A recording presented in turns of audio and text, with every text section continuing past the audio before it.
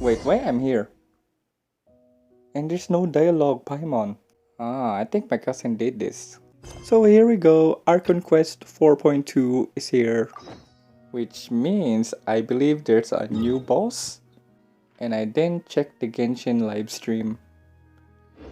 And I missed the code. Damn.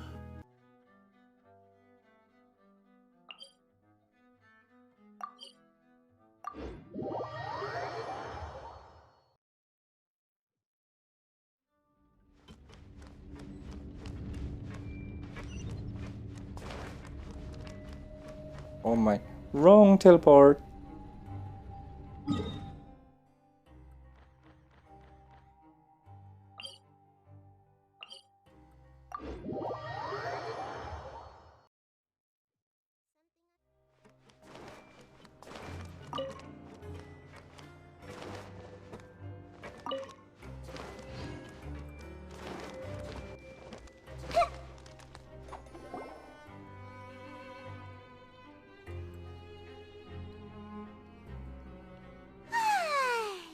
Now for a little rest after breakfast.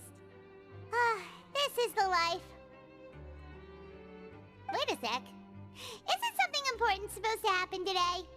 Oh, today's our big day! We're supposed to leave the Fortress of Mirapede! Come on, we've What? gotta go complete the release procedures now! What do you mean leave?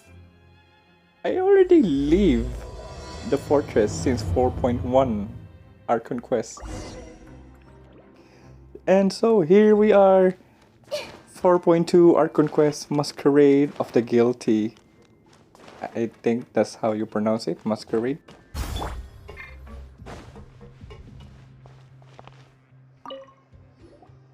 Please, sign here. This document will be effective immediately upon signing, and you two may exit the Fortress of Mirapede via the regular channels. It's been so long since we've been to the surface. Let's hurry up and... Huh? Oh, it's happening. What's happening?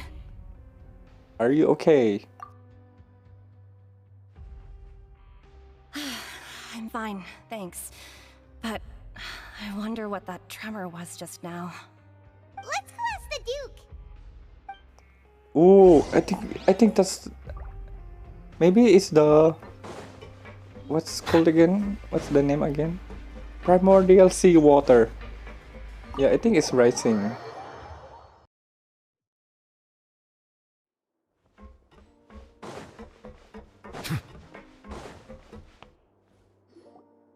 Your Grace? Ah, good to see you two. Is there something you wish to see me about? Yeah, what was with that earthquake just now? Ah, that. The tremor didn't originate from the seafloor. In fact, it seems it came from the surface. Over the years of serving as the warden here, I have developed a sense for distinguishing between what occurs on the surface and what occurs underwater.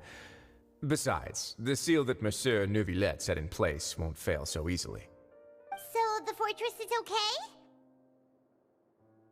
If you recall our last incident, if there really were a problem, there would be crowds of inmates in a panic right now. Huh, you've got a point. Okay, seems we need to get back up to the surface and ask about what happened. By the way, do you know what day it is today? I believe today is this month's pipe cleaning day. What? Wait, seriously? Actually, today is the day we say goodbye to the fortress. Ah, yes. Have you completed your release papers? Mm-hmm. Yep. It's you two. Siege Wing. Are you leaving now? That's right! Today is our last day in prison! But now that Paimon says that, it doesn't feel like we were confined here. It's actually been pretty nice! A lot of people have helped us out. Oh yeah, Paimon feels fond of this place now! Then be sure to come back and visit. I'll miss you. If you've signed the release papers, then you're free to go. The guards will escort you out. You're not going to see us off? I knew you'd ask. All right, sure. Let's go. Well, you actually agreed. No worries, you must be busy. Paimon was just joking. Are you sure, Paimon? Ah, so you do have a polite side, I see. After being down here for so long, I imagine you must feel like you're lacking companionship. Shall I come along too? No, that's alright. Yeah, don't worry, we'll come back to see you. Paimon really likes the cafeteria here. The chefs sure do know how to make good grub. I hope you won't be here as convicts the next time I see you. We'll do our best to stay out of trouble. Well, it seems our work in the Fortress of Mermaid is finished. That's the end of another chapter in our journey. And since Nervalev was the one who asked us to come here, we should probably go report to him now. Next up, the Palais Mermonia. You're going to see Monsieur Nervillette? Please pass on our kind regards. I'm sure just your regards will do, no? I believe it would be the polite thing to do. You're right. I've heard the Palais has been terribly busy these days. Tell him that I hope he hasn't been overwhelmed by the recent string of troubles.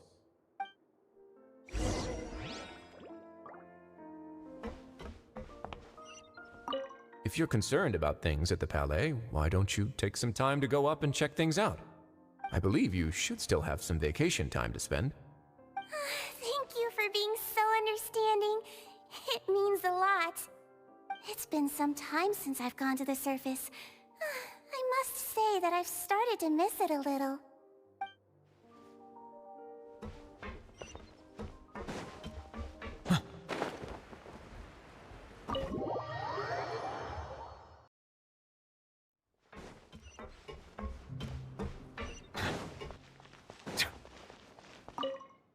Oh my god, why so many loading screen?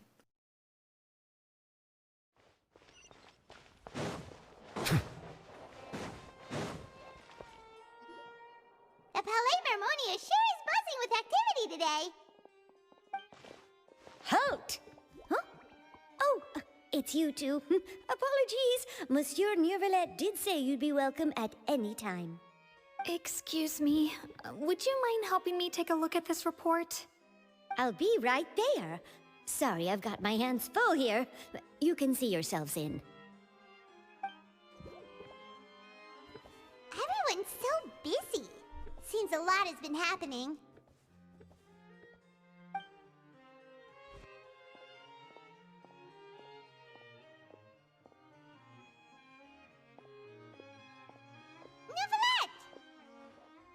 Hello.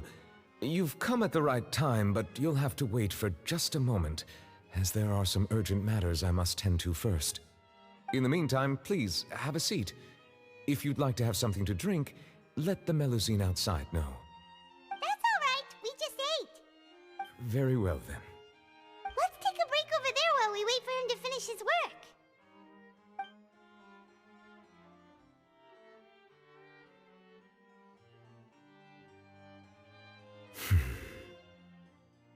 All right.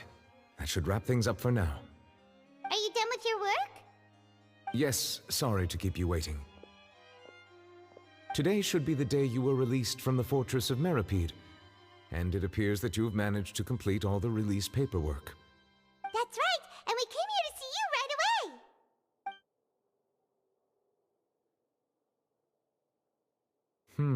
away. A massive whale.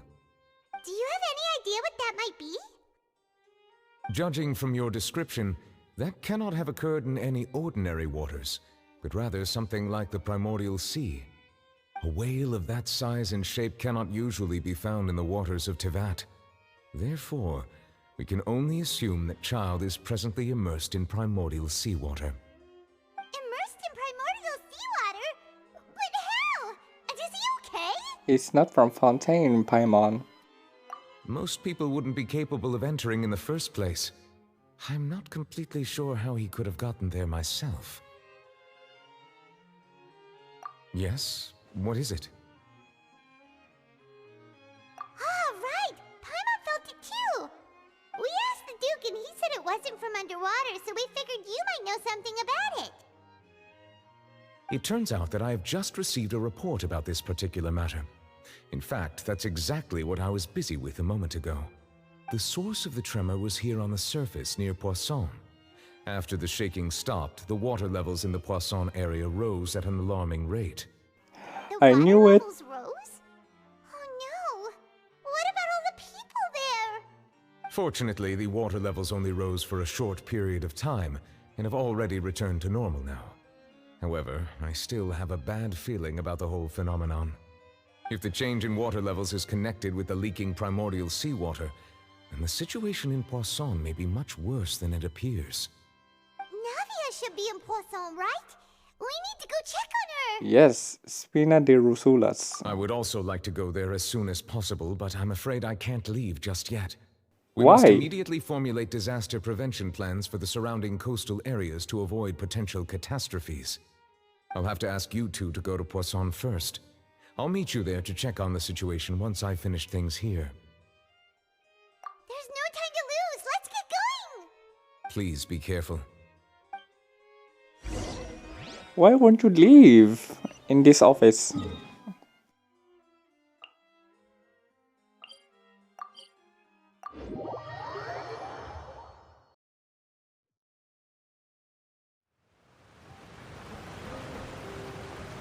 Oh no!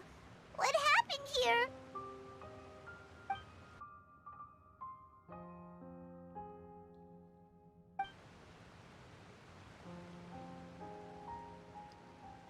Navia should be around here, right? We need to make sure she's still... Paimon means we need to check on her.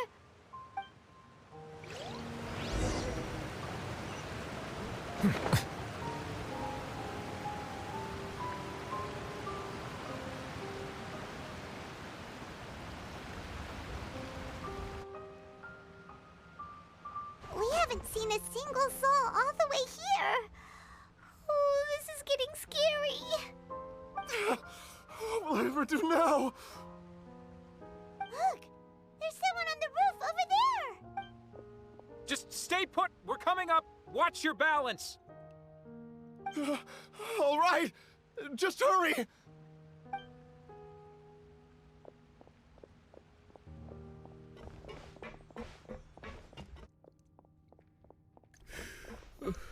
I'm not young anymore. How will I survive on my own? My Desiree! Oh, he looks pretty sad. My leg! My leg! How could this have happened? It hurts! Just hang in there. Help is on the way. You can hold my hand if it makes you feel better.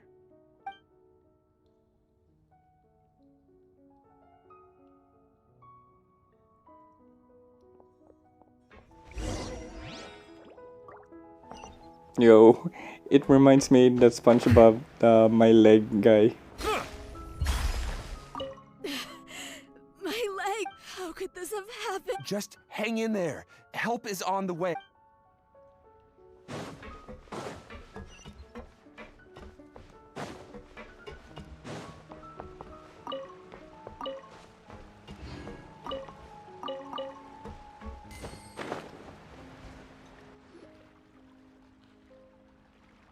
Oh, it's Navia. She's over there. Hey, Navia, are you okay? Fucking guardrail. You're here. We heard there was a situation in Poisson, so we came as quickly as we could. Yes. As you can see, the water level suddenly rose. It caused quite the disturbance, in fact.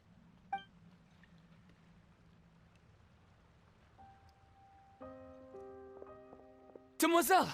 There was a wounded resident next to a building southeast of here.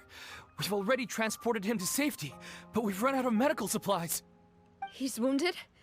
How badly? He fell, so it's probably a broken leg. He's pretty shaken up. When the water level rose, he desperately climbed up to the roof. Once the water receded and he saw the ground, he became terrified and eventually... He jumped down then. Find the leader of Squad 1 and tell him to take the wounded resident to see a doctor. He should know where to go. Understood. I'll take over his search and rescue mission in the meantime. All right, you'll be in charge. I'm sorry. where were we? The situation in Poisson? Ah, right. Allow me to explain. A little earlier, we suddenly heard a loud noise. At first, everyone thought that something might have exploded in the waterways. But before we knew it, water started pouring out from everywhere. The rushing water seemed a little odd. Oh, what happened to the almost audio? like the unique color of primordial seawater. Some people didn't realize the danger and thought it was just ordinary water leaking from somewhere. Everyone on the street who happened to be close to the water didn't have a chance to escape. As the water levels rose, they suddenly disappeared. They were all dissolved. Those who realized what was happening started to flee in a panic, desperately trying to get to higher ground. Many were injured in the stampede, and some people fell from significant heights. The Spina di Rosula initiated rescue operations as quickly as possible, but there have been a lot of casualties. Fortunately, the water began to recede after some time, and the chaos came to an end. The water that flooded the area contained primordial seawater, so the lower levels of Poisson are still hazardous. To ensure everyone's safety, I've asked the people there to leave as soon as possible. No one knows if this could happen again. All we can do for now is try our best to help evacuate the residents. We still haven't completed the head count, but we'll have some numbers soon. How awful. And all of this just came out of nowhere. It was quite frightening indeed. I only wish that everything that just happened was a bad dream. Is there any way we can help, Navia? Yeah, we're here to help. Thank you for being so willing to help in a moment of crisis like this. You don't know how much it means to me. I really can't express how grateful I am.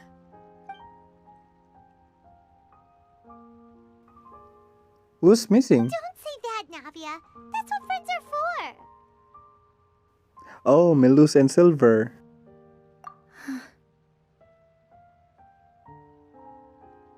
Demoiselle! We've got a situation here! I'll be right there. Sorry, I need to go for now. And off she goes. Seems it might be a while before she can take a break.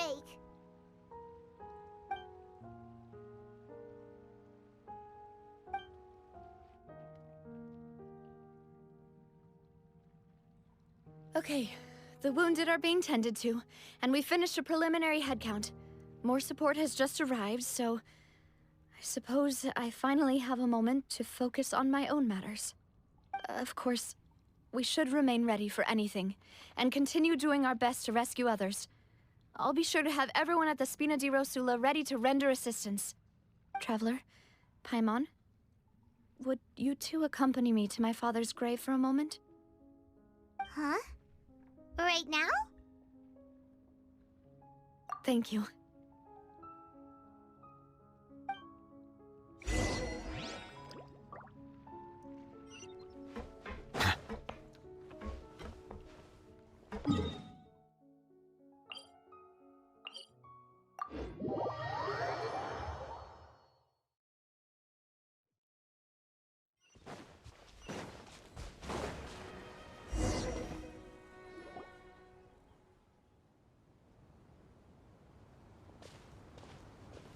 Not a lot of people here, huh?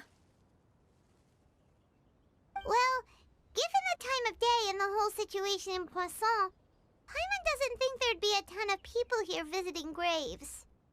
Right. That's how things are now. The living are so exhausted that they've no strength to spare any words for the dead. Navia?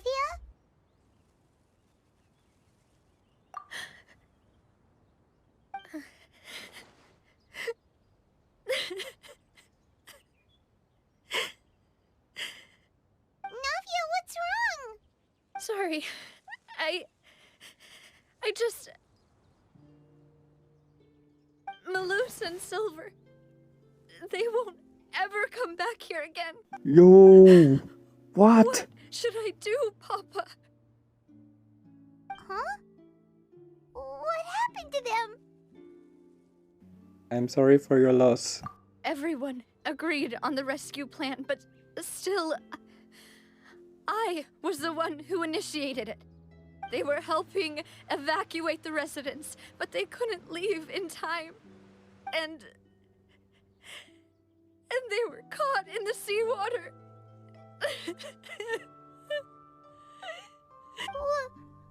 What should we do? I've known them for so long. And I know they weren't afraid. But I could at least hold a funeral for my father. And I know where he rests. But as for Malus and Silver, they're just gone. I just can't.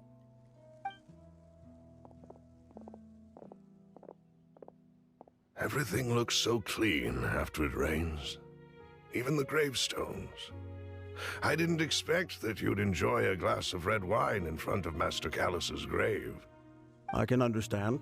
Besides, the scenery here isn't half bad. See, it's not just me. I always want to bring something when I visit Papa. Perhaps we might even have a picnic. He wouldn't be angry, would he? How could Master ever be upset with you, Demoiselle? Yet the cemetery is the home of those who have passed, is it not? Everyone ends up here sooner or later, no matter who you are. Buying yourself a plot in advance, are you? No need yet. But when I do, I hope you'll let me be buried beside Master Callus, Demoiselle. Hey, stop joking around. I'm quite serious. That way, it'll save us both the trip to see each other whenever you visit your father's grave. That makes sense. In that case, could I be buried on his other side? After all, besides you, Demoiselle, the two of us could certainly be considered Master's closest companions, no? Personally, I believe we fill those shoes just fine. Why are you bringing this up all of a sudden? Seriously. All right. I'll remember your requests. But I'd really prefer not to talk about this stuff. And what do you mean by saving me a trip? I'd make the journey even if I had to visit you two somewhere else. I'd promised to let them rest in peace here. But here I am breaking that promise. I'm sorry for letting you see me in a mess like this. I don't usually cry, really. Paimon doesn't know how to help you feel better. But, well, she understands how you feel. I had always thought I could make my wishes come true. But now that I think about it, that never solely relied on me. Many things can only be accomplished with someone else's help. Malus and Silver have helped me so much. But by contrast, I could do nothing for them. I'm so sorry. You can spend as much time as you need here, Navia. We'll stay with you. Thank you. Right now, you don't know how much that means. By the way, you can have a look at this. It's a list of victims from the incident that took place here. Obena, Khan, Burnett, Giverny, Francine, Karina, Daisy Ray, Joinville, Julianne, Esson, as well as Malus and Silver. So, everyone else is safe. But still... It's okay. I know what you're thinking. And you're right. We lost Malus and Silver. But we were able to save more than we anticipated. The overall outcome indicates that the cost was worth it. Right.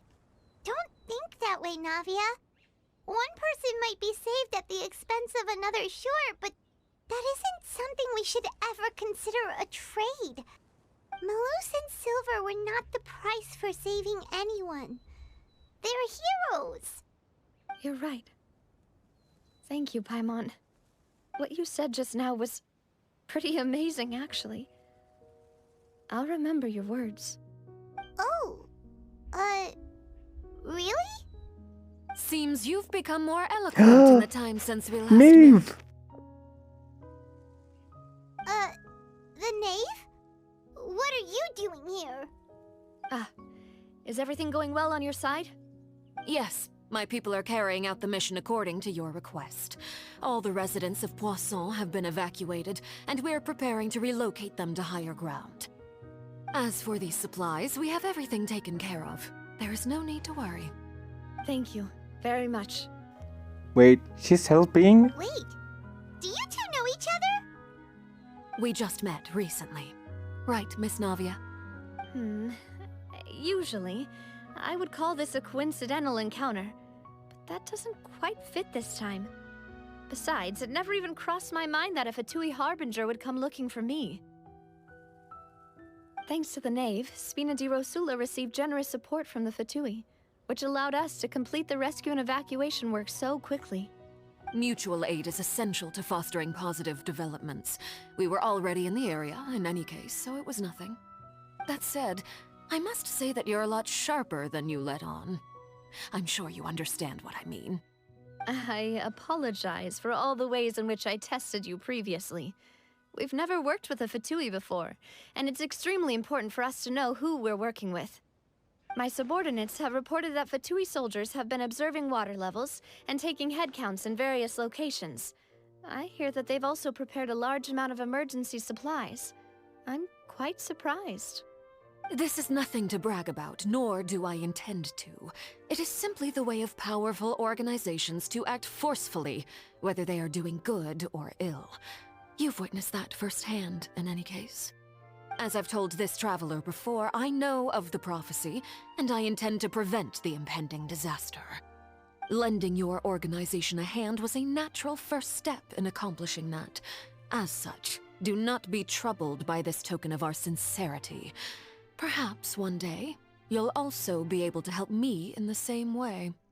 Without your help, there would have been many more casualties. I won't forget your kindness. Furthermore, I sincerely regret what happened to Malus and Silver. I only wish that my people could have arrived a little earlier to prevent this from happening. Don't say that. You and your subordinates did everything you could. As Paimon said, Malus and Silver didn't choose to sacrifice themselves for any specific person, and they weren't the price paid for others' salvation. They chose to become heroes themselves. I've never liked hearing people put it that way. It's like trying to relieve pain by saying some noble-sounding words. But right now, there's nothing more suitable. They really did become heroes. You're right. I'm sorry for your loss, Miss Navia. Water is life to Fontaine's people, and it also spells disaster. It's no wonder that people always say that prophecies represent fate. Fortunately, I've never been one for such opinions. So, you're one who will try to change fate, then? Of course. That is why I'm going to Hotel Bouffe de Thé. I still have some things to take care of, and the children need my attention. By the way, Traveler, Paimon, one more thing. Okay. Alright, then we'll just... Huh? This isn't right. Paimon thought you would ask us to walk with you for a moment so you could tell us something in private. Oh wow, really, That Paimon? is a clever and useful conversation technique, which I do like to use when necessary. But there's no need today. It would not hurt to have Miss Navia listening in. Traveler, I'm sure you remember that I said we could work together when we had the chance. You and I both know that there may be issues with the Primordial Sea. Previously, it was the Fortress of Meripede's sluice gate, and this time it was the water levels in Poisson. These are both signals. Indeed. Allow me to share the latest intel I've received from the House of the Hearth's intelligence network with you. During some recent investigations, a child claimed to have discovered some ruins near Poisson. The ruins date back to ancient times, and seem to be worth investigating in many ways. Judging by the dating of the ruins, they may be related to the prophecy and the coming crisis. The situation is becoming more urgent, so any pertinent information will prove extremely precious. My people initially came to prepare for ruin exploration. Unexpectedly, this disaster struck, and at present, we're all busy prioritizing the rescue effort. So that's why the Fatui were already in Poisson.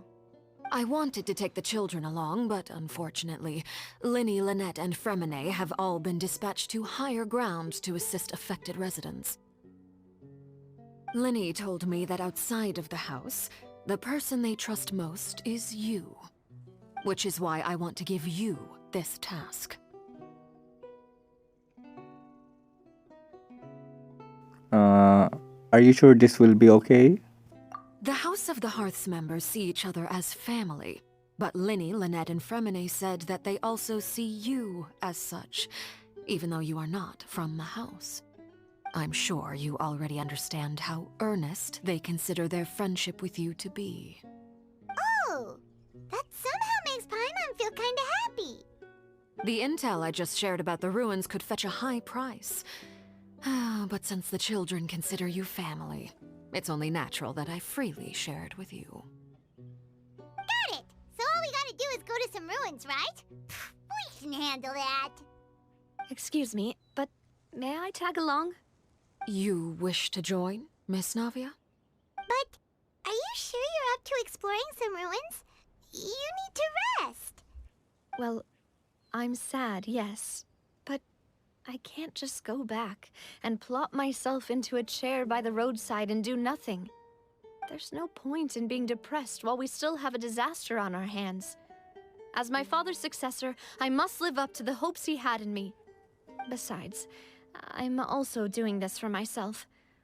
I need something, a distraction, to keep my mind off Malus and Silver.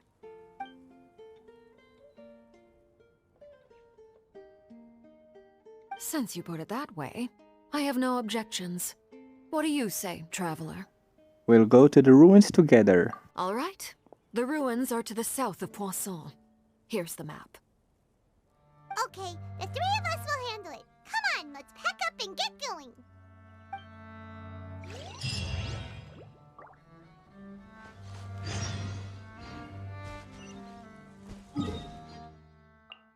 Oh, that's so far.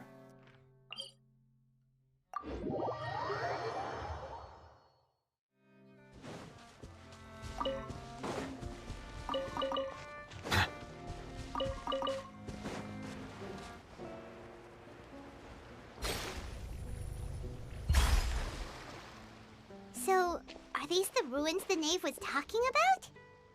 Whoa, talk about old. They seem to be pretty ancient, all right. Let's go in and have a look. Just be careful. Oh, it's a domain. No elemental requirement, possible reward, none. Wow.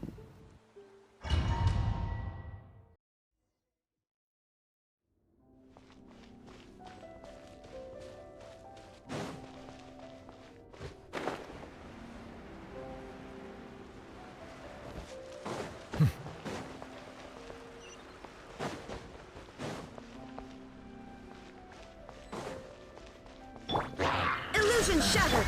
Yeah. Gather! Yeah. Be sanctified.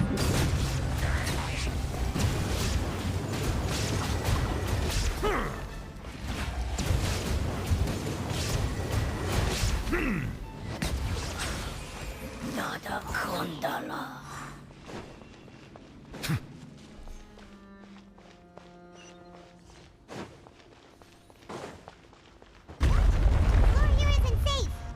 There's something wrong with the audio. It's so low. Shine down. Silence!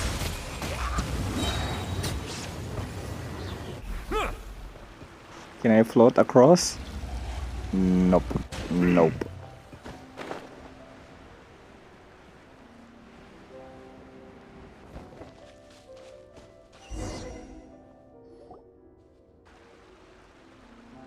This place has also been contaminated by primordial seawater. Yeah.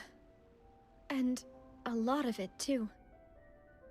A Fontainian would most likely dissolve the moment they fell in. Right! You can't go down if there's primordial seawater. It's too dangerous, and it won't be any help for you to just stay here. What? Don't get Paimon wrong. We're not saying you're useless. It's just that...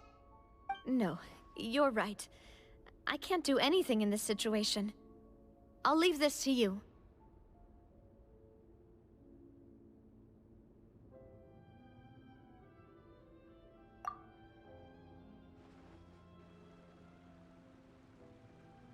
That complicates things. Maybe the only way left is forward. In that case, do you want to wait for us here? The water levels here are unstable, and there's a chance the water will rise. So, staying here wouldn't be safe either. Yeah, that's I'll go right. together with you. Perhaps we'll find the exit just up ahead. All right. Come with us for now then, but please be careful.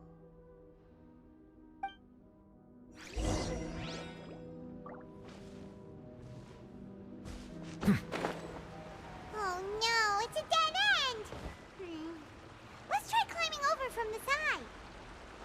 What happened if I touch that seawater? Oh, it's just all the way back.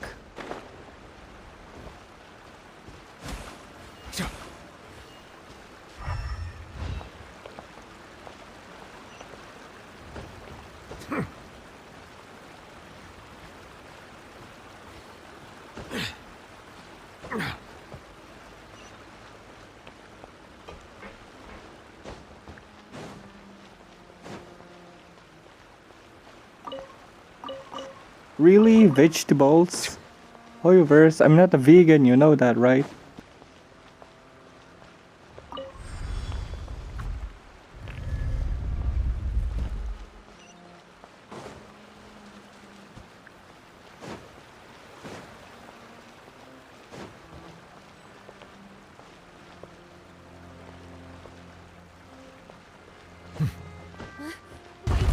There's something wrong with this bridge! Run for it!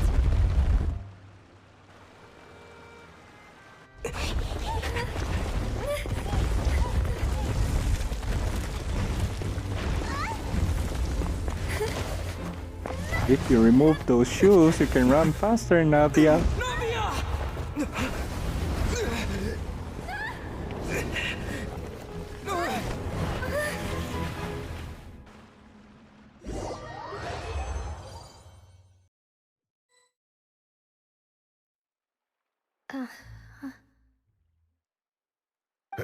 Demoiselle? Huh? Demoiselle, what are you doing here by yourself? Would you be standing here till dark if I hadn't come to get you? Maybe she just wants some time to herself, Malus. Oh. Was I sleeping? Yes, it would appear so. I must be tired. That's quite possible. However, you were the one that suggested we go out for a walk. Oh, right. I nearly forgot. It must have slipped my mind when I dozed off. I haven't had a nap today yet. Have I? This is a familiar feeling, yet Something's a little strange. Is something the matter, Demoiselle? Oh, no. No, I'm fine. I was just trying to recall why we came out for a walk. Do you remember Mr. Giverny? He'd requested our help before with foreign merchants who had a debt dispute with him, and we'd resolved the matter not long ago. We were headed to see how things were going with him at the moment. Ah, right. Yes. I remember now. Oh, Miss Navia. Ah, Mr. Malus. And Mr. Silver, too. It's good to see all of you. How have you been? I've been great. Thanks to your help, those bothersome merchants finally realized that I wasn't the one they were looking for. Why, I wasn't even the guarantor for that person. They were knocking at my door day and night. Even my neighbor Obina was getting fed up with them. Sometimes force is required to calm someone down and get them to listen to what you have to say. That's right. Oh, by the way, Burnett, what was it that you wanted to give to Miss Navia again? Oh, yes. One moment, I have it right here. Miss Navia, these are some flower seeds that I prepared. Please take them. They're a very good variety, and they'll become very big and beautiful once they bloom. I don't know what we would have done without your help, so this is a little token of our appreciation. I hope you won't refuse. Ah, did you cultivate them yourself? Thank you so much. I'll certainly take them. Malus, we do still have some empty flower pots at home, right? Why, we can have as many pots as you'd like, demoiselle. Perfect. In that case, we'll swap out some of the decorative plants for some of Mrs. Burnett's flowers. Very well. Wait. Something seems to be off here. Excuse me, madam. If I'm not mistaken, your name is Burnett, correct? That's right. Is something wrong? No, it's nothing.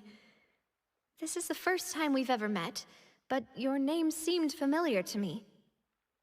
I must have heard it when I was discussing things with your husband previously. I've heard this name before. Sometime recently, I'm sure of it. And why are there so few people around here? Where did everyone go? We must mind the time, demoiselle. We still have important things to attend to today. Huh? We do? Like what? Well, now, did you forget? Miss Navia, here you are. I've been looking for you. Please, come to the Opera House. Your trial is about to begin. My trial? Wait, why would I need to go to the Opera House? Yes, she's right, demoiselle. It's just about time now, so we should get going. Oh?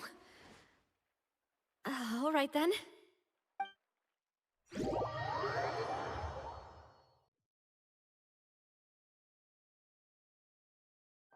Look, it's Navia! She's here! And her two attendants are with her! Goodness, everyone's finally here. There sure are a lot of people here to see the trial. And they all seem to be oddly excited about something. I even know some of these people. Karina, Desiree, Joyville, Jolien, Essen. Why are so many people here? Isn't that Paimon mentioned those names? Why do I have no recollection of this case? And as for the judge... huh? Where's Monsieur Neuvillette? Please sit in the defendant's seat. Don't worry, Silver and I shall accompany you. All right. But are you sure you can stand behind me? Typically, it wouldn't be allowed, but today is an exception. Hey, what kind of place do they think this is? Come on, do they have any idea what they're doing? Seriously. Enough with the whispering! Could someone please tell me where Monsieur Neuvillette is? And why I'm standing trial? My dear Miss Navia, have you not yet realized what you've done? In that case, allow me to explain. As all here know, you are Master Callus's successor, the head of the Spina di Rosula, someone held in high regard by every soul in Poisson. After you took over the Spina, you treated all of us just like the late Master Callus had. If anyone in need reached out to you for help, you responded. Not only you, but your butler, your subordinates, nearly everyone in the Spina di Rosula fought for the well-being of those in Poisson. Wait a moment. Aren't you just proving that I'm a good person? Yes, correct. Absolutely right. And that is why you stand accused. You have helped so many people get through so many difficulties. You are one with us. We are inseparable. We are one big family, all of us who are from Poisson, inextricably linked. And with you being so important, we couldn't possibly do without you. Therefore, this fair and honorable court shall declare you guilty, and you shall stay here. You will be together with us forever. Huh? What are you saying? Everything you have said is correct. I have indeed done a lot for my hometown, and I would be willing to be with you all, but what is the purpose of having me stand here like this? What is there to discuss? Ah, well, if that's what you think, then I have no further comments. How wonderful, Miss Navia!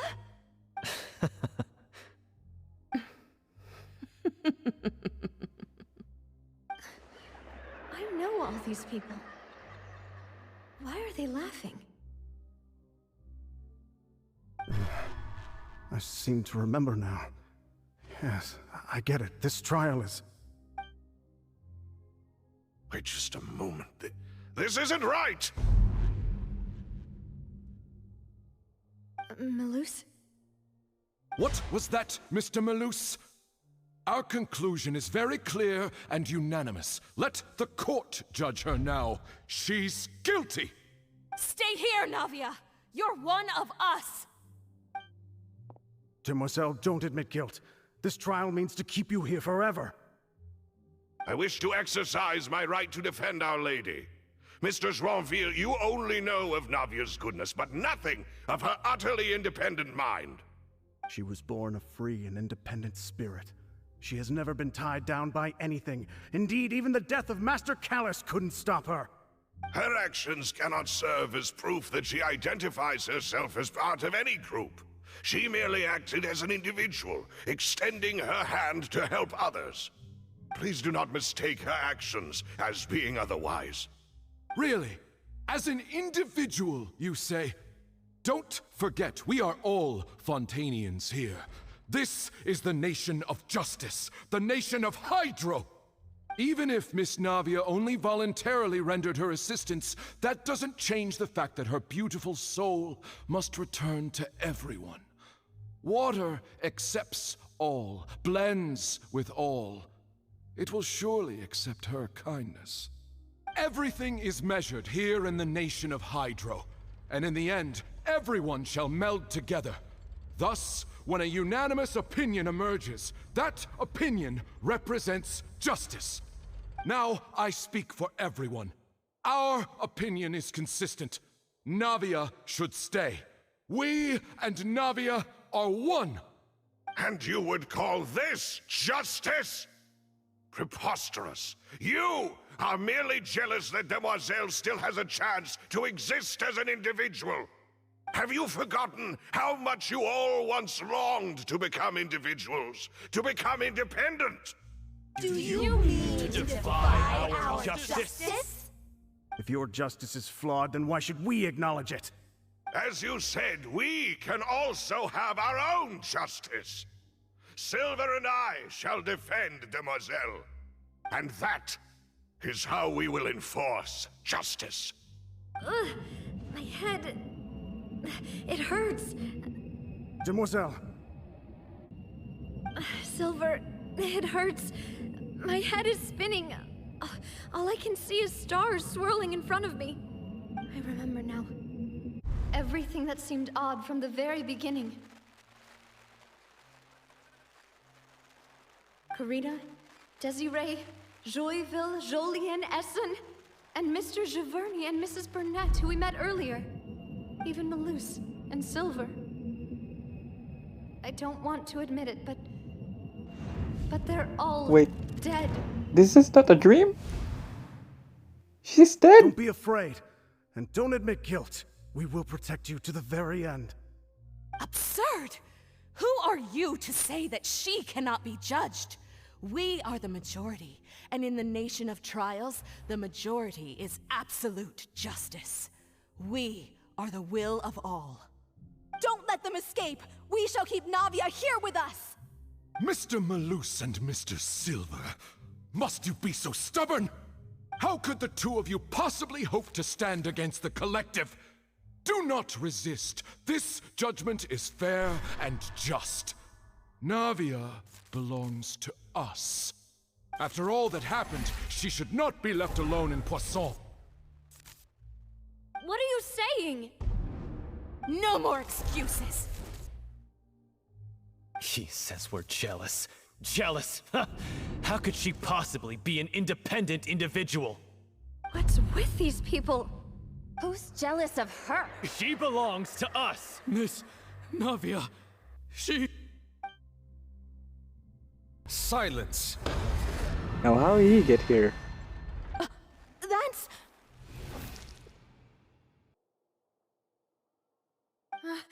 Monsieur Neuvillette!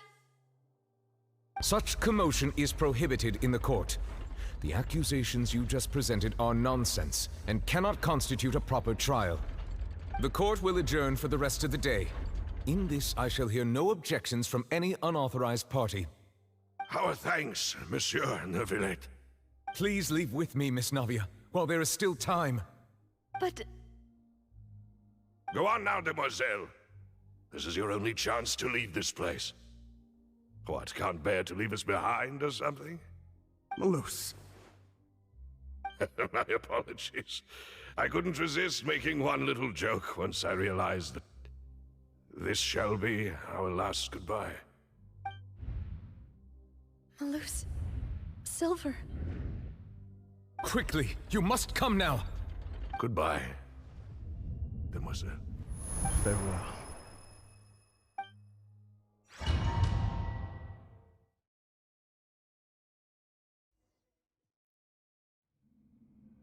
No, wait! Just a second!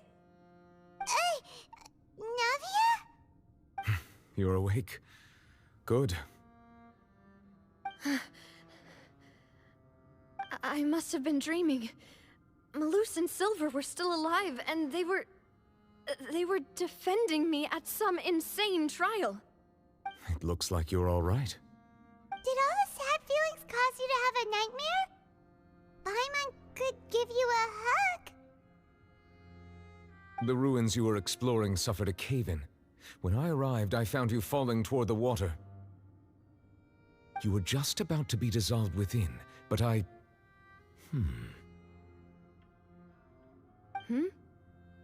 What is it? I think I saw 2 Oceanids protecting you. It was only for a moment, perhaps even a fraction of a second, but they gave me the chance to retrieve you. Were it not for their intervention, I would not have been able to rescue you before your consciousness dissipated.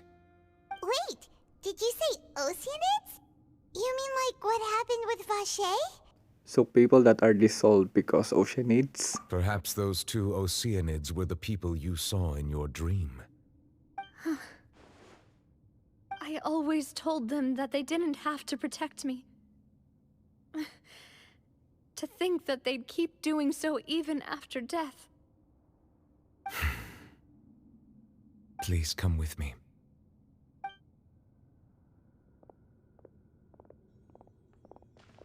Neuvillette, are you okay? Oh, I am quite all right. Perhaps there's something we could chat about? Why do you look so stiff all of a sudden? Oh, Paimon knows. You're the type who feels awkward when there's nothing to talk about, right? I merely thought that we should give Navia some time to herself. then. Don't you think it's even more awkward to call us over like this and then have nothing to talk about? I suppose so. By the way, Seijuin sends her regards. Ah, Seijuin. I hope all is well with her these days. Her work in the Fortress of Meropide has not been too much for her, has it? No way, don't worry. She's doing fine down there. She's an amazing head nurse. I see. Well, that is good. I have always worried that Seijuin would need a lot of time to understand the world of humanity, just as I have. Oh, and the Duke also says hi. Even though Seijuin made him do that. He hopes that you haven't been overwhelmed by all that's happened lately. Thank you. I have indeed been busy lately, and I also hope that everything is going well in the Fortress of Meropide. He still doesn't know what to talk about. Let's chat about something else then. You're the expert here, Paimon. What should we talk about? Yeah, Paimon's so talkative. Neverlet, you're probably quite the swimmer, huh? Yes, of course. This isn't going anywhere. Let's try something else. How did you find these ruins? Did the knave tell you? Yes, in fact. I had arranged to meet you in Poisson, but when I arrived, I discovered that the Fatui were helping the residents evacuate. They had even transported a large quantity of supplies to the area. Amid my astonishment, I ran into the knave, and we had a chat. She informed me that she had asked you to investigate the ancient ruins here. Yeah, we originally planned to meet up with you, but we thought you might still be busy with all those official documents. We didn't think exploring the ruins would take very long, and who would have thought you'd wrap things up so quickly?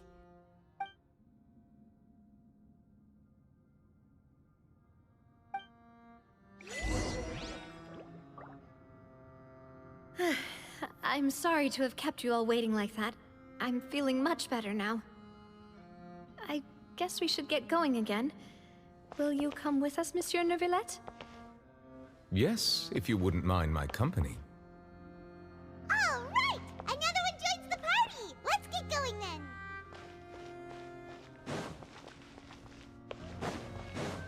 Oh no!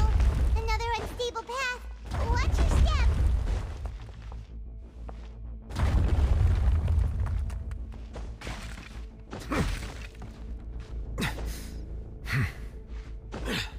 Oh shit, my stamina!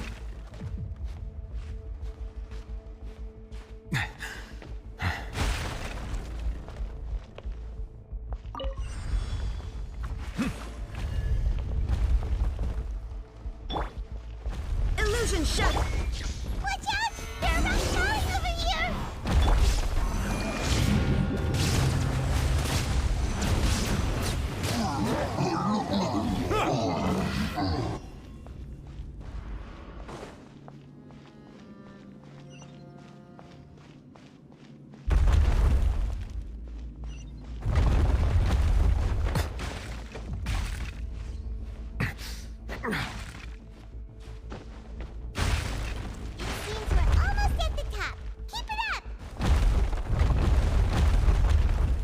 Finally, a chest!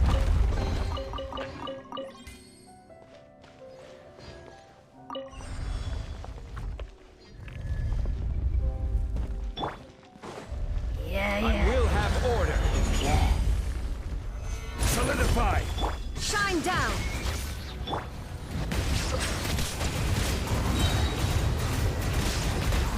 Let the mighty be humble.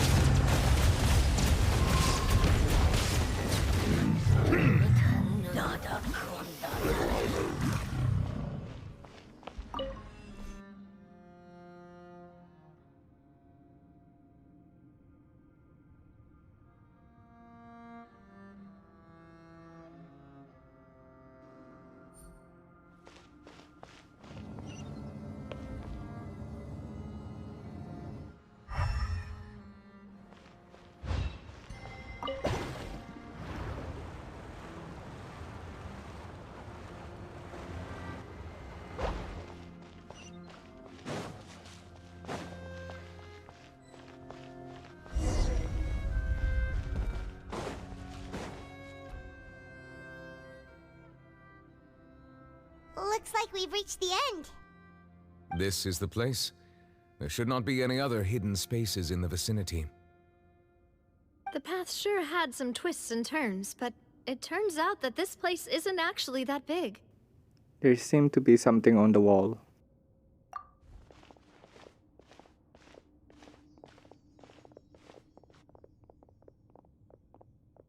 Stone slates? It seems like they were put here as an offering. Could we take them down and have a look? Perhaps we should just leave them be for now. There are 4 locations in total, but only 3 stone slates. The slate that should be in the first empty spot is missing. The surrounding walls also show signs of damage. There's something written below. Let Paimon see. Reason dictates that this nation be destroyed. I shall record the history of its future here in its past. Say what? It feels like someone left these slates and these words here for a purpose. But does he mean that Fontaine should be destroyed? That would fit the circumstances dictated by the prophecy, yes. Indeed, the slate's contents correspond to it. Take the second slate, for example. There's a person kneeling here. She seems so dedicated. And there's a whole bunch of other people behind her doing the same. She's facing this... what is this? Some kind of island in the sky? And is that Lady Farina in the third image? Did the Hydro Archon fall into the water? And is that a ring of people around her? Paimon doesn't quite get it. Are they all in the water? The fourth image. I know this one. This exactly matches the content of the prophecy. The people will all be dissolved into the waters, and only the Hydro Archon will remain, weeping on her throne. Yes, they do seem to match.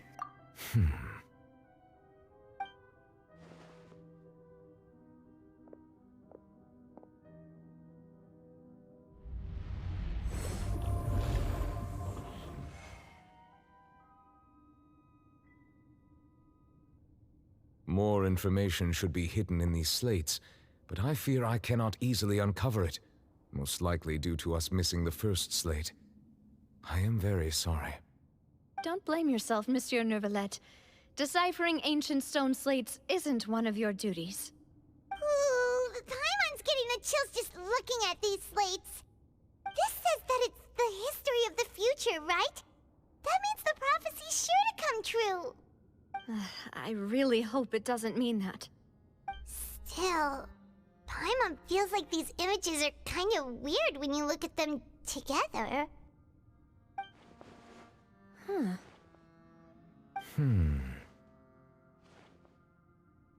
I get what you mean, Paimon. That's What? right!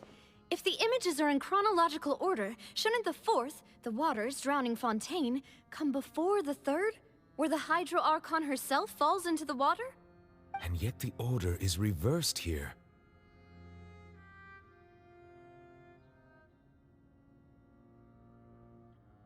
If we go by timing, Lady Farina only emerges in the third image.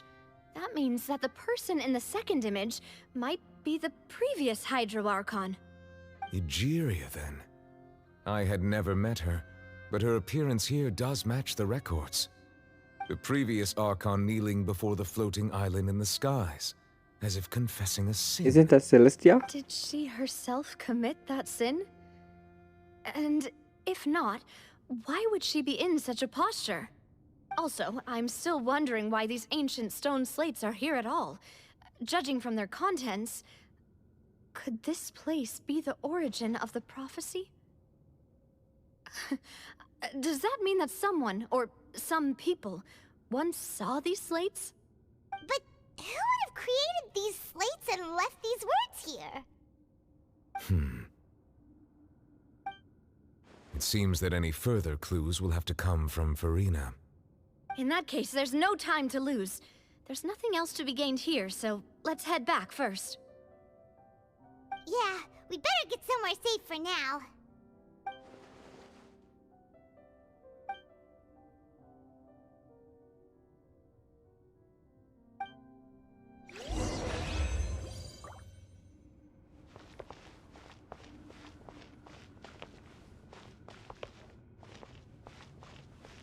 So that floating island there, I think that's Celestia.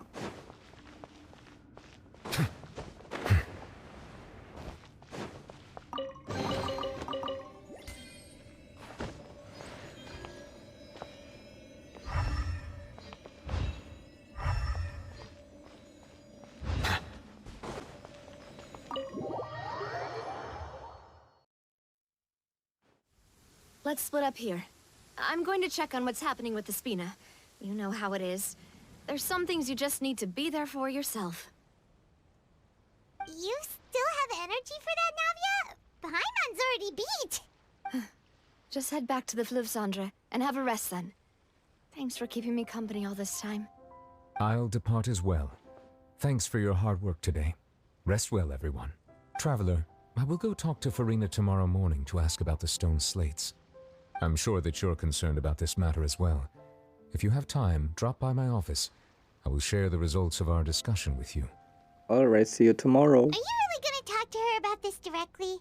Will that be a problem? Paimon's getting a little scared now that it's come to this. She has long been harboring secrets and will not give them up easily, which makes it all the more my duty to ensure that she understands the present situation. Alright, we'll leave it in your hands then. You're probably the best person to talk to her anyway. I will be carefully considering my words tonight. Traveler, Paimon, our safe house at the Fluvsandre is always open to you as ever, so please don't think you're an imposition. All right, I'll be on my way then.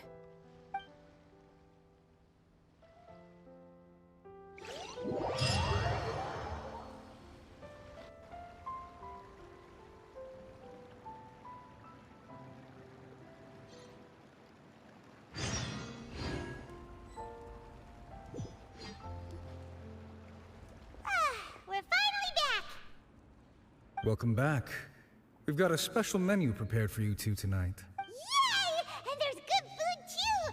Navi, no, the boss is the best. You did great as well, Paimon. Ooh,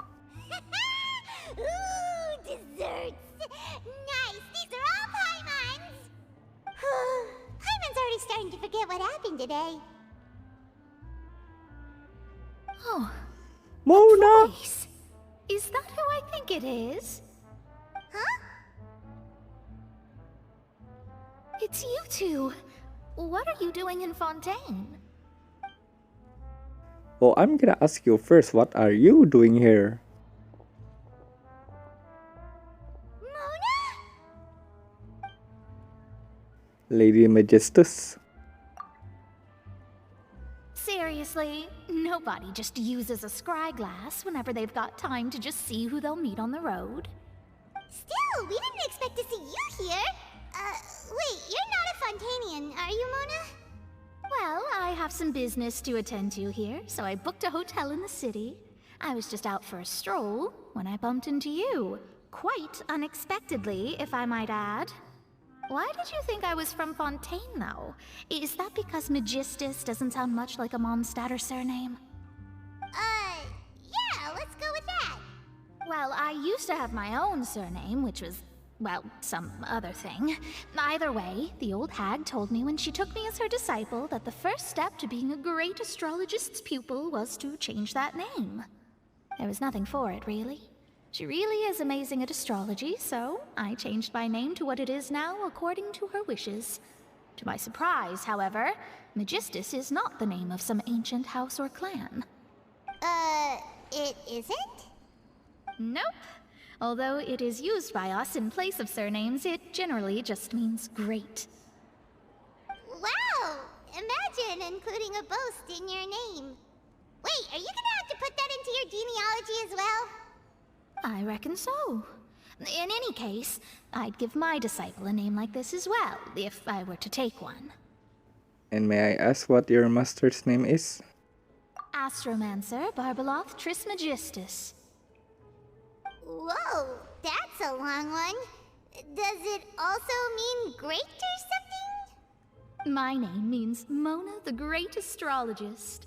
As for the old hag, hers is, in plain speech, the thrice-as-great Scholar of the Stars.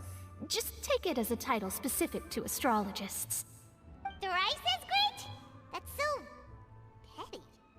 I know, right? That's just how she is.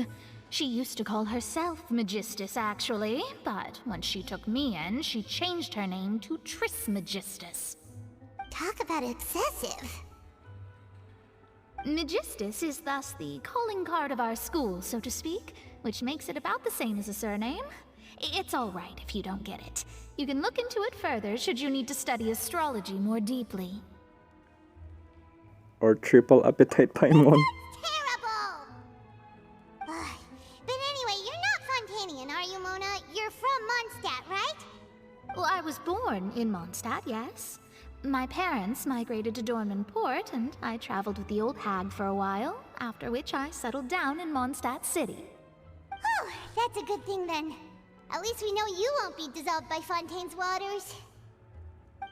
Speaking of that, I'm sure you're aware that a bunch of things have happened here in Fontaine, right?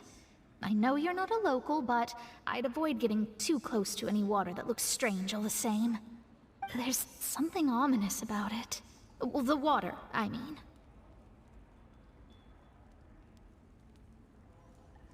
That was the main reason, yes.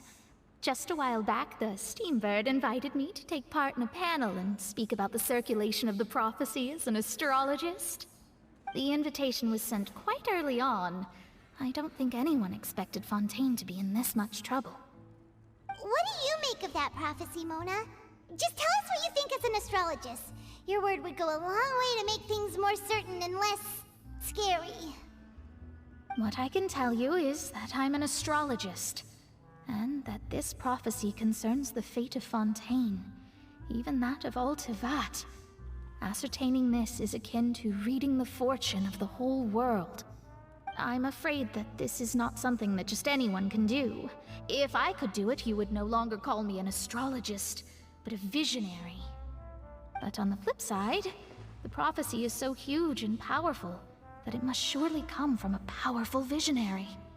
Its contents involve the fate of the world. Disregarding it would be a mistake. A visionary? Sounds really powerful and all, but does such a person really exist? Of course.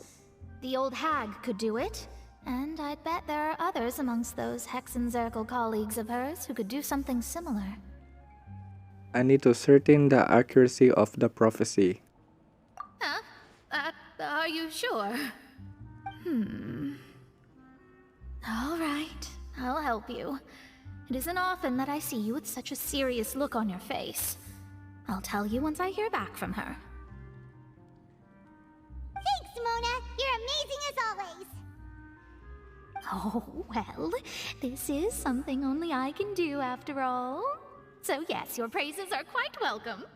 That's the greatest of astrologists for you! Of all the people we know, you know the stars the best! Indeed. That's the spirit. Oh, sorry. I came to see what all the commotion was about. If there's anything you need, do not hesitate to inform the Spina di Rosula. Oh, whoops. Guess we were getting a little too carried away there. Well, I'll go tend to my own business now. If I receive any news, I'll be sure to come find you two again. And there she goes, quick as rushing water. And here we are with the Spina guy giving us suspicious looks. Right, but we were able to recruit Mona's help, didn't we? Our Fontanian friends will thank us someday.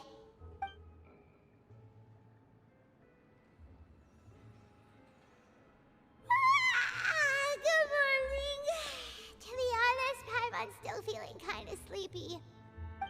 But it's time to get up, Traveler. We agreed to go see Neuvillette, so let's pack it up and get going.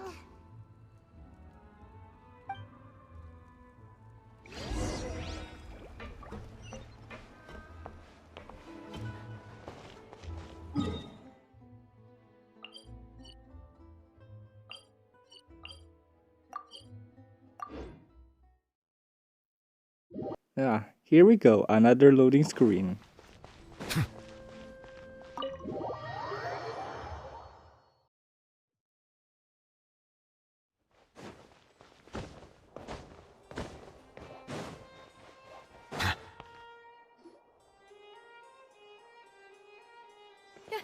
You're here!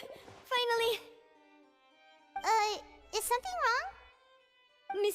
Villette and Lady Farina, they seem to have gotten into a dispute. Please go see for yourself.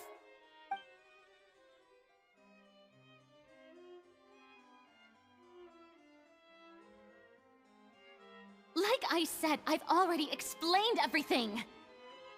And yet the problem has not been properly solved. There is little space for excuses between us. It is not my intention to offend you, but please, tell me where you stand. You are the Hydro Archon Focalor, are you not? Look at this.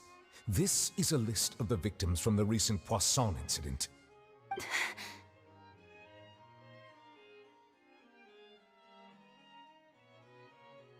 You mean... they're all... We did not arrive in time to avert this disaster, and I will not have it happen again. I will say this once more. You must tell me everything you know. Yesterday, I found 3 stone slates in some ancient ruins near Poisson. Do you know anything about those? Seriously? You're questioning me like this is a court case now. I don't know anything about that. But you found them in some ancient ruins, you say? That's correct, which is why I came to ask you some questions. There should have been 4 slates, but one of them was missing. The other 3 feature different images that seem to correlate to the prophecy. The prophecy? The second of these slates depicts the previous Hydro Archon Egeria kneeling before a floating island in the sky, as if confessing something. Do you know nothing of this either? I don't. I've never seen such slates. I'll ask you again. Do you really have no information regarding the previous Archon? My deciphering of the slates indicates that the Hydro Archon Egeria once had to confess to, or apologize for, a certain sin. If anyone would know about it, it should be you. All gods don't have the same secrets, you know. She was herself and I'm me. Is it really so strange that I know nothing? I understand your concerns, but I'm sorry. I just don't have anything to tell you.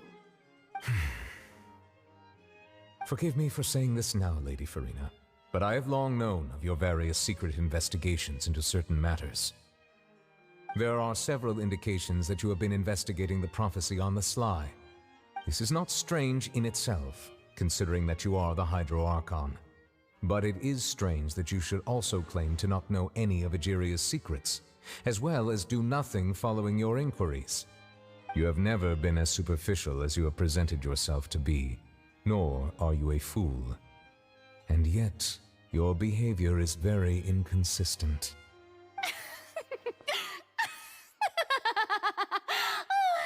So you've been watching me all this time, have you? I didn't think you were that type. You... Well, since you know about my secret investigations, then you should know I'm actually working to take care of it. There's no point questioning or suspecting me. You're the Eudix, but you're still my subordinate. You should be following my lead. Just trust in me. You're Archon, and do as I say. Never mind whether you can truly convince yourself to or not. It'll all turn out fine. That's all I have to say. We do not discuss this matter again.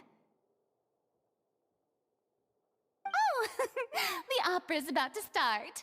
Toodles!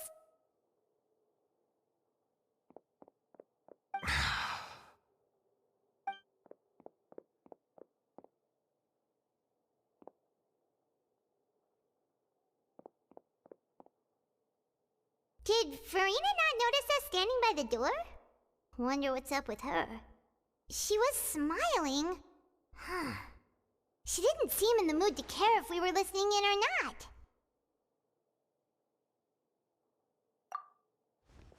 Yeah, Farina is hiding I something. assume you've been outside for a while now? Oh, you noticed. Seems Farina didn't even realize we were here. She was in a great panic, though I cannot discern the reason. Our discussion reached impasses time and again, a state of affairs that we cannot allow to continue. Still, I do not understand. Dialogue is the basis for understanding, so why did she keep refusing to engage? I'm afraid question alone might not suffice.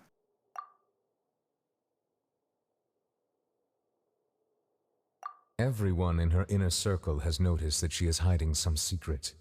The issue is her attitude. I fear that she will not reveal anything unless absolutely forced to. We may have to create a situation in which she will have no choice but to speak. Oh? Like what? Normally, people will only reveal the truth when standing trial. Perhaps we must have the Hydro Archon experience just such a scenario.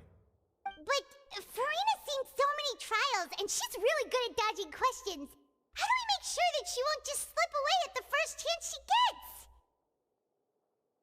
We will need to consider this thoroughly, join forces with various parties, and then do what we can. If at all possible, I would prefer to recuse myself from this affair, but we must prevent the prophecy from coming to pass.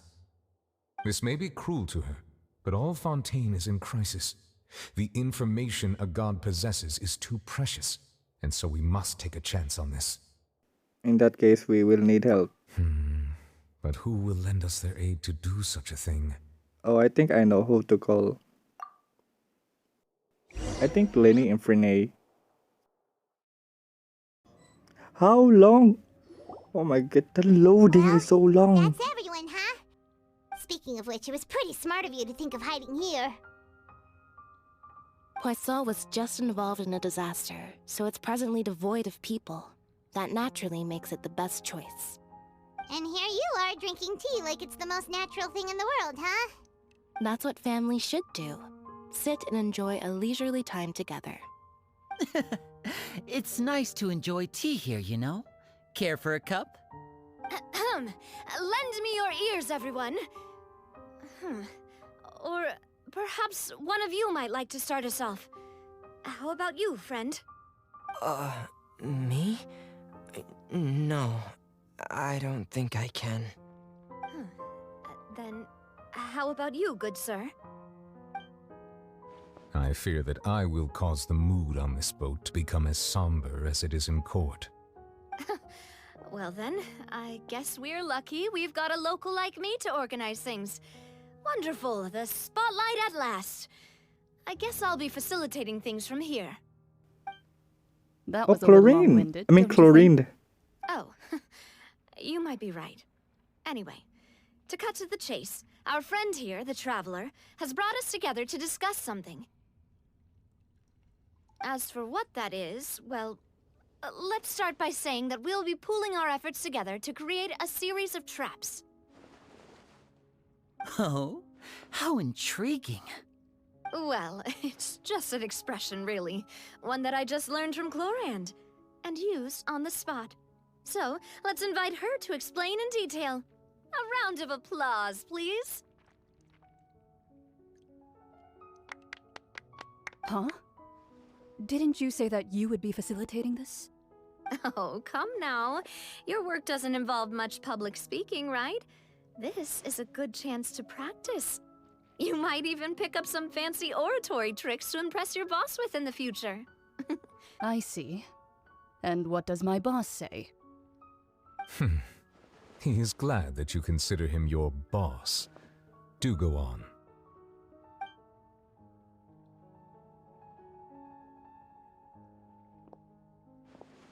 In that case, do any of you have experience hunting? Not that I recall. Fremine and I once used a wooden stick in a basket to catch wild rabbits when we were younger. As for Lynette, oh, right. You were sick that day, weren't you? I've also gone diving to catch some fish before.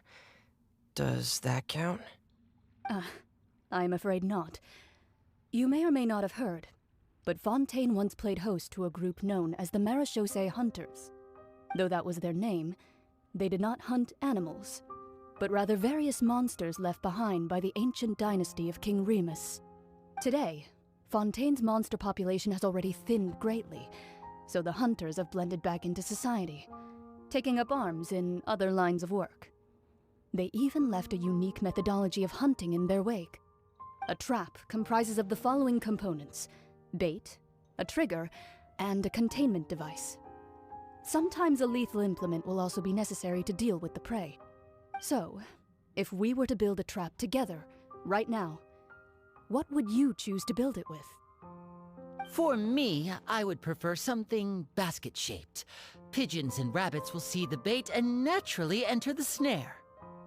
Our line of work requires a deft hand, and we're some of the best in the industry, so you can count on our techniques. You used some of those techniques while moving the people of Poisson, didn't you? My subordinates mentioned that you even performed some magic for the bawling children. Yes, and I even managed to gather some intelligence in the meantime. I'm quite the multitasker if I do say so myself. I'm afraid I can't claim that as my strong suit. I prefer more stable methods, like placing bait in the water and waiting for the fish to come within reach. That's the kind of method I would count on. Calm and steady. Exactly the kind of person who would catch loads of fish. And I can be their assistant. You're already assistant, With you know that, right? discretion, I'm sure. I'd probably use some sort of mechanical animal. Papa once bought me some small clockwork squirrels, mice, and such. When placed in the forest, they can attract others of their kind. I remember that you liked those too, didn't you? I did. And that would be a good way to go about it. If they're realistic enough, animals of the same kind will follow them all the way to the trap. What about you, Monsieur Neuvillette? I fear I do not have any related experience. That makes sense. You usually solve problems directly, without the use of any such tricks. But I do have one more question for you, Monsieur. If we were to create a trap now, how would you design it? I would like for it to be effective, but bring no harm to the prey. A more gentle trap would be ideal. Kind, as always. However, our intention doesn't necessarily change the containment device and the type of implement we need. If we wanted to kill the prey in one strike, we would need a powerful implement. However, that also goes for prey that must be captured and safely contained. Wait, why's that? Only a hunter who's a true expert at subduing their prey can snare it without harming it. The line that divides life and death is often exceedingly thin. So are we going hunting together? Huh. We hadn't thought of seeing ourselves as hunters. It kinda works, but maybe it's still not the best metaphor. If our means of capturing and dealing with our prey is to put them on trial, then the hunting metaphor is actually quite accurate. But we shall require much more courage than any hunter to judge a god, a being whose seat is an exalted throne. That's right. Oh, so that's what's going on. Sounds very interesting.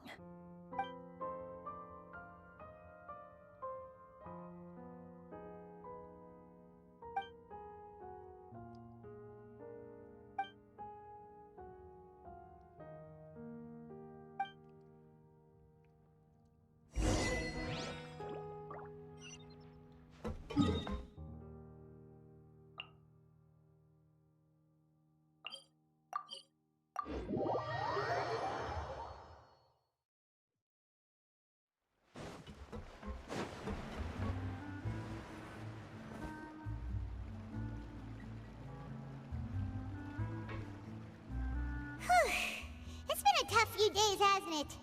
So much has been happening. Those meetings sure did make me hungry. Paimon didn't think the meetings would go on for so long, but everyone seemed pretty fired up, huh?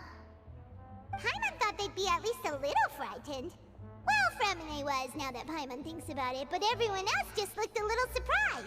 Do you feel more confident after the meetings, Paimon? Well... It's hard to say. Paimon doesn't have any experience with this sort of thing. But with you around, Paimon sure will do great. After all, you're the most reliable person in the world, aren't you? Huh? Is something wrong? Did you just pour some tea? Paimon didn't notice you doing that at all. No, I didn't. What tea? Then what's that? Paimon's never seen that cup before. frightened. I'm just joining you two for tea. I merely refrained from saying anything till now. Who's that voice? But there's no one here! Ah, have you forgotten me already? Wait, you are familiar. You're the voice we heard from the sky in Sumeru. Oh, yeah. The voice from the sky, I fear that description is wrong. Though, not completely wrong. You're feeling lost now, just as you were feeling previously. I sensed that confusion and thus came to you. Guiding people is an irresistible hobby of mine, after all. Who are you and what do you want with us? Consider me a passerby, just accepting a commission from my friend's disciple on a whim.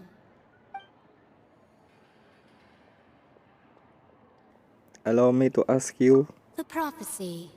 Yes, what has been prophesized will be fulfilled. You may view such things as the history of the future. What kind of name is that Mage N? Then is there any way we can stop it? I believe you have witnessed a failed attempt with your own eyes. Can everything in Tevat so easily be changed?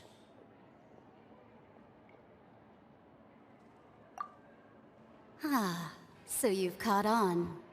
Just as prophecies are usually only the future as seen from the perspectives of the gods, could things be happening in hidden corners where the gods' gaze does not fall? Are the things that you shall see different from the fate that the gods perceive?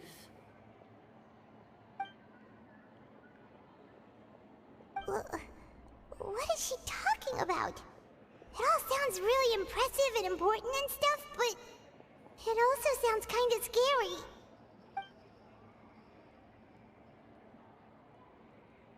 I believe that you understand, right? Some things are insignificant, but others you must reach out to change.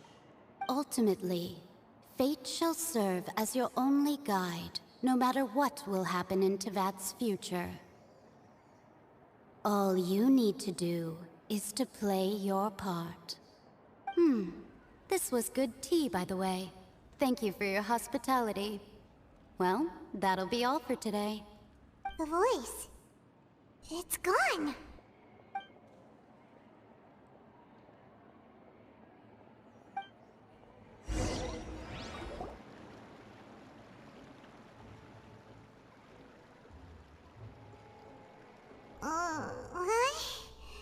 I want to hear someone talking. All right, coming. Hey, it's you who's getting lazy, okay? You're getting lazy, Paimon. I see I've walked in on some lively banter.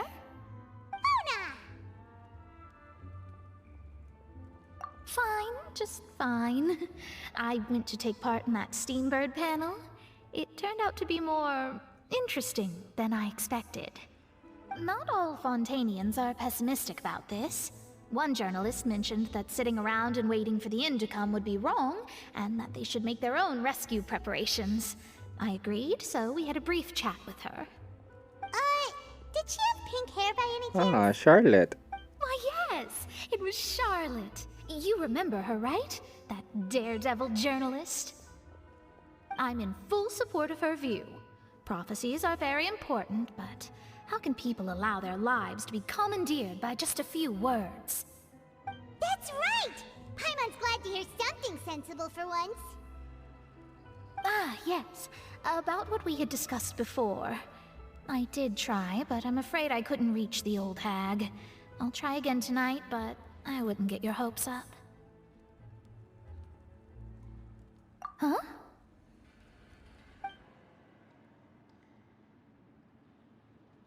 Goodness gracious. Are you serious? She said that even the god's gaze has blind spots. Pretty bold if you ask Paimon. Most people would believe the gods to be all-knowing, right? The Hexen Circle members are certainly anything but ordinary. As for the mage named N, the old hag has mentioned her a few times. She said that N's sense of direction is incredible, and that she loves guiding those who are lost. But I've never met her, and if she were still alive, she'd be... well, suffice it to say that the hag's at least a few hundred now, and N's been around for longer than that. Whoa. The Hexen Circle sounds like a scary group. But they must really stay in shape to live so long. Their abilities alone are pretty terrifying. If she came to see you personally, then the problem you're facing must truly be of great importance. Well, it's not like Paimon could understand anything she said. Yes, she was quite cryptic, but I suspect she means that there is still a way to turn things around. She didn't say when or what that would be, though, so... perhaps it is something that you cannot know right now.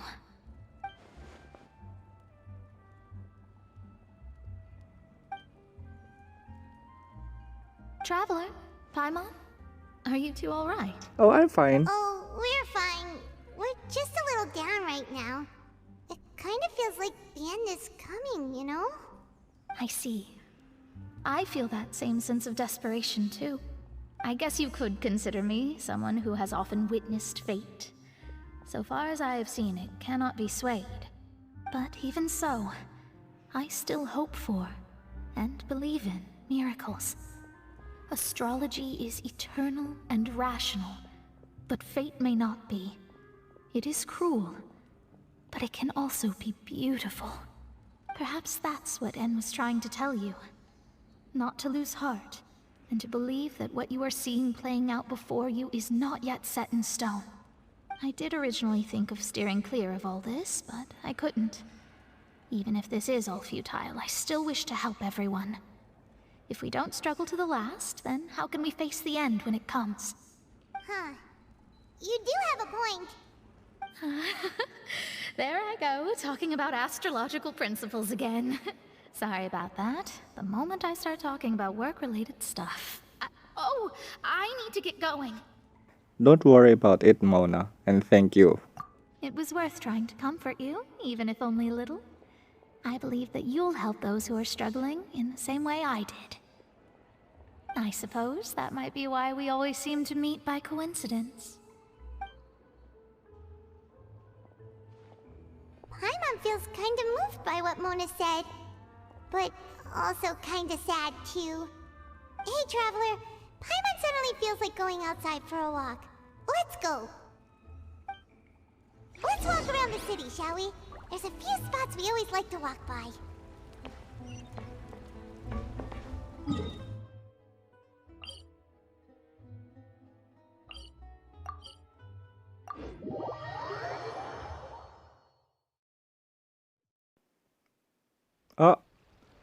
World quest? I triggered the world quest, but there's no blue mark.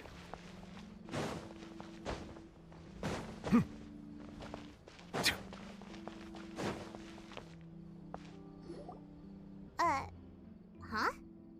Our names are written in this newspaper. What's going on? Let Paimon see! The underwater stronghold, the Fortress of Meripede, has continued in its noble autonomy, but that does not mean that others cannot interact with it.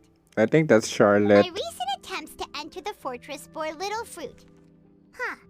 Guess Charlotte still hasn't given up on that. Yep, that's Charlotte. Thus, did an Outlander friend become the focus of this report? A blonde adventurer with their white fairy, legends trailing in their wake. It is said that this mysterious traveler once visited the underwater fortress. So while the fortress's interior remains a mystery behind closed doors, do not fear, for the tales of the traveler contain surprises in spades. Journalist Charlotte's biggest scoop yet, the Traveler's Trail, World Walker. Huh. Charlotte took so many awesome photos of us and we never even noticed her. She hasn't been able to get a hold of anything at the fortress, so since we're easier to find, she's using us as the subject matter instead? That sure seemed to be the case. Ugh, seriously? Well, fine. Those headlines and photos do look cool, so Paimon will forgive her this time.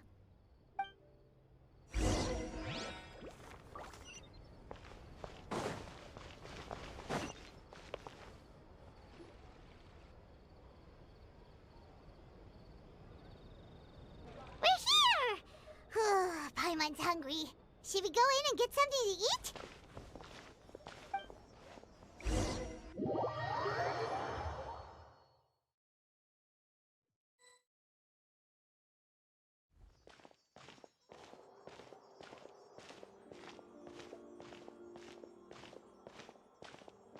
Hey, quick! Look! That's the limited edition only 16 slices a day cake! It hasn't already sold out for the day. It was so delicious the last time we tried it! Despite the tense situation we were in, let's give it another go. I'm sure it'll be great! We can't let anyone get ahead of us. One slice of cake, please. Well, too late. Someone showed up after all! Oh, wait, you're the one from the Palais Mermonia. Oh, are you here to buy cake too? It seems Monsieur Nervalette was right. You really can eat. Wait, did he really say something like that? That's right. Even he has his own preferences when it comes to food. As for me, I love the cake and coffee here. Do you come here often? Usually every day. Every day? It's part of my daily schedule, apart from work. I shall have my cake and coffee. Then what if someone told you one day that this place would be closing soon, and you wouldn't get to eat cake here anymore? What would you think? But why would it close? Well, Paimon doesn't know either, but maybe the waters will rise tomorrow. You know, like in the prophecy. Oh, the prophecy. To be honest, I haven't paid much attention to that. No, still, even if there'd be no more cake tomorrow, that wouldn't keep me from having some today. No, it's the same for eating in general. You might not be able to eat tomorrow, but if you can do so today, then you should carry on. That's what people call living, you know. Yeah, that's right. You hear that, Paimon? Huh. Don't be sad. Excuse me, could I have 2 more slices of cake to go? These 2 slices are for you. Sijuin said that this kind of expression you're making is what humans call being sad. Oh, you know Sijuin? I sure do. She was born before me, and she sometimes comes to the surface to teach us things about humans. She said that humans are creatures that are saddened easily, yes, and you can only lift their spirits by feeding them delicious food. So please try the cakes here. I've got something else to do, so I'll be going now. You two try to stay in a good mood after eating, all right? Bye. Okay. I don't know if those Melusine have their blood sugar. And there she goes. All right, let's dig in. I'm sure this cake will be delicious.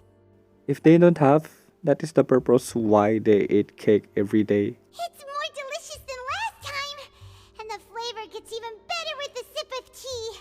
It sure would be nice if we could come again tomorrow. Sure would be nice if we could always eat delicious food here.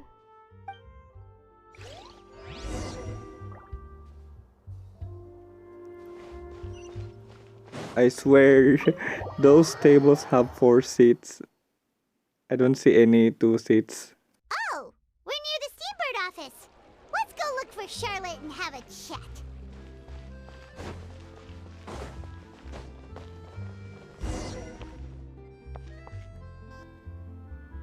World quest has been triggered.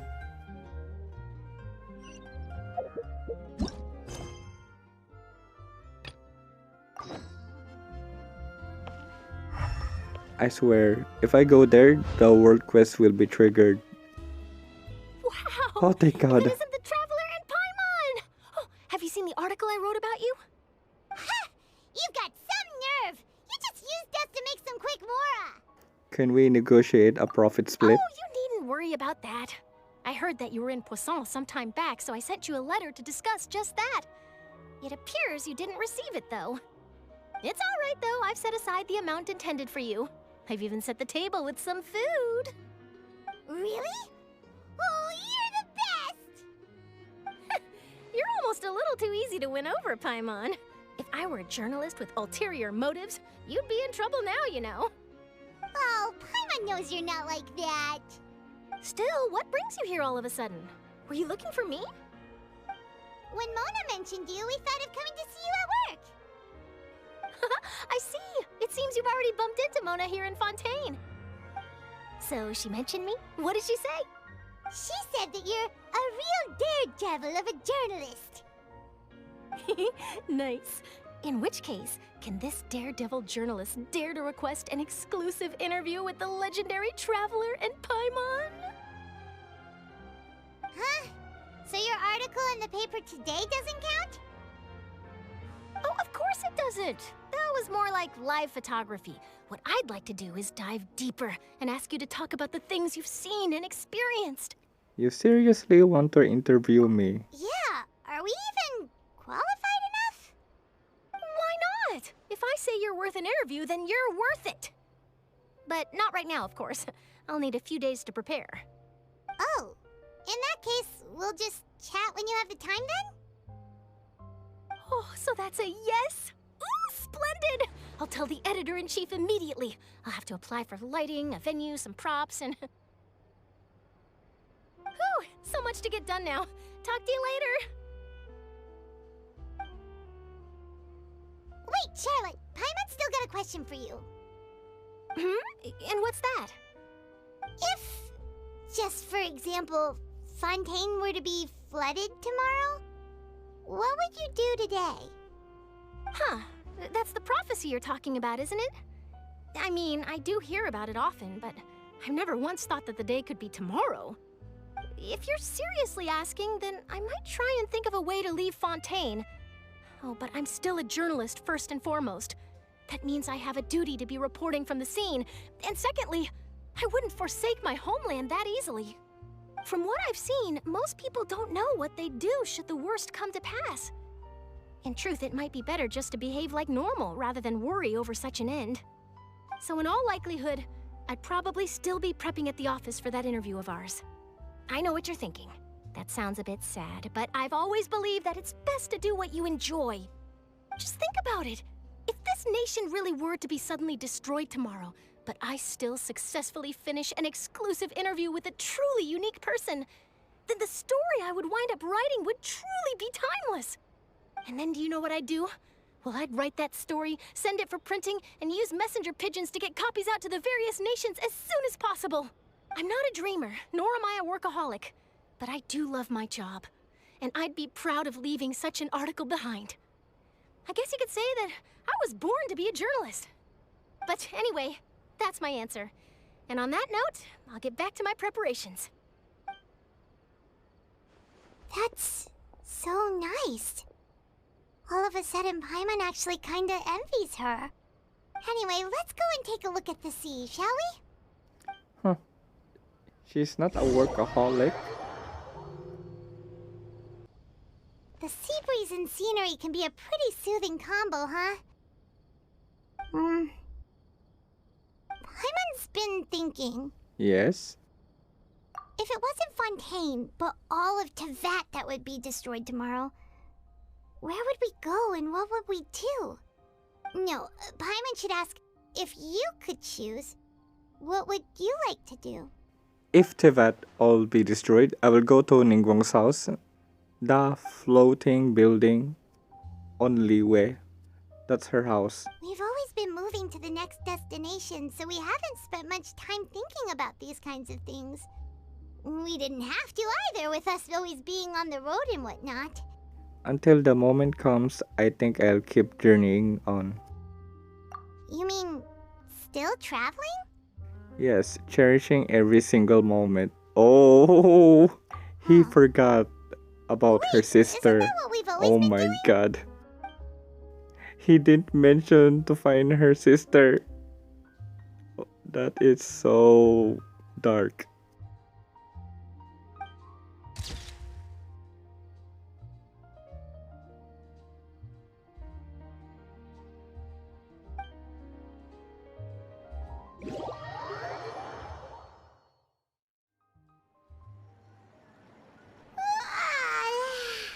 Feels like you'll grow mold if you stay here long What? enough. Grow mold? But it's still better than the Fortress of Meripede, that's for sure.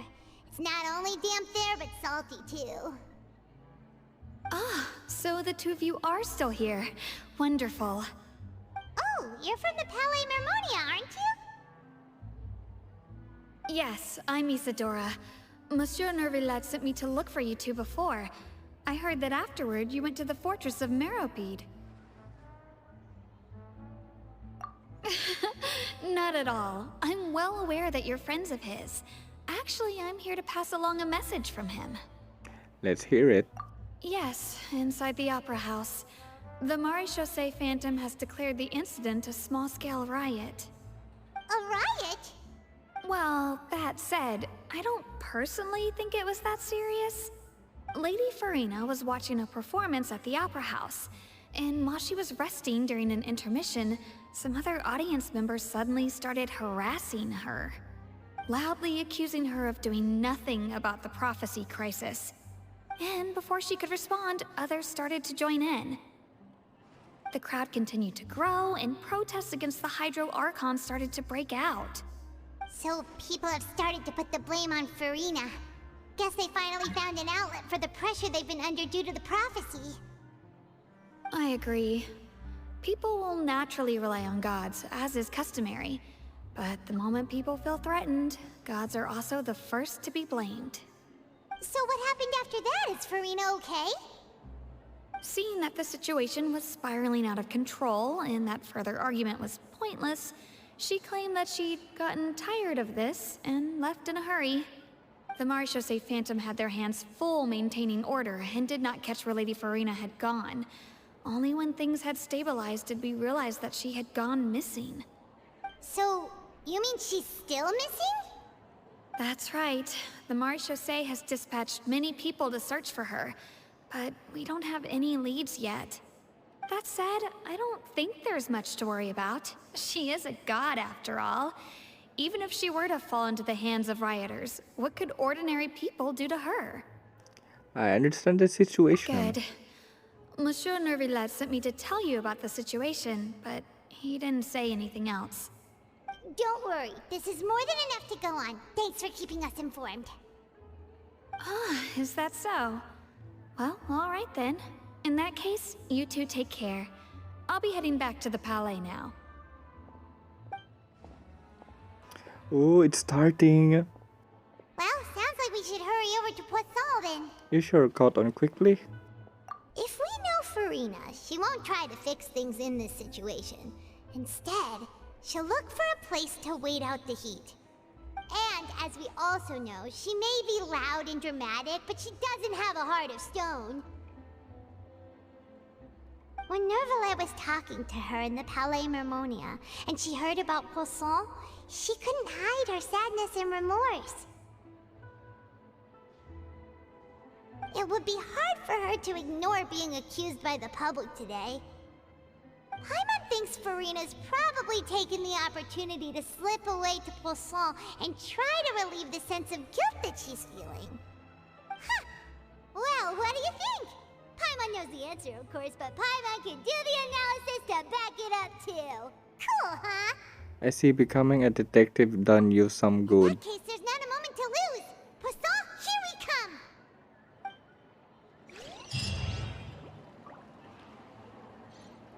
come! Find Farina in Poisson.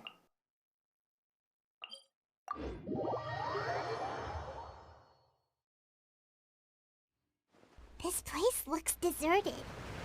Guess all the survivors must have evacuated already. All that's left here are signs of devastation. Could Farina really be here? Let's try to find her as soon as possible.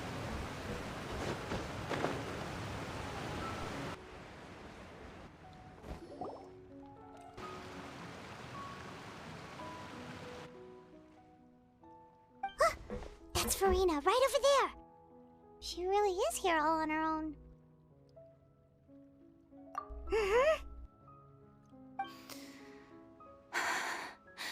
Should I just give up? This is all meaningless. What was meant to happen did happen after all. Everyone's dead. I'm sorry. I'm so sorry. Give up, Farina. There's no point in holding out. I'm sorry. But what can I even do? other than to repeat meaningless apologies over and over. Farina. Who's that? Don't worry, Farina, it's just us.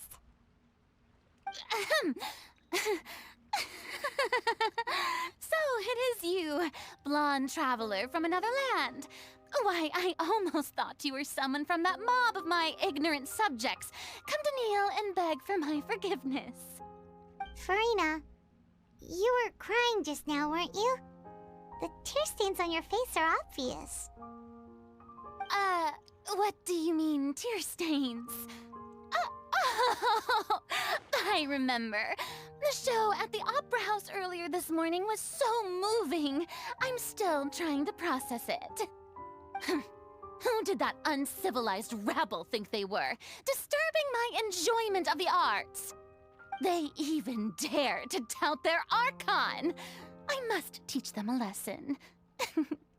I can just imagine their twisted and frustrated faces once they realize that I'm nowhere to be found. Oh, and I'm sure Nouvellette and those people from the Maréchaussée Phantom are freaking out right next to them too. Stop trying to act tough, Farina. Of course not. Hey, there she is! The Hydro Archon's over there! Quick, after her!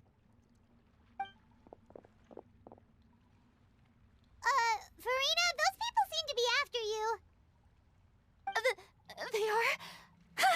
They're just some rabid fans who want to cut the line because they haven't been able to meet me in I don't think they are your person, fans. That's against the rules. I can't let them get their way. Farina just ran off! Quick, we have to catch up with her!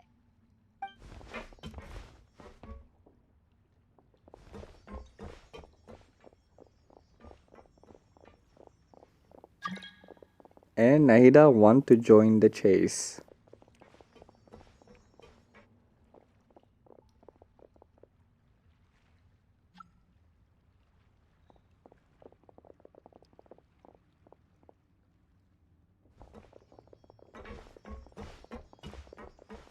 This should be the place, right? Hey, Farina! There's a good hiding spot over here. Quick, come to Paimon before the rest of them catch up to you. What is this place? Hurry, they're almost here! Fine. I suppose haste is warranted. Lead the way. Wait a minute. I think that's a trap.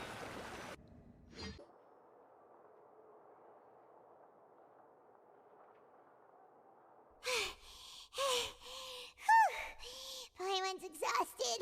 Exhausted? You're just flying, Paimon. I'm so tired.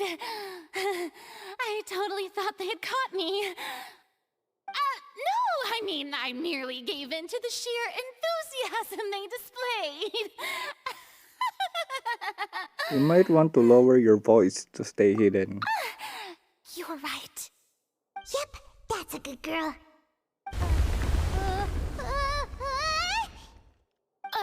What's happening? The ground's shaking. Is it an earthquake? Another disaster just struck, I Yeah, suspect. a quake of this kind preceded the flooding in Poisson, didn't it? It can't be. It's happening again. Well, there's no need to worry too much about that. Nouvellette's made some emergency plans, so the evacuation should go a lot smoother this time. Yeah, I hope you're right. But the people of Poisson, they've already... Yes, you know. Do something. She's an Archon.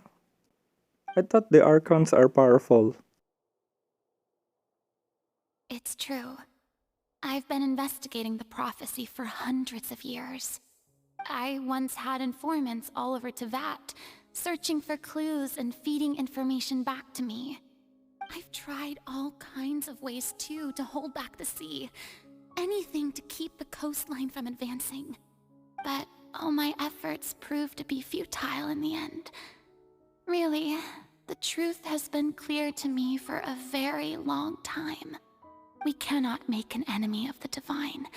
No matter what we do, the will of the heavenly principles will have its way, and the prophecy shall be fulfilled. Oh no, no, she's telling the truth. Give up.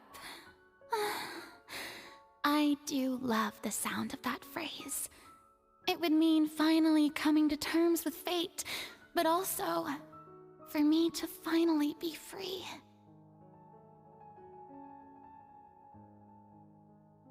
Indeed, I've thought about giving up so many times, especially after we almost lost Poisson. Fate is really unreasonable, isn't it? It has no heart and obeys no rules. The prophecy has only just started to come true, and so many people have already lost their lives. But just now, it all became clear to me. I still don't have the right to come to terms with fate on behalf of everyone else. As long as the final moment hasn't come, it's still not too late. Don't worry. I will keep hope alive for everyone until the very end. Well, that's enough for now. I got the impulse to play the stricken maiden, but honestly, considering my rank and station, that wasn't a good fit at all. Don't take any of what I just said seriously. How could I possibly let Fontaine fall to the whims of trivial prophecy? Come on! Paimon could have sworn you were actually being honest just now. For now, you might not have to shoulder this burden alone. Your people are more than willing to share your burden with you. Share my burden. That's impossible. It was fated right from the start that this would be my duty alone. You can still choose to confide in someone. Just share it with me. I'm what you called a witness. A witness? Yes. I've heard that you came to Tevat from beyond the stars, yes. In other words, you never belonged here. Oh, she knows. And if Tevat is, in its entirety, a show on a stage, then you're just a spectator. What? Aren't you? Spectator? If that's the case... Lady, did you know how many commission and world quests did I take? Just for Primo Gems? And you called me a spectator.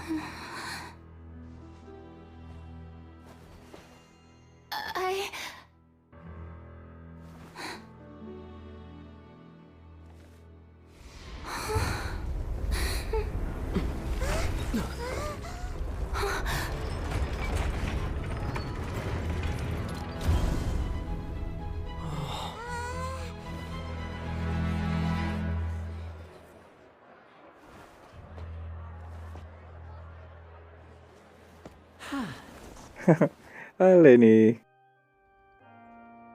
Ladies and gentlemen, this concludes my opening performance. Now, without further ado, we may proceed to the trial of our god. So this is what it is. Yes, you deserve praise for the effort you took to raise the dramatic stakes. Do not forget, however, that I am Focalor, the god of justice, the embodiment of justice itself. Does it not strike you as even the least bit absurd to bring the very concept of justice to trial? May I interpret these words as your refusal to stand trial? In that case, you will have the opportunity to defend your honor through a duel. Holy shit. Focus the subtitle. Focus the subtitle. You would draw your blade against a god?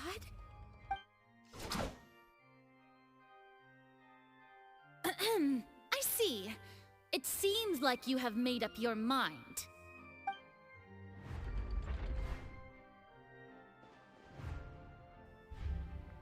Hmm? Paimon can't believe it. She just surrendered. What the heck is going on? Did I just see an Archon surrender to a human? Wow, how utterly humiliating. Lady Farina, what is the meaning of this? It would seem that there has been a misunderstanding. To be clear, the raising of both hands is not always an indication of surrender. Looking for excuses again, huh? I raised my hands just now to indicate my acceptance of the trial. No duel shall be necessary.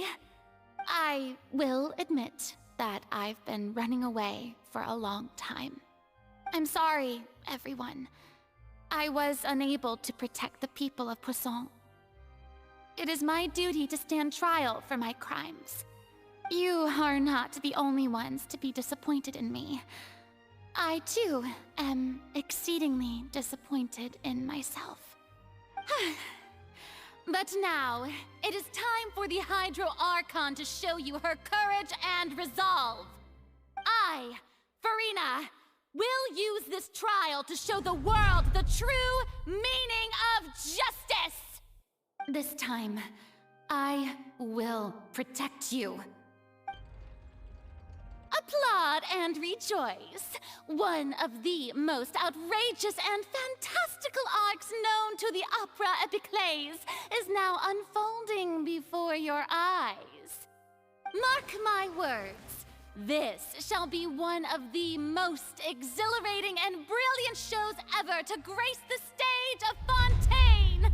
The trial of the Hydro Archon, Focalor, will now begin! Woohoo! Oh, now we're making history! Why does it feel like Farina just took over the whole thing? Like, come on! Didn't she just get forced to stand trial for her crimes? Also, even though she's still acting super dramatic, she is taking this seriously this time, right? All right, then. Who will be my opponent in this trial? The court asks the prosecutor to please take the stand. Thank you, Your Honor. Is that so? Very well. Then please speak, witness of Tivat, my accuser and fated opponent.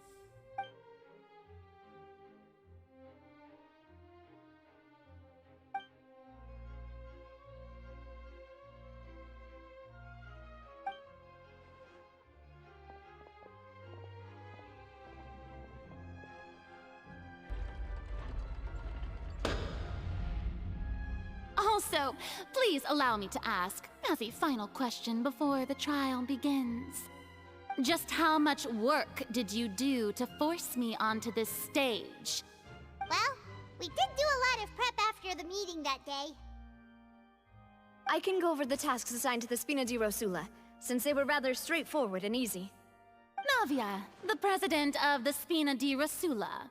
Most of the people who participated in the disturbance this morning were my subordinates. They changed into plain clothes and came to the Opera House as regular audience members, waiting for the perfect opportunity to incite insurrection against you. The people's resentment against their Archon has been building as more and more of the prophecy is fulfilled. A spark was all we needed to turn smoldering anger into a flame. Moreover, according to our understanding and analysis of you, when something like that occurred, you would likely flee the scene and head to Poisson by yourself. So, we arranged for a second group to lie in wait there.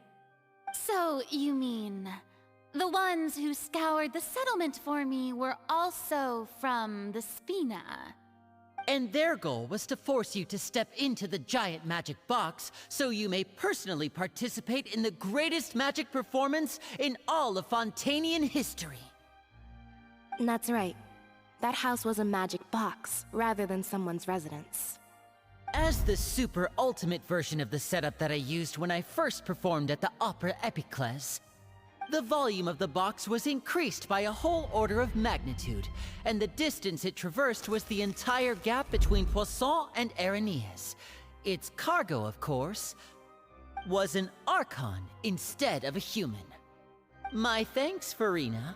Without your help, we could never have pulled off such an extraordinary performance. You're welcome.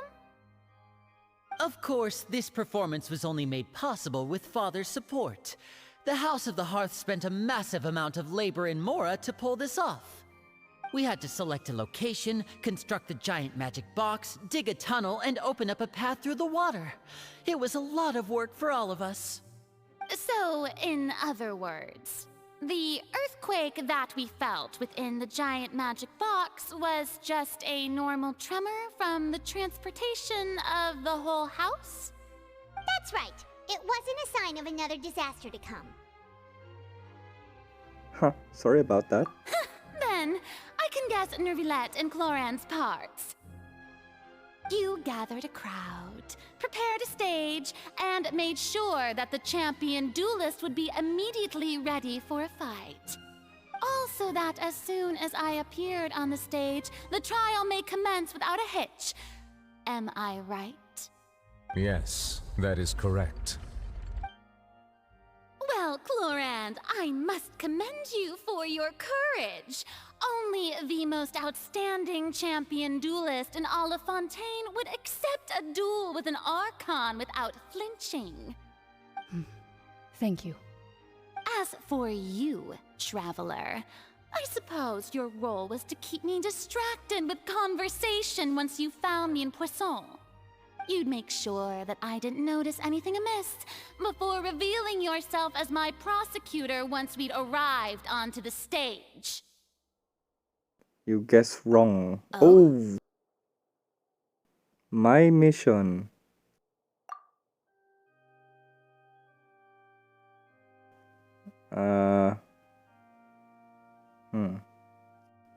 Before the magic box arrived onto the stage.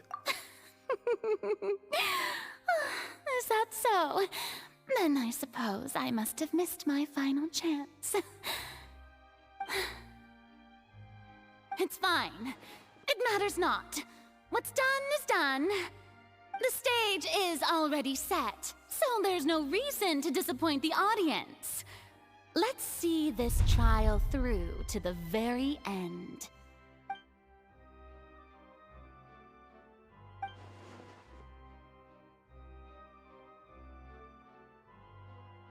Sir Prosecutor, please allow me to pass this along. This is a document that Miss Charlotte applied for and received permission to share with you during the trial. According to her, it should speed up the proceedings. Huh? Charlotte wanted to give us something? Oh, so she's here too! Hey, Charlotte! Oh, let Paimon see. Isn't this the exclusive interview that she did with us before? So she's already finished it, huh? Wait, then that means this document is a perfect timeline of everything that's happened ever since we stepped foot in Fontaine! So in other words, we can refer to this anthology of evidence every time we want to use something from our journey as evidence for an argument! It's a super practical gift. Let's quickly confirm the information in it. Just think of it as a refresher, alright? You defeated the Hydro Archon in the very first duel you took part in at the Opera House. That's one for the history books, all right. I didn't think that you'd wind up getting to the bottom of the case I'd been following all this time. I guess you could also see this as a happy coincidence. This is the first time Monsieur Nervilette had a difference of opinion with the Oratrice. Even the Hydro Archon can't figure it out. A Fatui Harbinger. She's an extraordinary person. Her instinct must mean something. The fortress of Meripede was almost destroyed in a single day. That I didn't witness that scene personally will always be a source of professional regret, I think. According to Monsieur Nervilette, both Child and that whale should have been in the Primordial Sea at that time. I nearly lost my awesome friend Navia. To be honest, that still gives me shivers. The words of someone as extraordinary as a witch can probably only be truly understood when something surreal happens to you.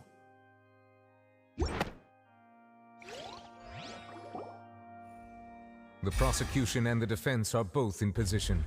The trial shall now begin. Oh, come on, Nervilette. There's no need to repeat all the unimportant legalese. Just fast forward to the part where the prosecution lays out my offenses. As the defendant and the lead actress of this performance, I still haven't even been informed of my supposed guilt in all of this. Of course, it is only natural for humans to struggle to understand the actions of a god.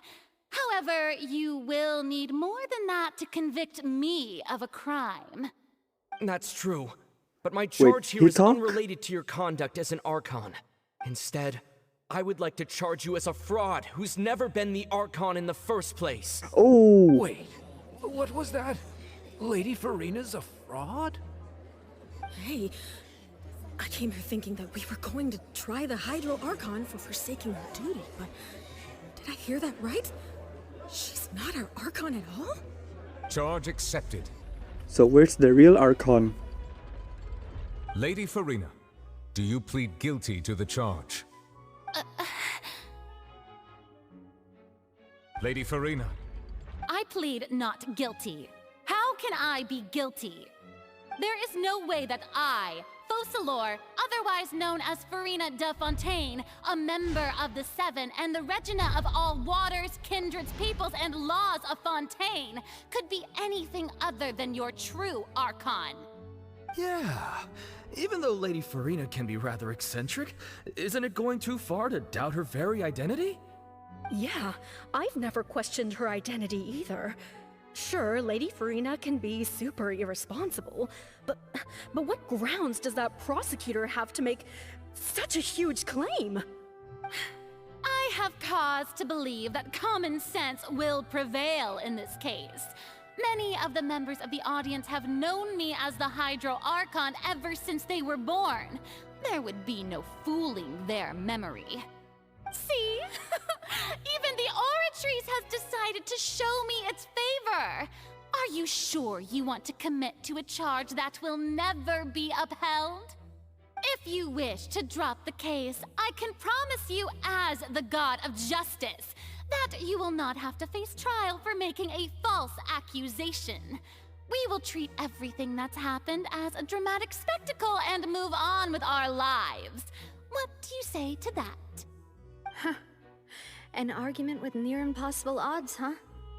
We have to not only refute Farina's claims, but also overturn the long-held beliefs of the people. The people only see you as their Archon. Well, I tried to give you the chance to surrender. If you must persist, then let me ask. If you believe I'm not the Archon, then what manner of being do you think I am? And if I was not the Archon, then how did I manage to live for over 500 years?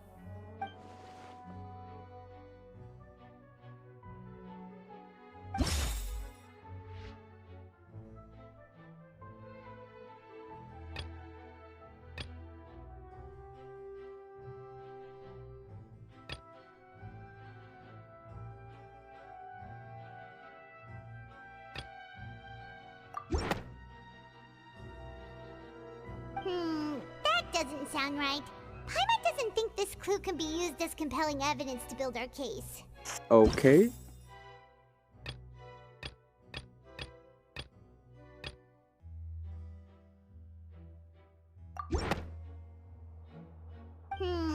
Oh, that's not right.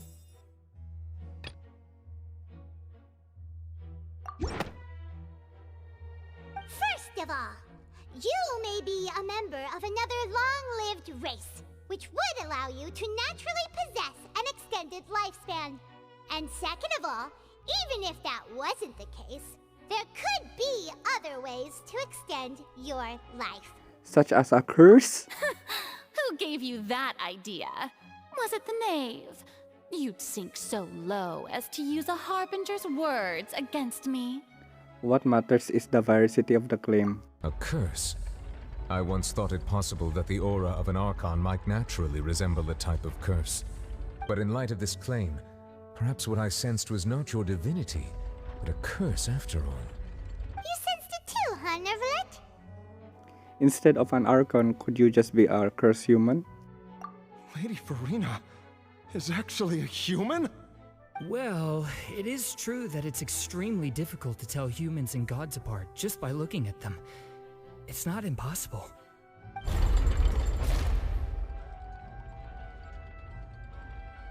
Well, don't start celebrating too early now. Even if I have been carrying a curse like you said, how does that prove that I am merely a human being? Besides, everyone knows that the main difference between a human and a god is the possession of authority. Gods can do what humans cannot. That's why they're worshipped as gods. For centuries, manifestations of my authority have served the nation of Fontaine. One need only to turn their eyes towards the Oratrice Mécanique d'Analyse Cardinal in this very opera house, or consider the indemnitium that is used in every aspect of life.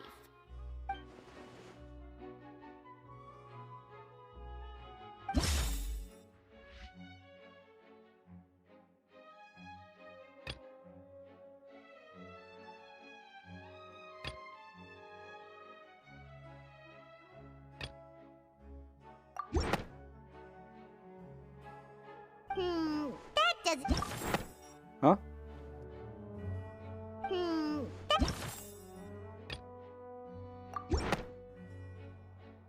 You tried to reference the Oratrice, but weren't you as confused as all the rest of us when the Oratrice declared Child to be guilty without any proof? Otherwise, you should have come up with a good explanation for that by now. Didn't I make myself clear at the time? The decisions of the gods are naturally difficult for humans to comprehend. There is no need to provide an explanation. Lady Farina, I believe a reminder of your current circumstances is in order. While the court is in session, the principles of justice and the law must come before all else. While you are an Archon, you are also first and foremost the defendant in this trial. You will prove yourself unable to defend against the prosecution's charges if you continue to withhold vital information against the rules of the court. I never thought you'd use that kind of rhetoric against me. That was no trick of rhetoric, Lady Farina. I've merely reiterated the rules of the court. Rules that all should respect and follow. So, you neither knew why Child was declared guilty, nor did you understand the structure and operations of the Oratrice. Instead of having been created by you, the manifestations of authority you mentioned have been made by the real Hydro Archon, haven't they? The real Hydro Archon? Well, now you're really losing me. It is true that I did not know why the Oratrice gave out a guilty verdict that day. But the Oratrice handed out that verdict unilaterally, and it has been operating independently ever since it was first created. You can't argue that just because a divine creation is flawed, that the god behind it must also be no god at all. She's still throwing out all kinds of excuses. Seems like she's confident that we won't be able to produce proof that she has no power over the Oratrice. Sure, we can put the oratory aside for now. My power as an Archon. There are many ordinary citizens in the audience. How can I just carelessly demonstrate the formidable power of an Archon? Then show me your elemental power. If that poses a concern, I'm prepared to extend my protection to the audience. You don't need to go that far.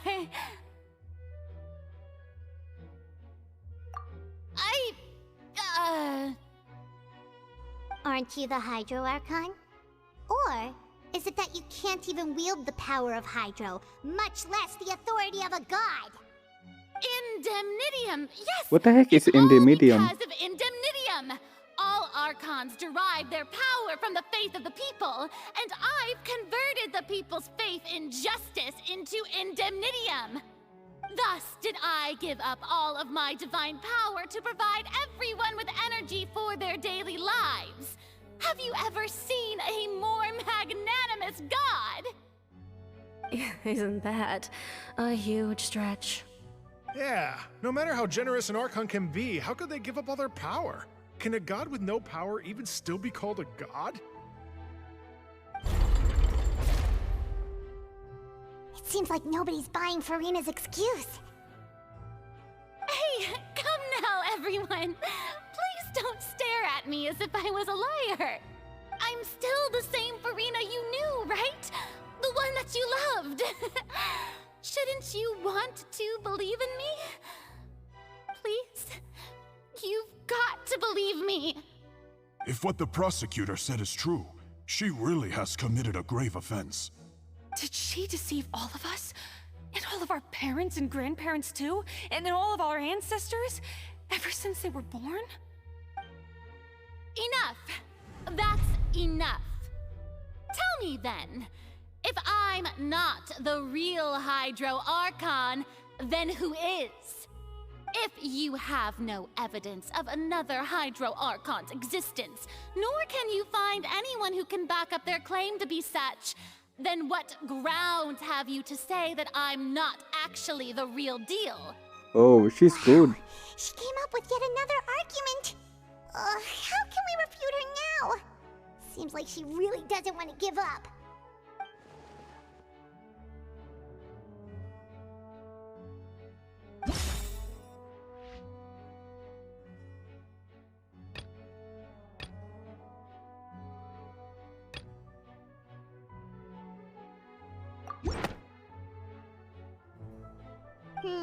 That doesn't...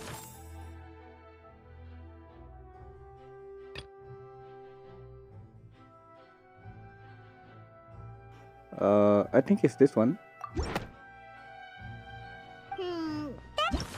Okay. This one. Yeah. The disappearance. It has been established that all Fontanians can dissolve in water from the primordial sea. And that means... Since you insist on claiming to be a god and not a human, then there's a method that you can use right here and now to eliminate all suspicions of you being the latter. Miss Navia, please apply to serve as a temporary attorney for the prosecution before addressing the court. Though you act in partnership with the prosecutor, you must still adhere to proper procedure. Super sorry, Monsieur Chief Justice. I swear this really will be the last time that I'll speak out of turn. Now, I've brought some seawater from Poisson. As everyone knows, a massive flood struck the area not long ago, taking many lives, including those of some of my closest friends. So, Miss Farina, would you dare to touch some of the seawater? If we are to believe that you are indeed the real Hydro Archon, touching the seawater would have no effect on you. All it should do is strengthen your case. But if you don't dare to touch it, then we would have basically proved the reverse. Oh, and I must remind you that after the disaster at Poisson, nobody wants to see any more people dissolve. I do hope you'll act prudently and choose the simpler path of admitting guilt. Navia from the Spina di Rasula. The Spina has governed Poisson for many years. I guess her suggestion is valid. If Lady Farina is indeed just a human, she's probably Fontanian like all the rest of us. Would she really dare to try?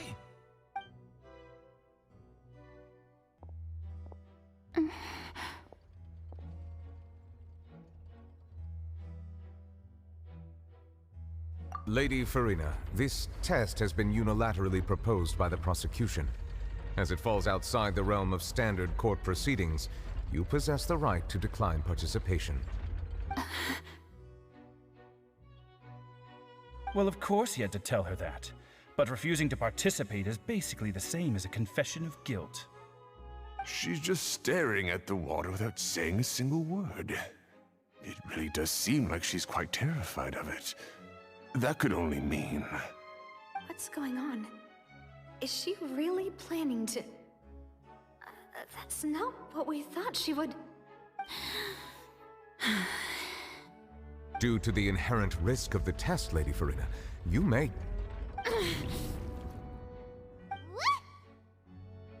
Hey!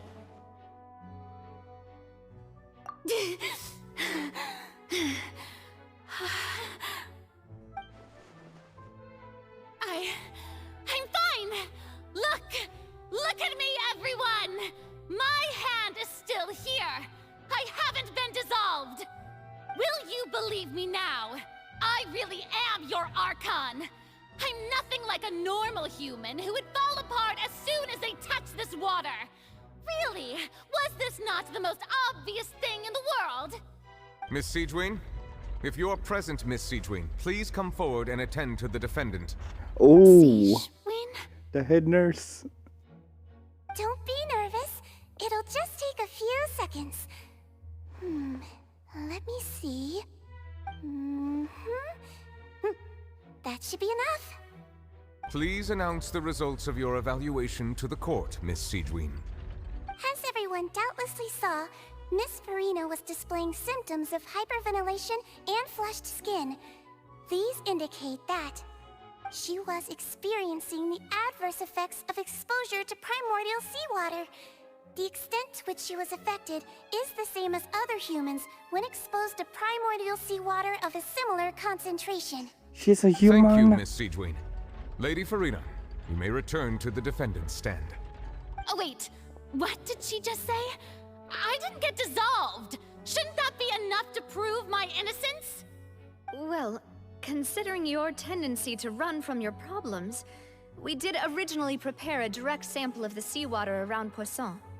However, after extensive discussion, we exchanged it for a sample that is not concentrated enough to dissolve an actual human.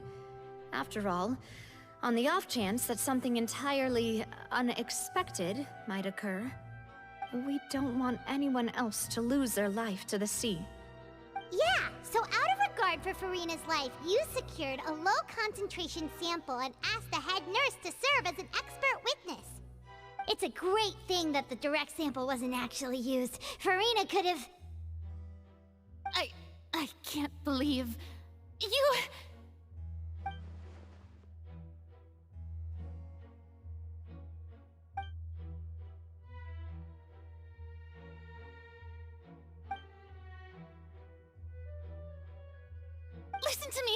Listen to me, everyone! Please don't give me such cold and disdainful looks!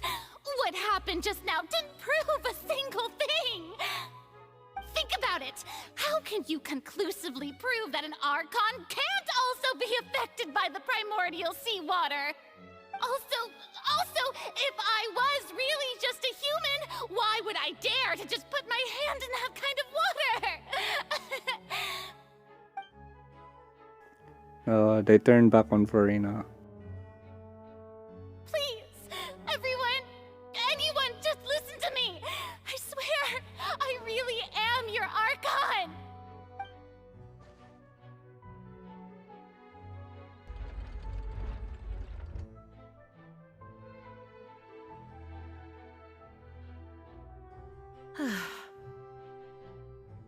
I don't think anything she says at this point will sway anyone. The odds are just too stacked against her now. With all the things that have been said, Paimon doesn't think there's any way left for Farina to win. I believe the time for arguments and presentation of evidence has come to an end. If there are no objections, we will move on to the final judgment.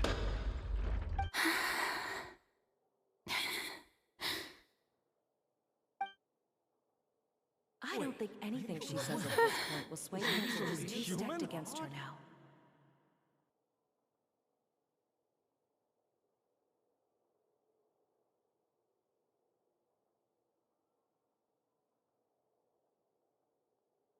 In my capacity as Chief Justice, I shall now render judgment on Farina's misrepresentation of herself as the Archon of Fontaine.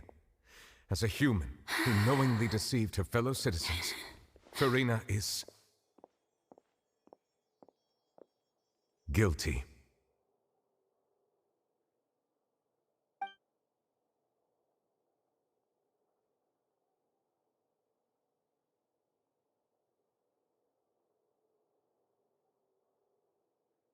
We shall now turn to the Oratrice Mécanique d'Analyse Cardinale to render the final verdict on the charges.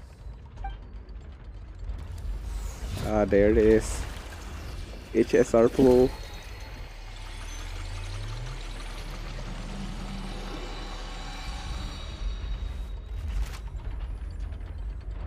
According to the judgment of the Oratrice Mécanique d'Analyse Cardinale, Farina is...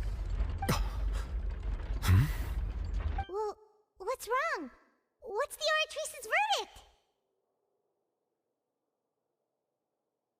No, the Oratrice also displays a guilty verdict. Isn't that correct then? However, the exact wording of the verdict is thus. The Hydro Archon, guilty, to be punished via the death sentence.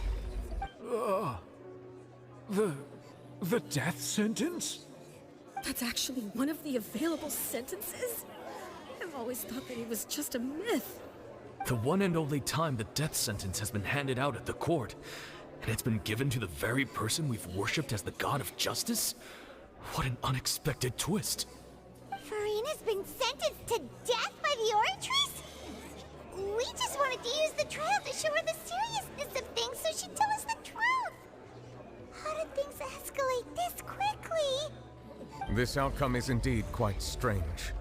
According to Fontaine's current definitions of justice, as well as its recommendations for criminal sentences, is this sentence really appropriate for the crimes that have been committed? Yeah! Even Fache wasn't sentenced to death by the Oratrice. You know, the real evil mastermind behind the serial disappearances case. What's more strange is... Indeed. Not only is Furina's sentence overly excessive, the very point of our trial today was also to prove that Furina has never been the Hydro Archon in the first place. But now, the Oratrice seems to have deliberately invoked the title of the Hydro Archon. What does this mean? Maybe the real Archon is inside the Oratrice, trapped inside. Excuse me, if I may interrupt. Is the trial still going? Fremine! You finally made it. I assume this means you've completed your mission? Mm-hmm. Any mission Father assigns to me will always be top priority.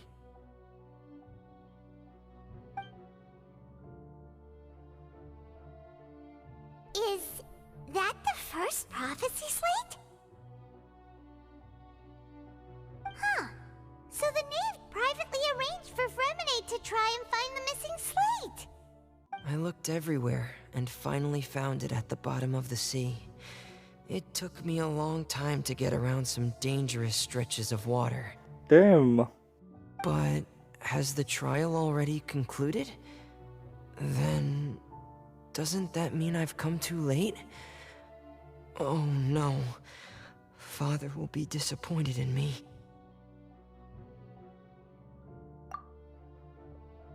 Thank you for your hard work, Mr. Fremine. Please allow me to review the record left on the slate. Traveler, I believe that you have already seen the other existing slates, and would like you to come here and confirm their contents.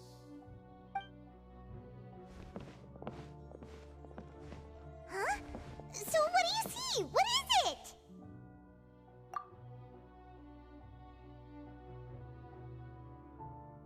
Turning the oceanids into human beings? I believe I've now made sense of the Hydro Archon's crime. It has to do with Fontaine's lost history. Huh? Isn't the Hydro Archon just guilty of deceiving her people? Oh, wait, no, that's Furina, and we've already proven that she's not the Hydro Archon.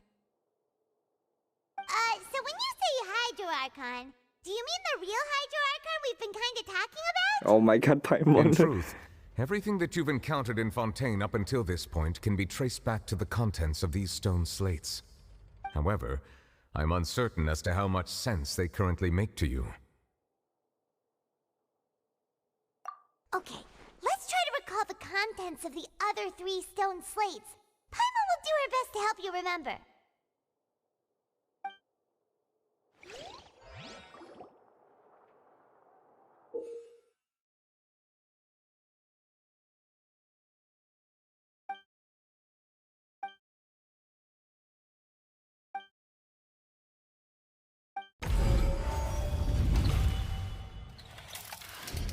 The first stone slate describes what you just said.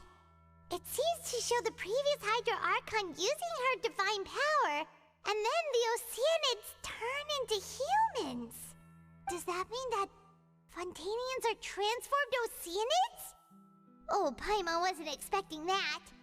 But if Oceanids can turn into humans, then perhaps this process can be reversed as well. Oh. The second stone slate shows Celestia floating in the sky, and the Hydro Archon and her people worshipping it together. But the heavens still brought judgment down upon them. This must be the point when the Hydro Archon and the Fontanians were branded with their original sin. Does this mean that the original sin and the Hydro Archon sin are the same thing? The third slate shows the Hydro Archon sinking into the sea surrounded by many people. That reminds Paimon, didn't we also watch that happen to someone else? Well, the fourth slate is the prophecy the Fontanians have been talking about. People dissolving into the sea, the Hydro Archon crying on her throne, and so on. We didn't believe that such a crazy disaster could happen at first, did we? But after that incident, it was just a question of when and not if.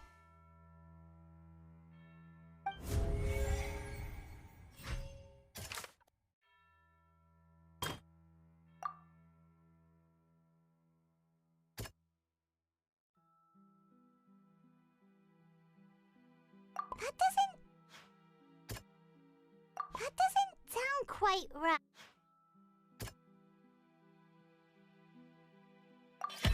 The prophecy from the stone slates found its way into society, but not many people believed it at first. The fortress of Meropide was nearly flooded with primordial seawater, which we know can cause Fontanians to dissolve.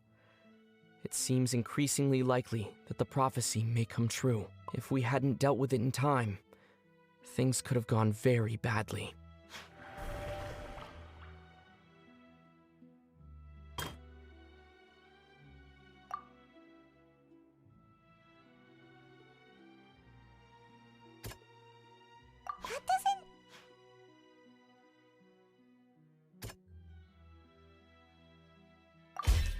We know from the case of the serial disappearances of young women that Fontanians can be dissolved in primordial seawater, and the first stone slate tells us that long ago, the Hydro Archon used her power to turn Oceanids into humans. This might be the reason that Fontanians can dissolve.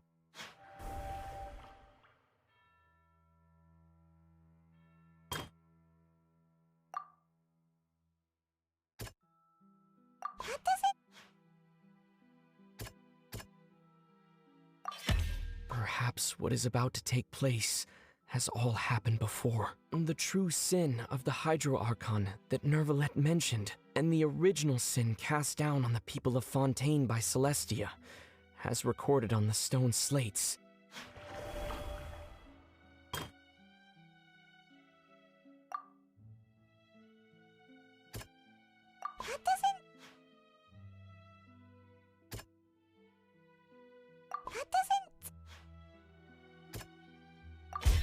It's not as simple as falling into the sea. When Navia fell into the sea, her consciousness was subjected to judgment. The stone slates show the people gathered around the Hydro Archon in the sea. Could that be alluding to the same thing? They'll dissolve into the primordial sea but won't cease to exist. Their essence will flow in the seawater, converge, and take the form of an Oceanid. The Hydro Archon was sentenced to death in court, shocking everyone present. Perhaps this means that her sin was actually Fontaine's original sin. Navia fell into the water inside those ruins, and she nearly dissolved. She was surrounded by the people of Poisson in a court within her consciousness, and was forced to take part in a trial meant to make her stay. The eruption of the primordial sea at the fortress of Meropide was the surest sign that the prophecy was about to come to pass no matter what. The prophecy's contents can all be verified by recent events. If we combine what we know together, loads of truth should come to light.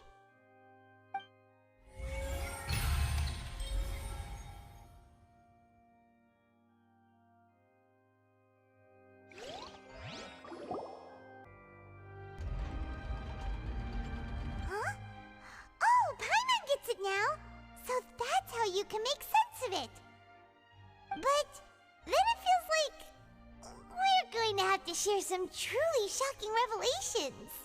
Let's hear them. Fontainians are not really humans. Incredible. Linny, did you hear that? We're not real humans. All Fontainians were originally created by the late previous Hydro Archon, with Oceanids as their basis. The evidence for that can be found in how only Fontainians could dissolve in primordial seawater, and how all the girls Vacher dissolved were also turned into Oceanids.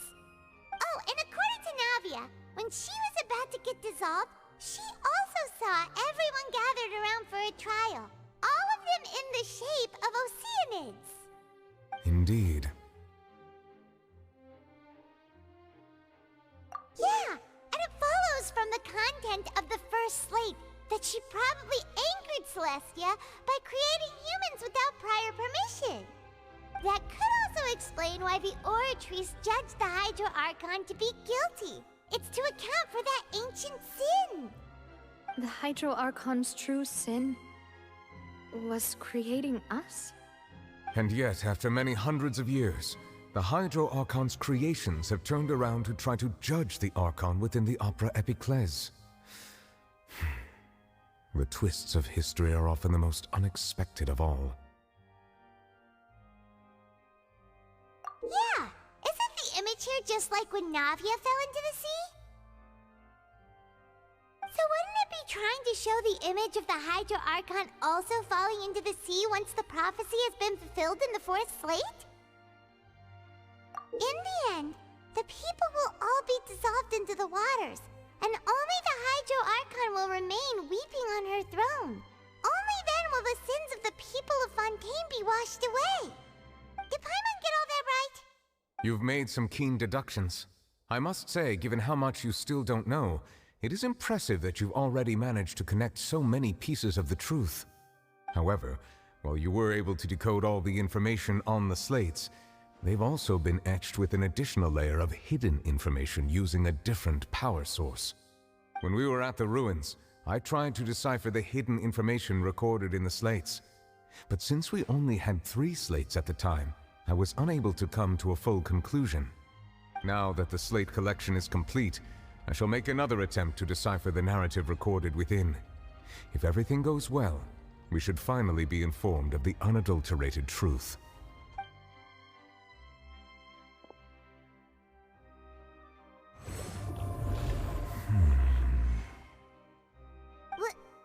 Well?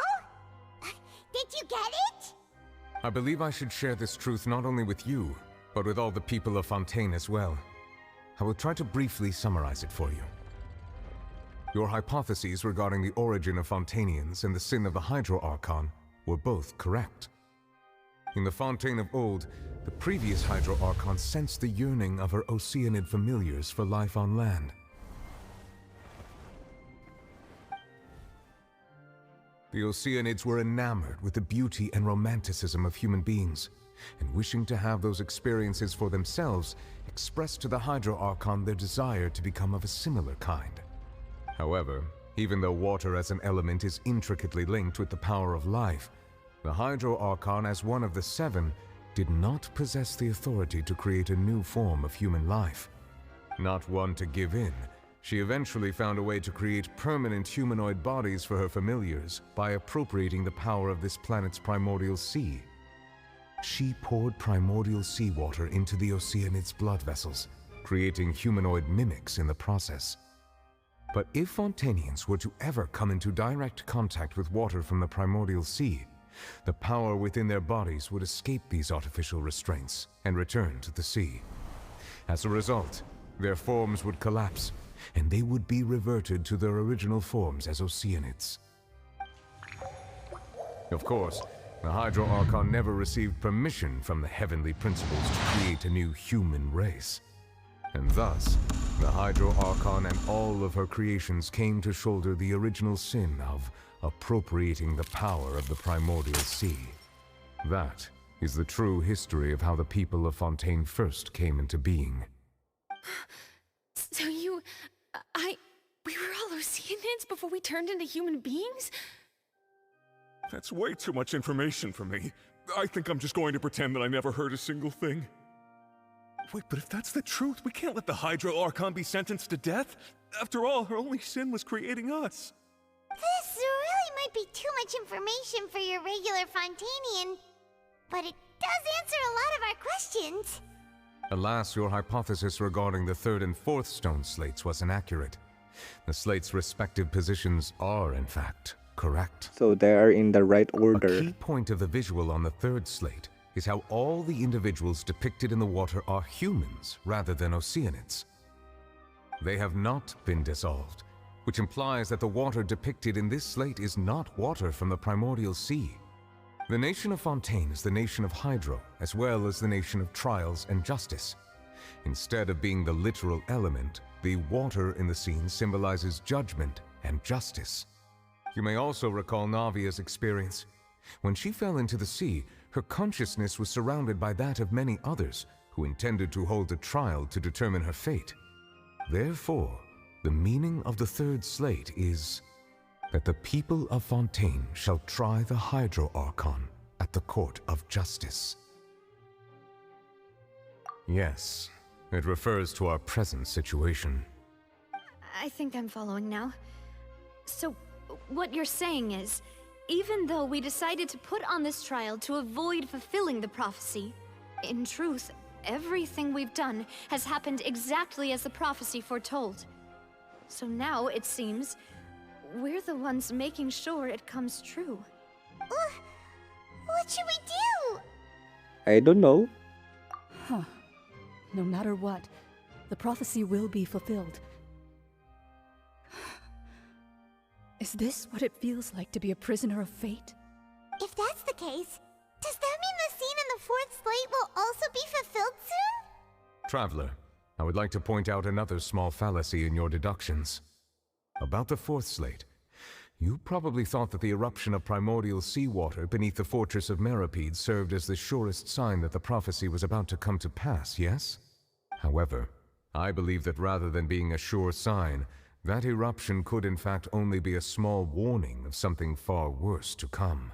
As for the root cause of the catastrophe, I believe you've already encountered it once before. I have? I can't remember.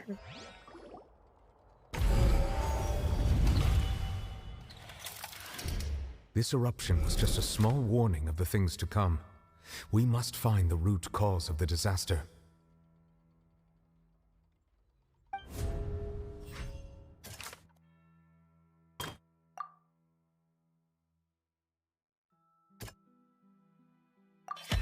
It was both dream and reality.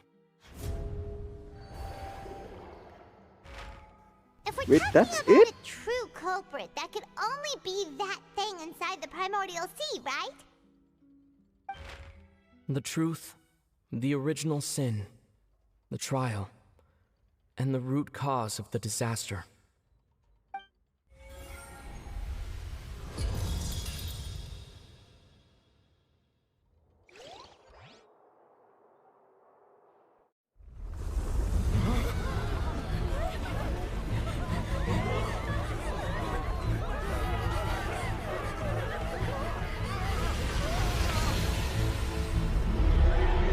Yo, what the fuck?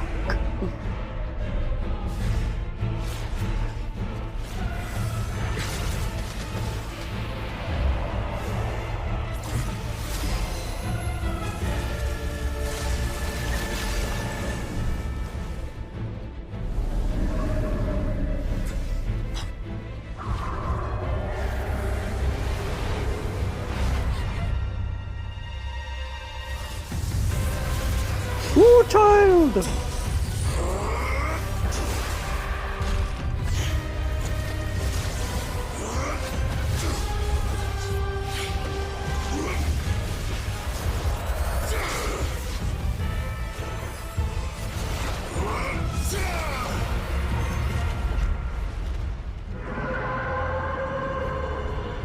Yo, I think that's the weekly boss.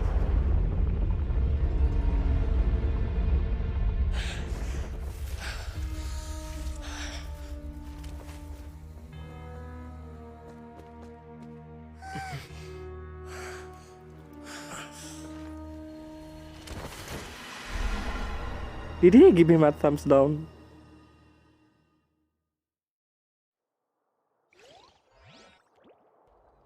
That was way too close!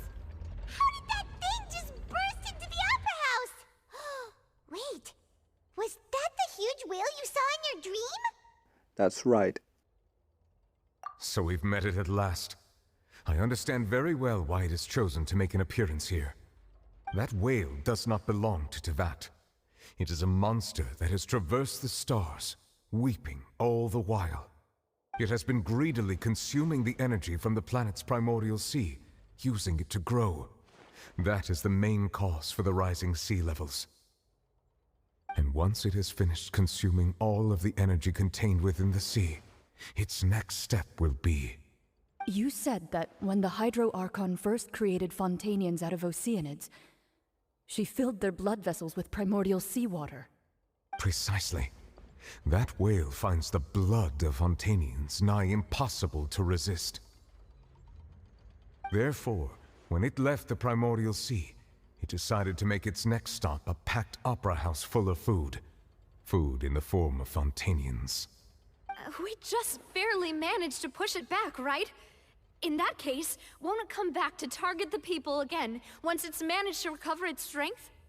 That is correct. Indeed, it is more accurate to say that we should thank that Harbinger for So buying you us see, some that time. child is not guilty. Without him, the whale would have likely come onto land far sooner. From the way he looked, he must have been fighting the creature for quite a long time. Damn, how long? Maniac. We've always known that he had a special connection with that whale, but we definitely didn't expect it to help us out like this.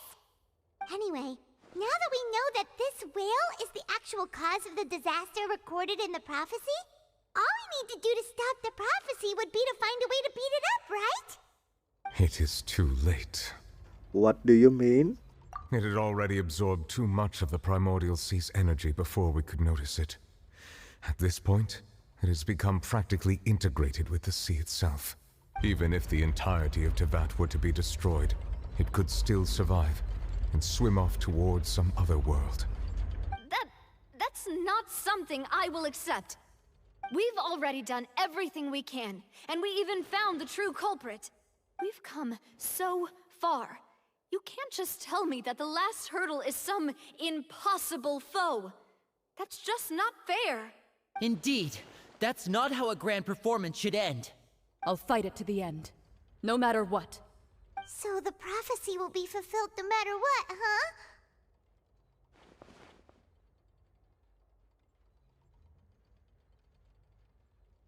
The prophecy. Yes, what has been prophesied will be fulfilled. You may view such things as the history of the future.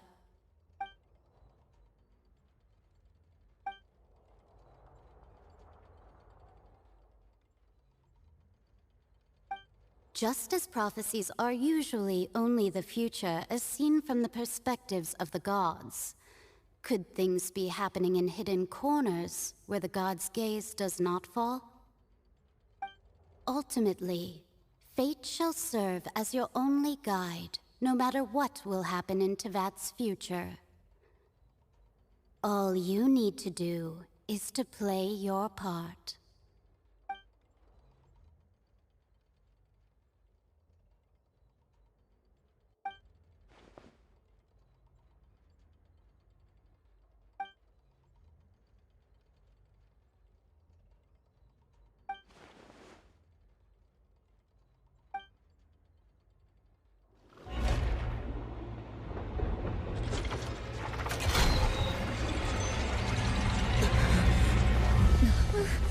What's happening with the oratories?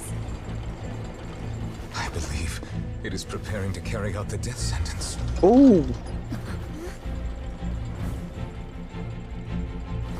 Furina!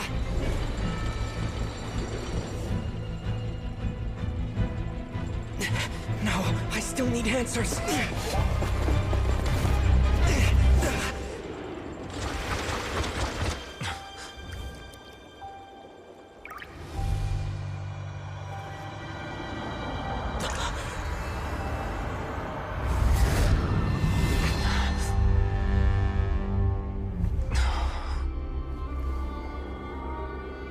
Hello, who are you?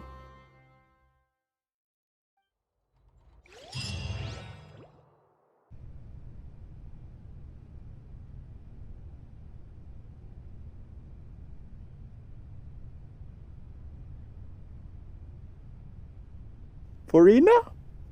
You. Oh, that's the real Hydro Archon. Sorry. That shocked expression on your face is just too amusing. I couldn't help myself. You are not Furina. Who are you? The sweet sound of bewilderment. Marvelous. A sure sign that my attempt to deceive everyone was a resounding success. But to answer your question, I am Focalor. You know, the god. Focalor. Why did you deceive us? Oh, that wasn't my goal, of course. Goodness, no. But I had to fool everyone else too, if I was to stand any chance of deceiving the heavenly principles. Deceiving the heavenly principles? It's all because of that pernicious prophecy. Dreadful, wasn't it? Everyone doomed to dissolve. Fontaine condemned to be flooded.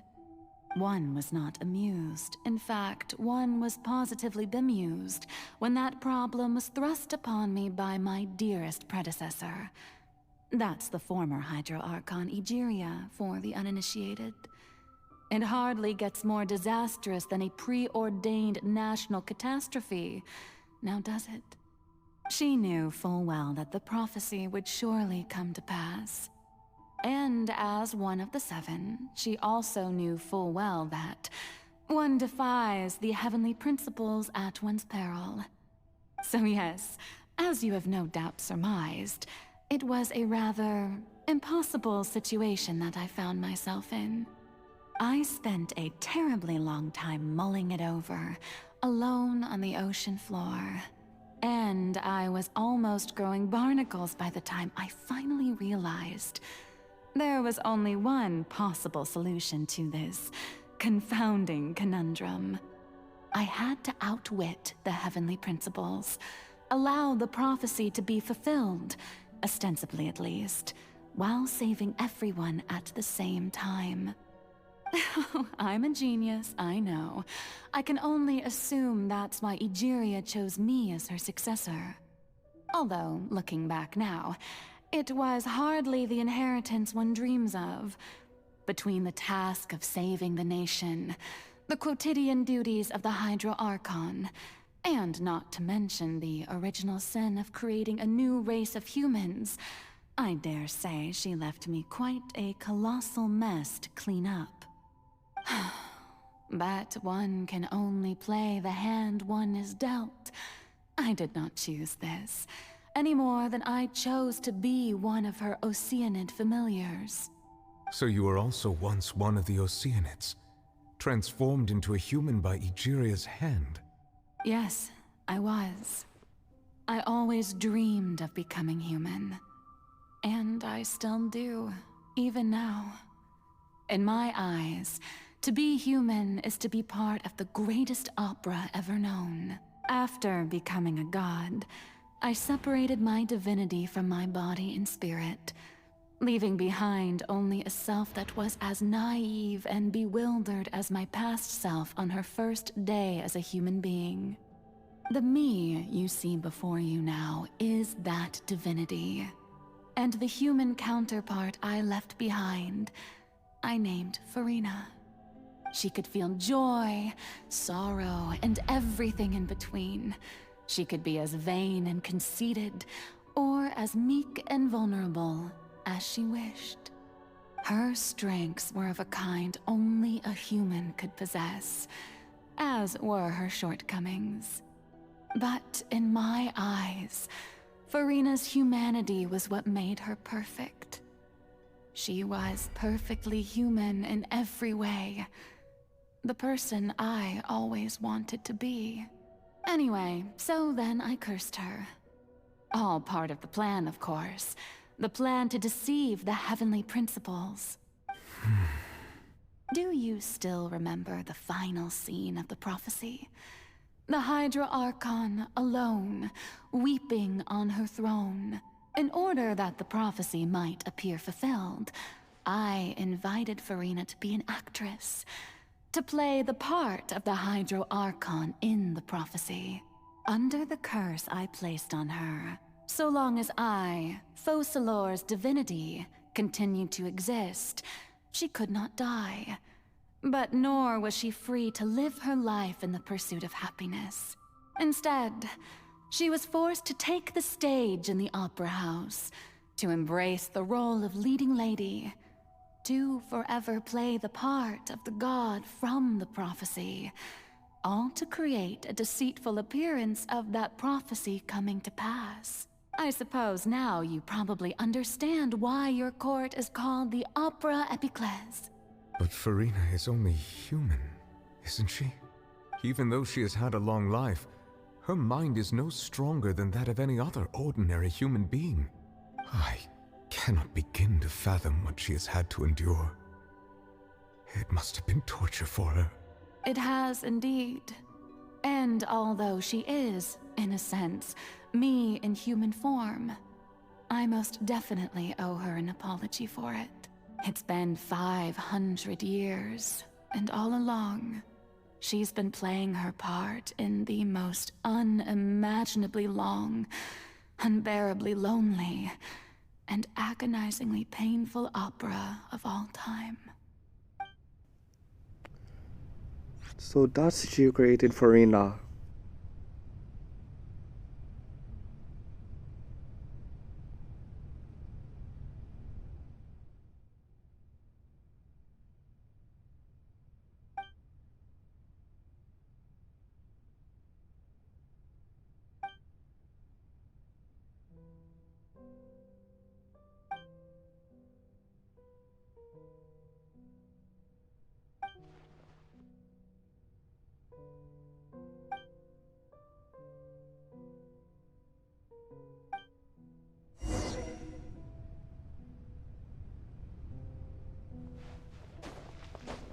Oh, I cannot climb? Okay.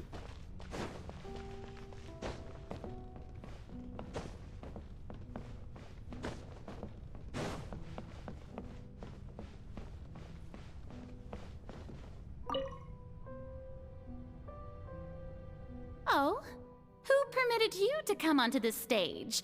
Now, I understand your admiration for my august self, but I must ask you to keep to the rules.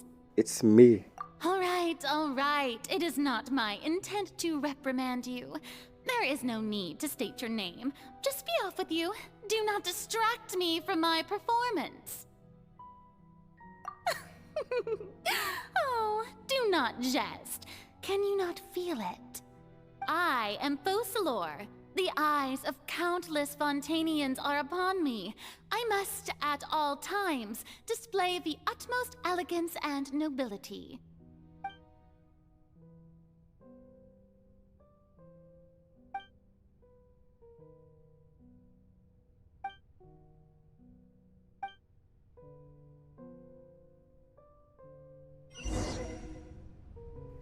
Turn off all the spotlight. Oh, sorry Farina, show's over. Dear audience, the performance is experiencing a technical difficulty, but worry not. The guards shall resolve it soon. Fuck. I should use the shield.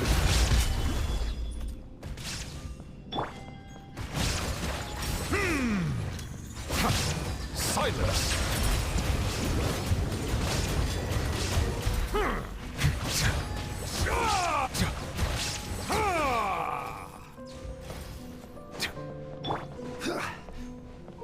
Hey, what gives? The audience is still watching me, you know. Guards? Wait, where are the guards? Guards!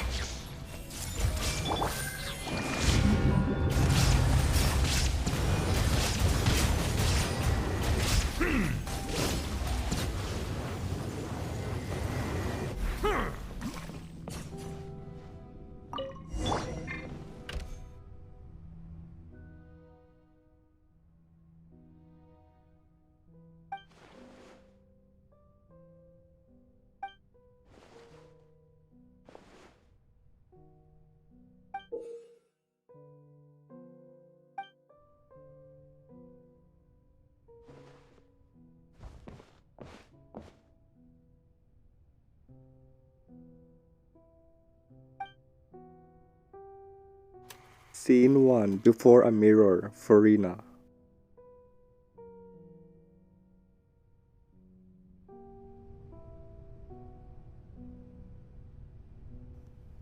Hey!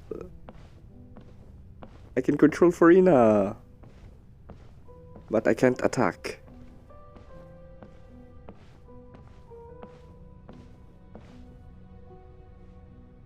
Farina. Farina. Huh? Who's that? Who's calling me? Where are you? Be not nervous. Be not afraid. I am before you. Wait a moment. You're... mirror me? How can this be? Mirror you, huh? You know what? That's not bad. Let's go with that. Mirror me? What do you wish to say? The prophecy. Have you heard of it? What prophecy? Wait. I know. I think... I don't know why, but it's in my head somehow.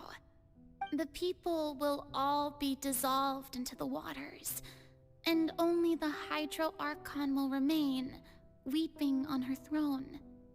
Only then will the sins of the people of Fontaine be washed away. Oh, very good. You know it well. What's going on? I can't seem to remember anything clearly. The only thing I know for sure is this prophecy. Will it really come to pass? Yes, it will. And that is why I've come to you. Disaster will come to Fontaine sooner or later. Things will develop just as the prophecy declared. There is no escaping it.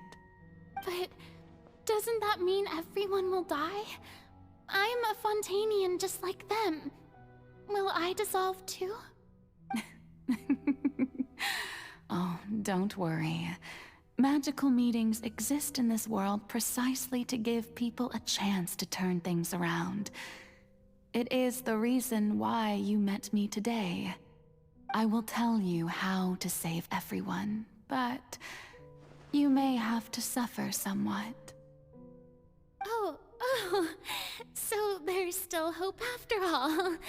Goodness, you frightened me. You spoke so much and with so much certainty. As for the suffering, well, I will admit that the first thing that came to mind was, why do I have to be the one to suffer? But if the prophecy will come true, I'll also die anyway, right? So if I've already met you as my magical meeting in this world, if there were scales, with all the people of Fontaine on one side, and my pain on the other, is it not obvious where the scales should tilt? You truly are the perfect human. My ideal. I suppose this would also be the justice that belongs to you. Huh? Don't worry, it's nothing. Listen well. Fontaine has just lost its Hydro Archon. I need you to play a role. That of the new Archon. Play as... a god? That's right. You must begin a never-ending masquerade. You must never let anyone suspect your identity. If you can keep it up, then I shall have my way of defying this prophecy. But should your identity be revealed, then all hope will be lost. But how will I do this?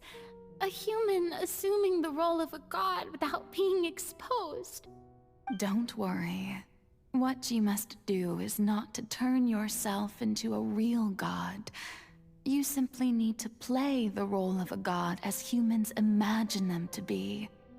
Being a human yourself, I'm sure you already know what such an entity would be like. Remember, your true challenge will not be pursuing divinity, but contending against humanity.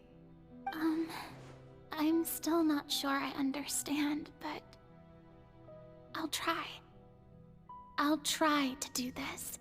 So, how long am I going to have to play this role?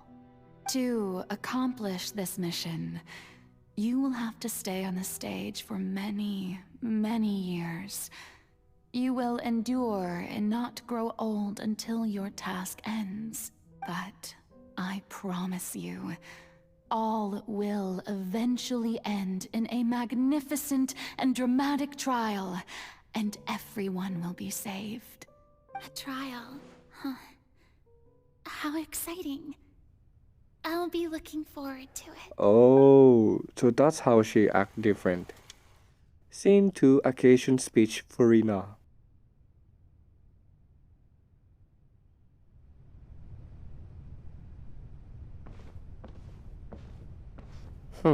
I can walk, but I can't jump.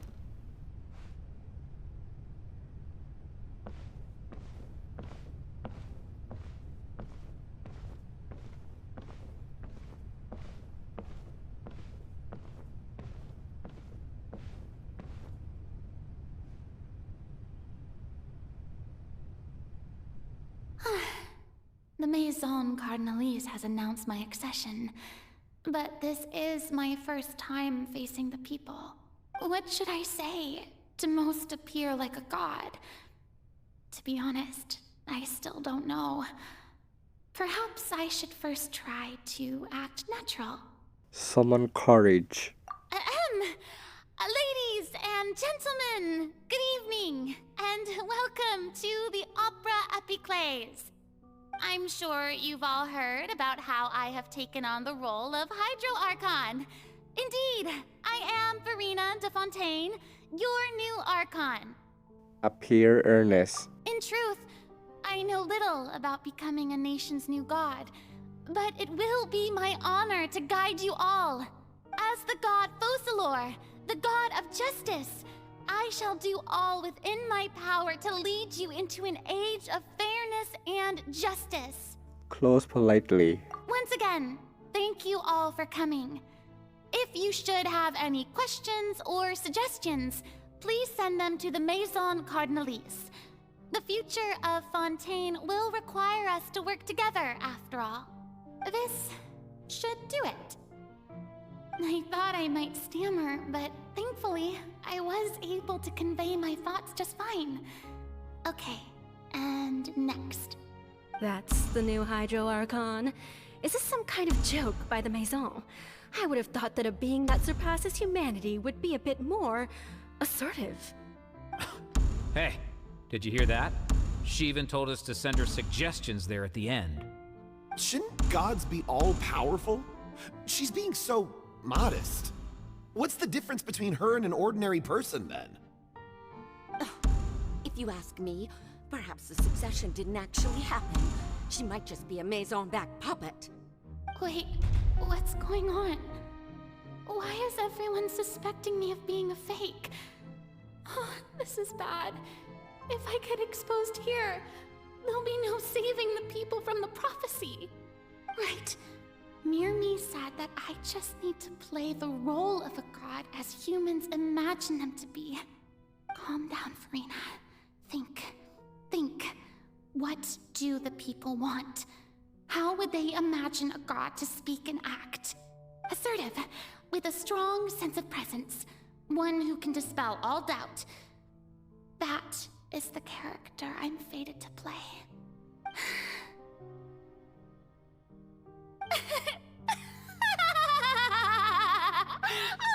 Oh, very good, my people. Only ones such as you are deserving of my rule. Now, I was wondering if some weak puppet were to one day come onto the stage and claim ownership of this opera house, would the children of Fontaine follow them? Well, it seems that you would all see right through them. Have Having passed my test, you are qualified to witness wondrous trials alongside my august self, here in this opera house. You may consider my previous act a door gift of sorts. I thought it was a debut that suited the atmosphere. Now then, let us be reintroduced. Ah, so that was just a performance. How could I have forgotten that we were inside an opera house? Personality? It's quite shocking, to be honest, but I suppose it's a better look than before. Such a fascinating and bold deity. How wonderful! Our future may yet be bright after all. It seems I've turned them around. Best follow this flow and restart my accession speech.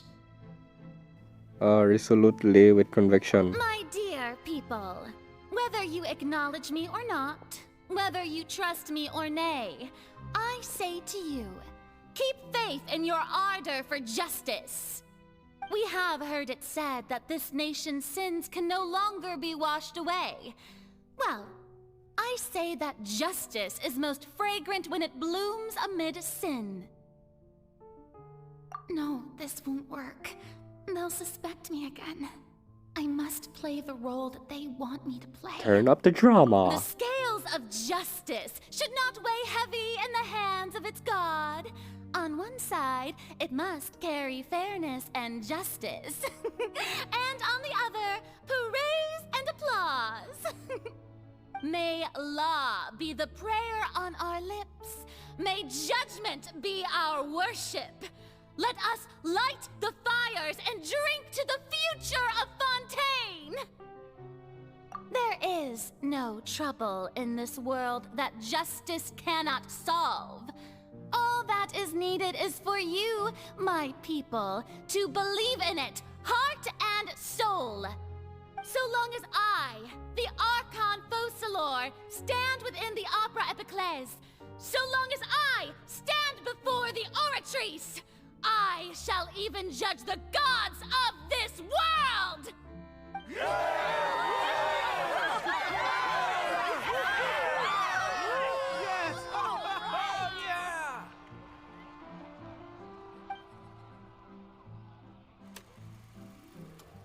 Scene 3, Opera House.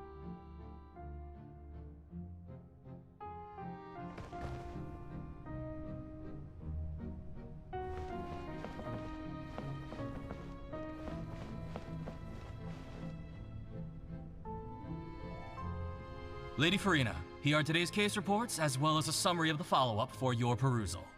Come now, was I not just at the Opera House in person?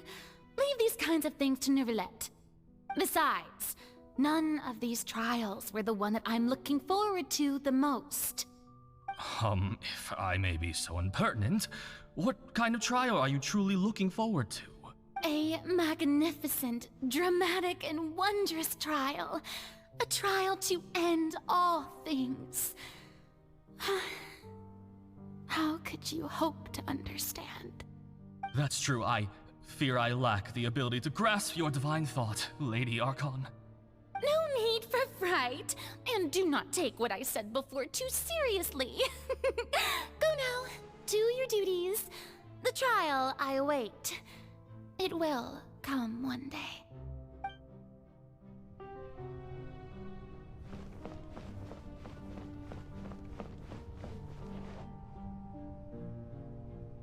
Lady Farina, I don't know what to say. Thank you for agreeing to see me. No need to thank me. Or rather, thank your own sense of perseverance instead. Long have you stood in line to meet me, have you not? Oh, I'm afraid that's just an inevitable consequence of my divine charm. All right, Deoteria, is it? How is your son's illness? You remembered me, and you knew of my family, too. He is doing much better now. In fact, he is far more of an ardent believer than I.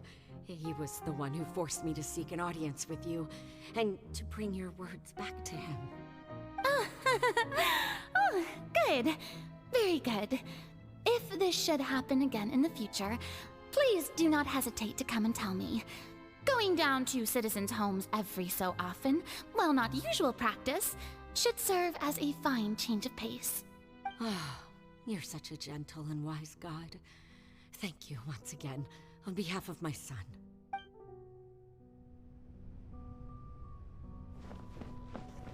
So I can run, but I can't sprint.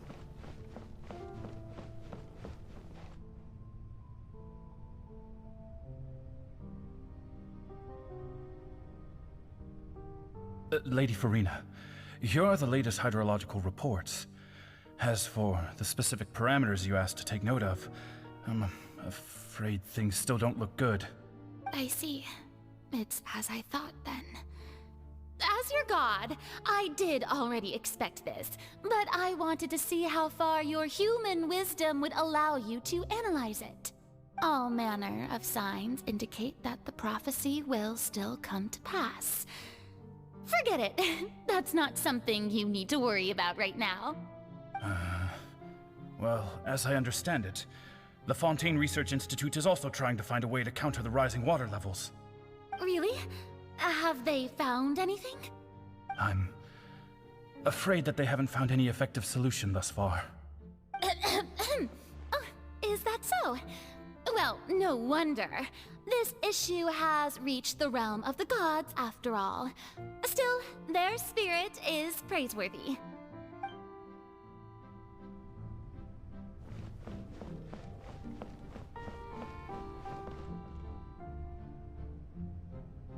The day is finally over. I haven't had a moment to breathe this whole time. But it's good to see that everything's getting on track. There are no longer any voices of suspicion. Maybe this is fine. I just need to keep going, and everyone will be saved. Alright, Farina, don't think too hard about this. You need rest. Tomorrow's a new day.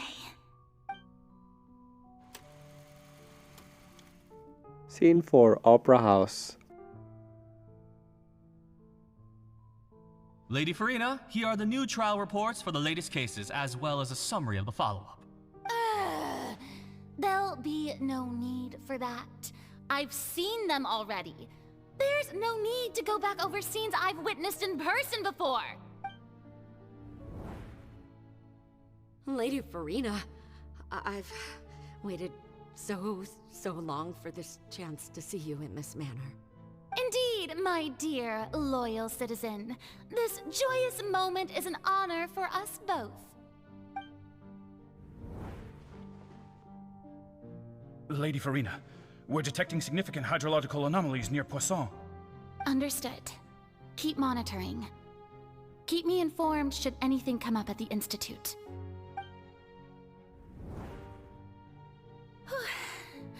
I don't think I let anything slip today. I must show the people that there is nothing to worry about. I just don't know when these days will end. I feel utterly exhausted. Best to rest early today, too.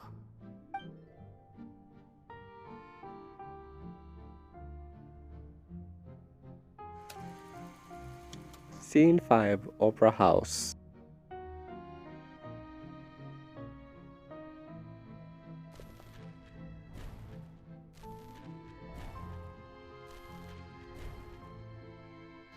Oh, she's been working hard.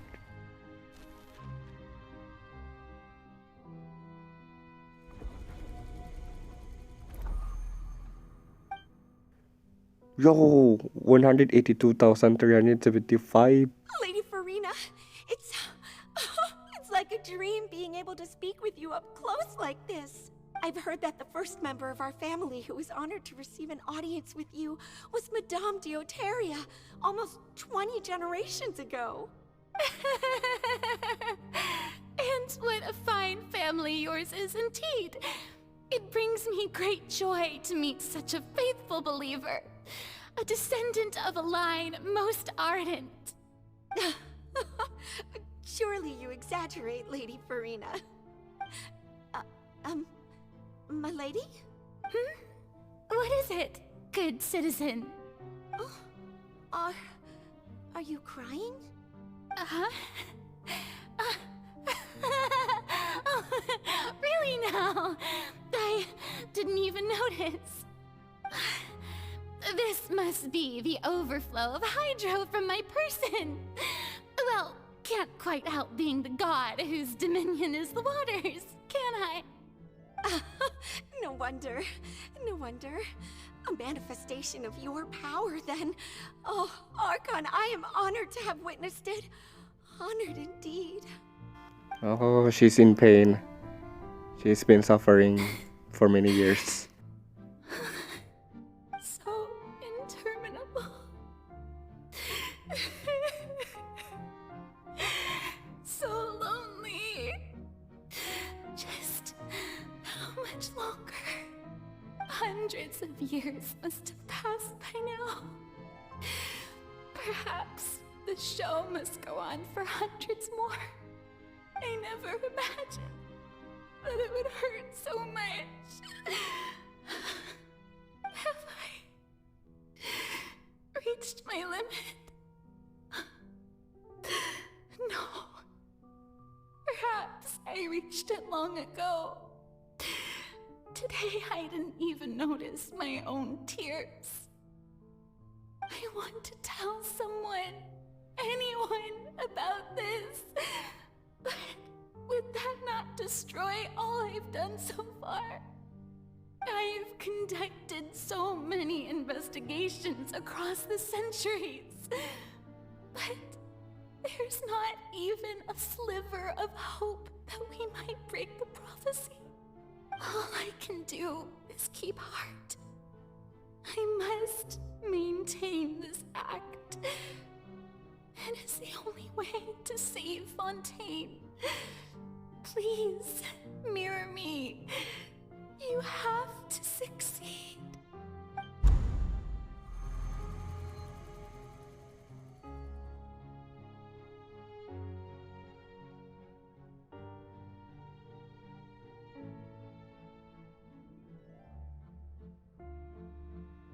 Furina, you don't have to shoulder this burden alone. Although I don't know what you might be keeping from everyone. Your people are more than willing to share your burden with you.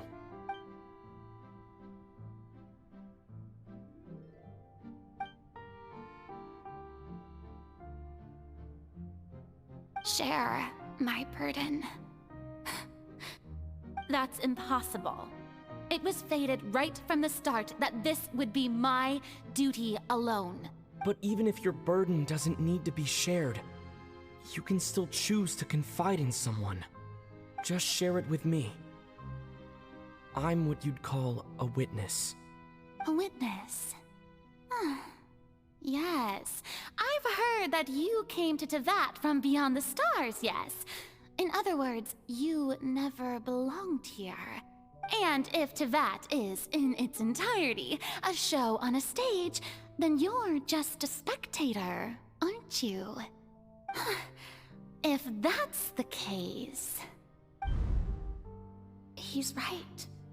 I could confide in him, couldn't I? But if things don't play out as expected, the people of Fontaine will be the ones to pay the price. No, Furina. You shouldn't be selfish. But what if it's really alright? Furina, you've worked so hard for so long. Surely it would be okay to put yourself first for once. Just this once. Is it such an outrageous thing to do anyway? To find someone in whom you can confide your frustrations and sorrows? Surely it could not hurt. If you let this opportunity slip through your fingers, it might never come by again. Think about it. Long and hard.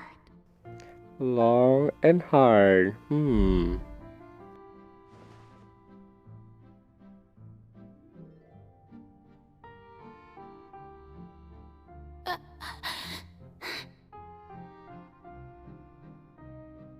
No, I have nothing to say.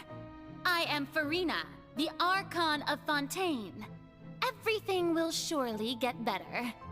All you need to do, dear spectator, is to witness my performance until the curtains fall.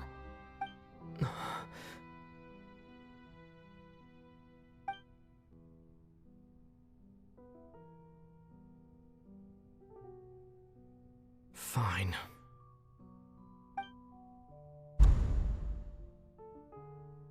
Jeez, so that's what she's hiding.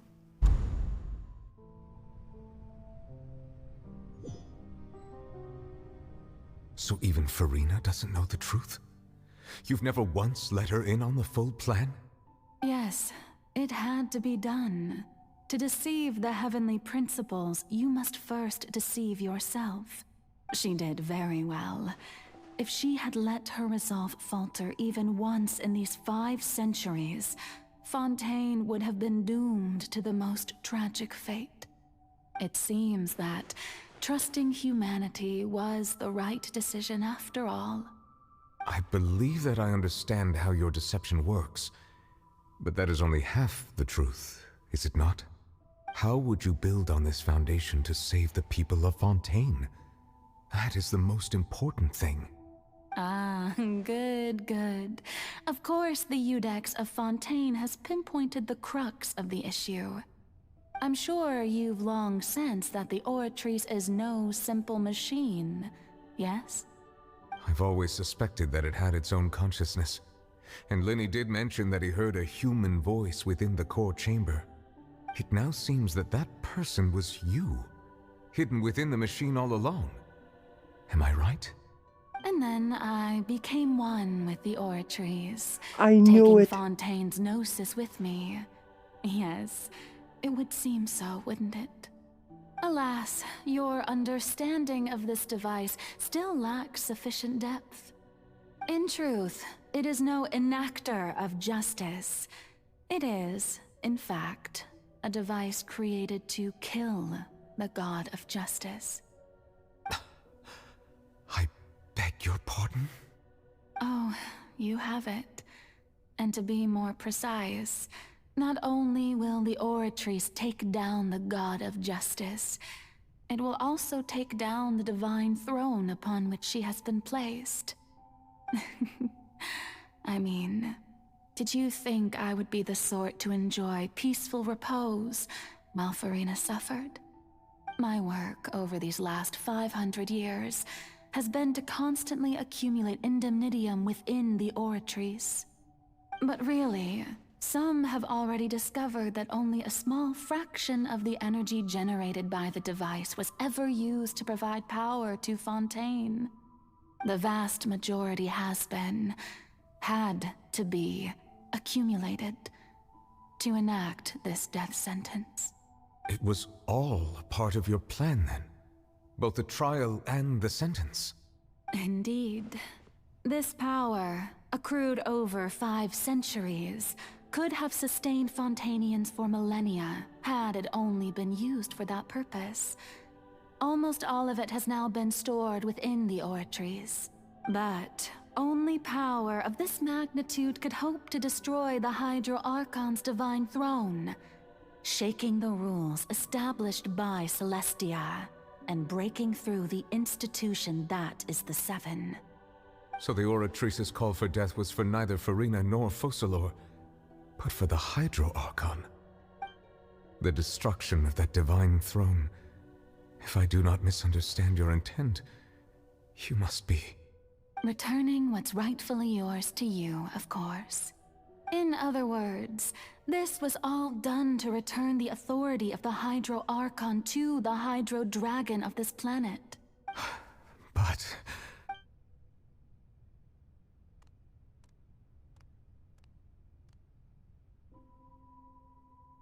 Oh, what? Getting sad again, are we?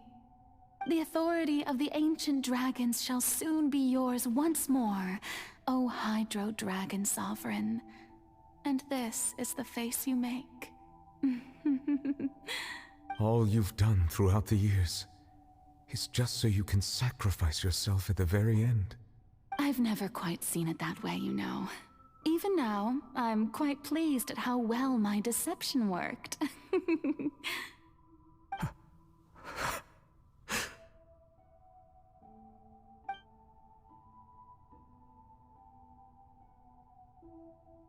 Hydro Dragon, don't cry. I must say, had it been within my rights, I would have loved to judge the heavenly principles themselves.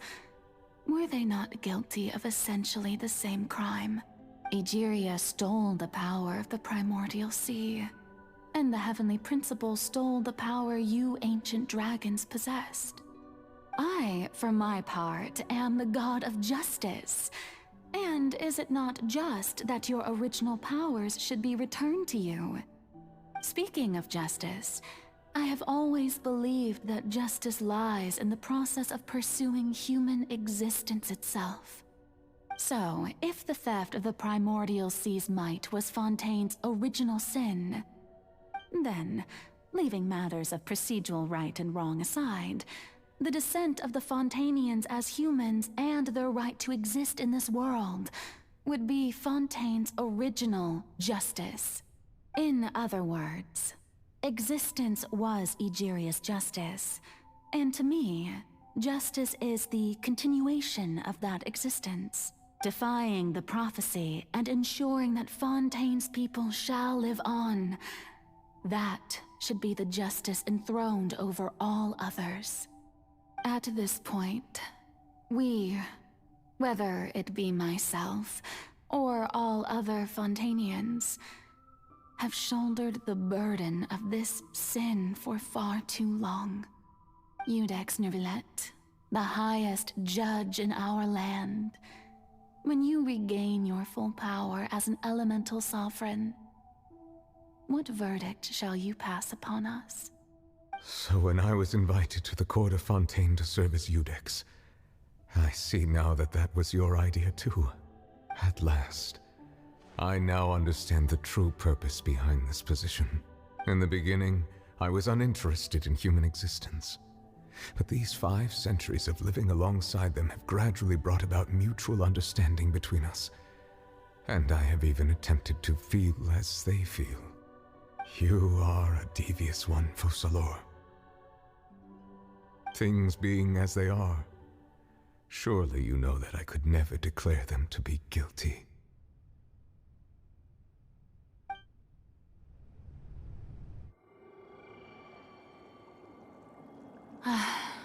The hour of my execution is almost here. Bro. For the sinner, the curtain call has come. I know I may not sound it, but faced with death, I find myself a little afraid. Perhaps this is one thing both gods and humans have in common.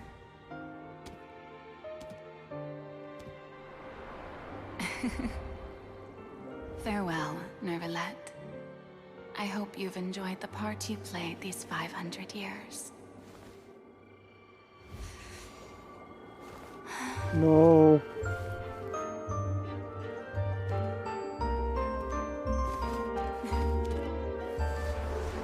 It's hard to watch.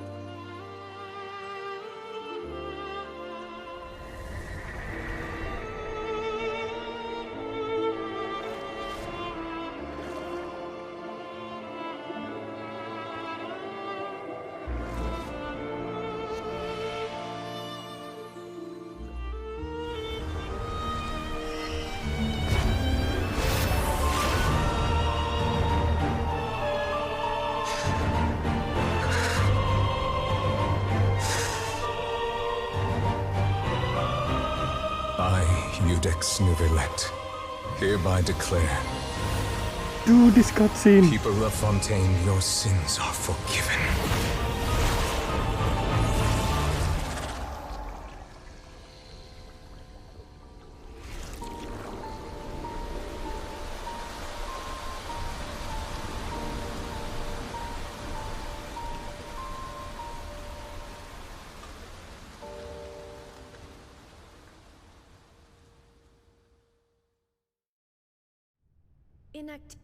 What the fuck? Raiden, can you see he's having a moment? What just happened? Has the death sentence been carried out? Was that bright light some sort of misdirection?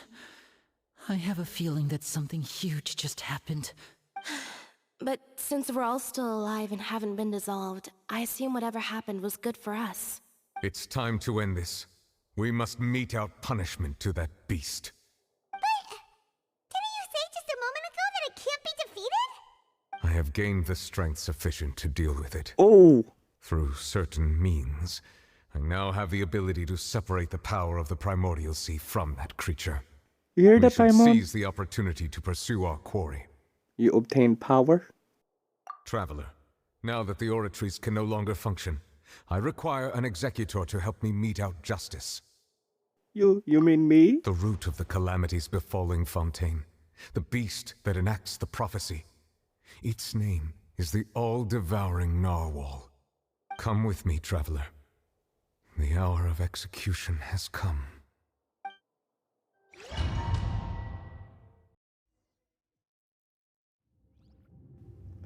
Alright! This is it. The weekly boss is here. Oh, I'm so excited.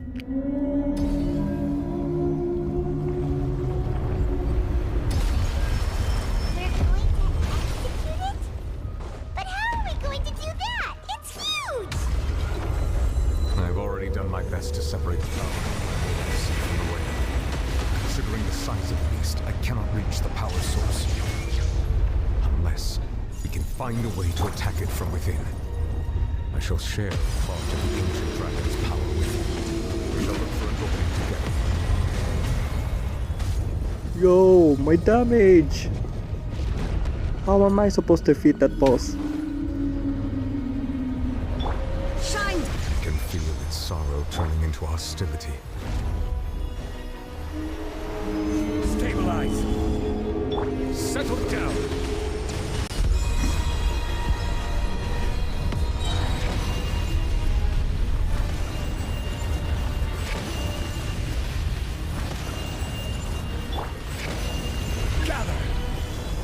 Is that the weak spot? Quick! The all-devouring narwhal cannot resist its instinct to devour. Continue to trigger its hostility. Oh god, oh god.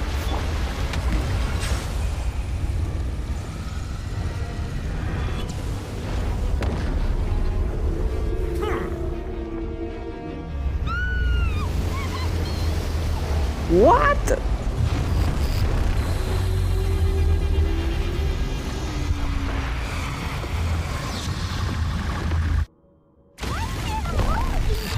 Holy shit, that's the abyss!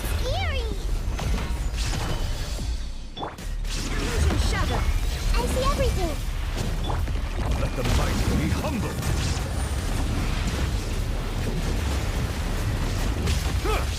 Settle down! I have granted you my protection. Do not fear. Seize the moment and use my power to suppress its root from within. Gather! Hey! Silence!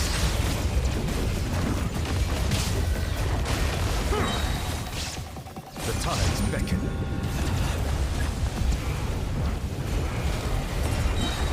Okay, he's down. Bow your head.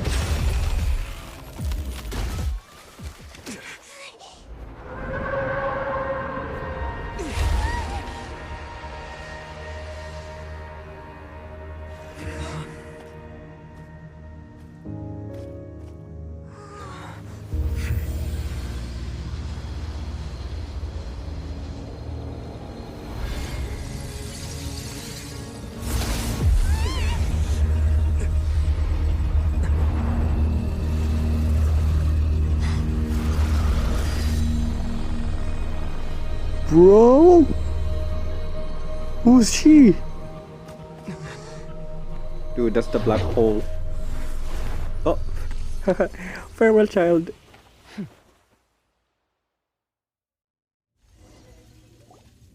Thanks for helping with the cleanup.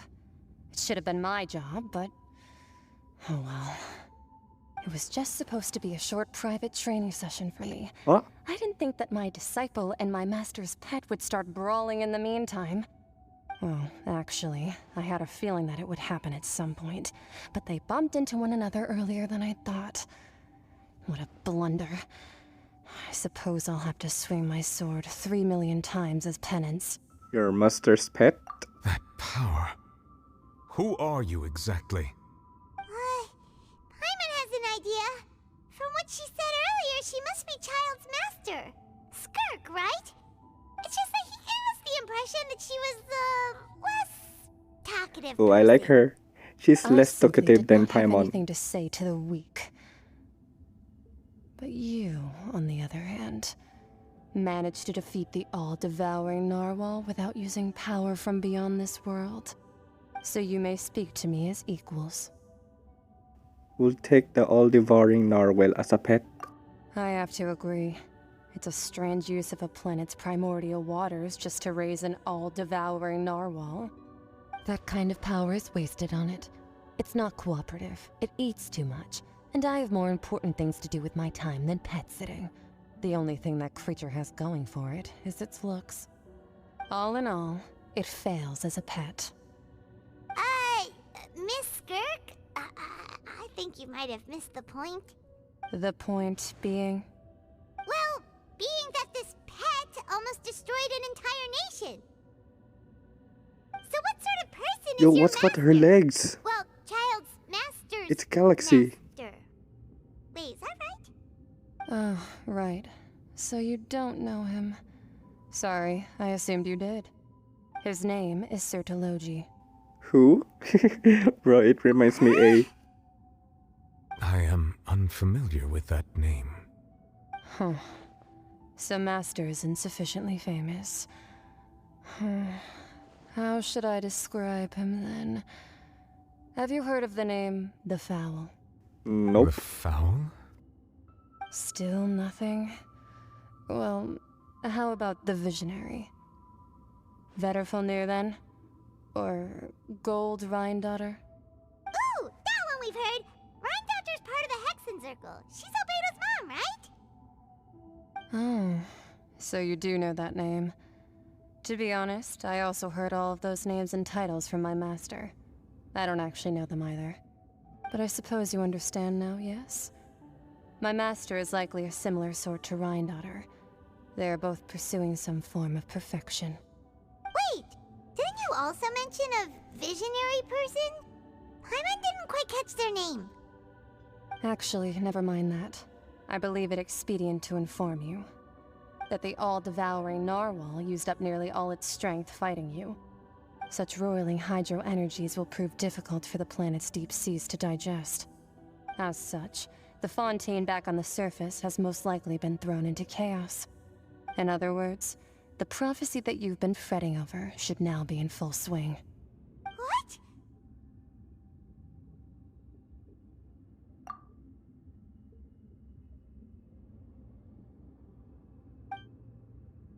Not to worry.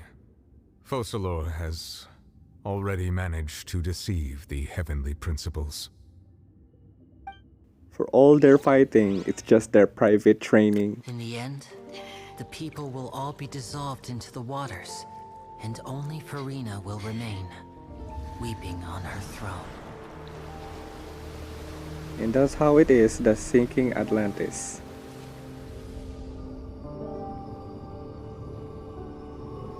Only then will the sins of the people of Fontaine be washed away.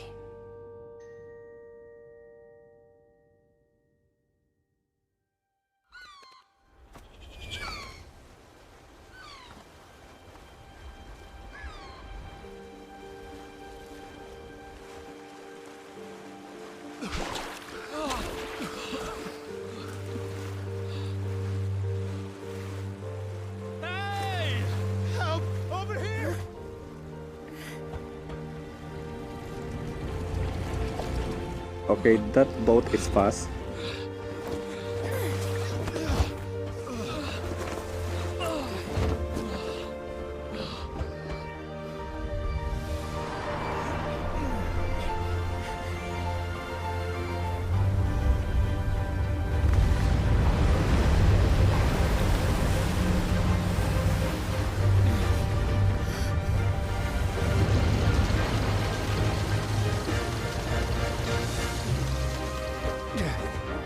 All hands, initiate emergency rescue!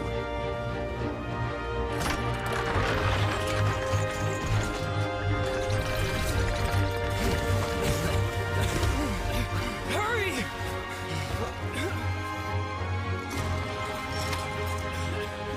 Hey, lend a hand!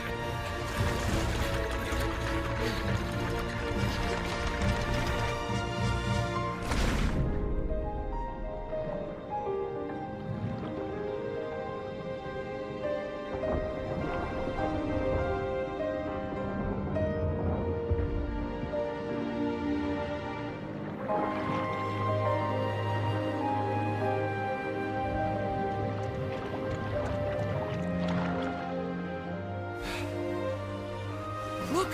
The water's receding!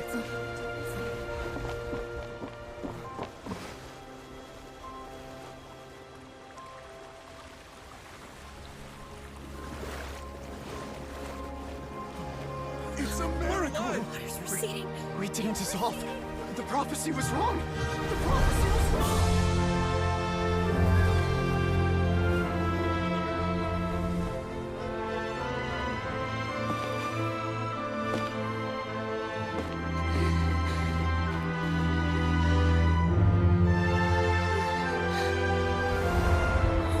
Are you alright?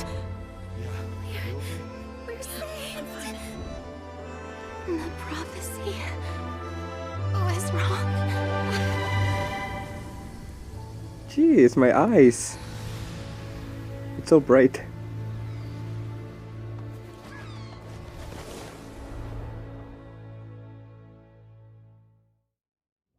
Water comes. What? 1 minute and still loading. The soil renewed. The Spina di Rosula talks post-disaster rebuilding. I recently visited Poisson to meet with Miss Navia, spokesperson of the Spina di Rosula, and we spoke about Poisson's present and future. Old soil can still give birth to new bloom, Miss Navia stated. Hope is like seeing a small cookie when you're starving late at night. You just need a little of it. Skyship Winglet, booner brain of the Fontaine Research Institute. The various disputes that have arisen on account of Mr. Edwin have suddenly become a shield over the Institute, with Jurier turning out to be a once overlooked hidden gem. People always call the first researcher mad, but few know what to call the second. And should that latter person achieve a miracle, they would find it all the harder to find a word with which to classify him and his team. Wow! Paimon barely recognizes the people in the reports. Are those really Jurier and Navia? They sound like real big shots.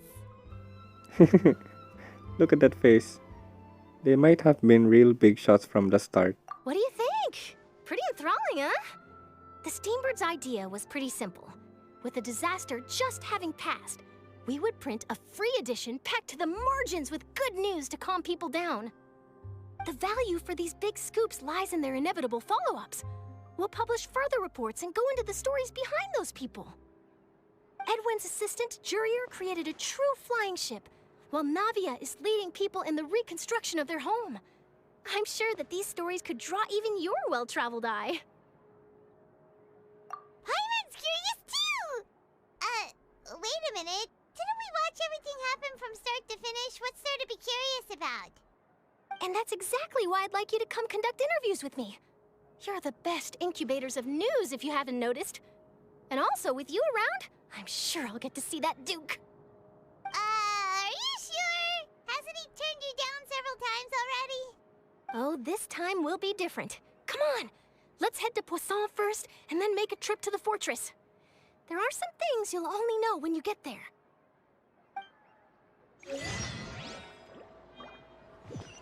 Hmm. If Charlotte is a reporter, why she have a camera? And where is her cameraman?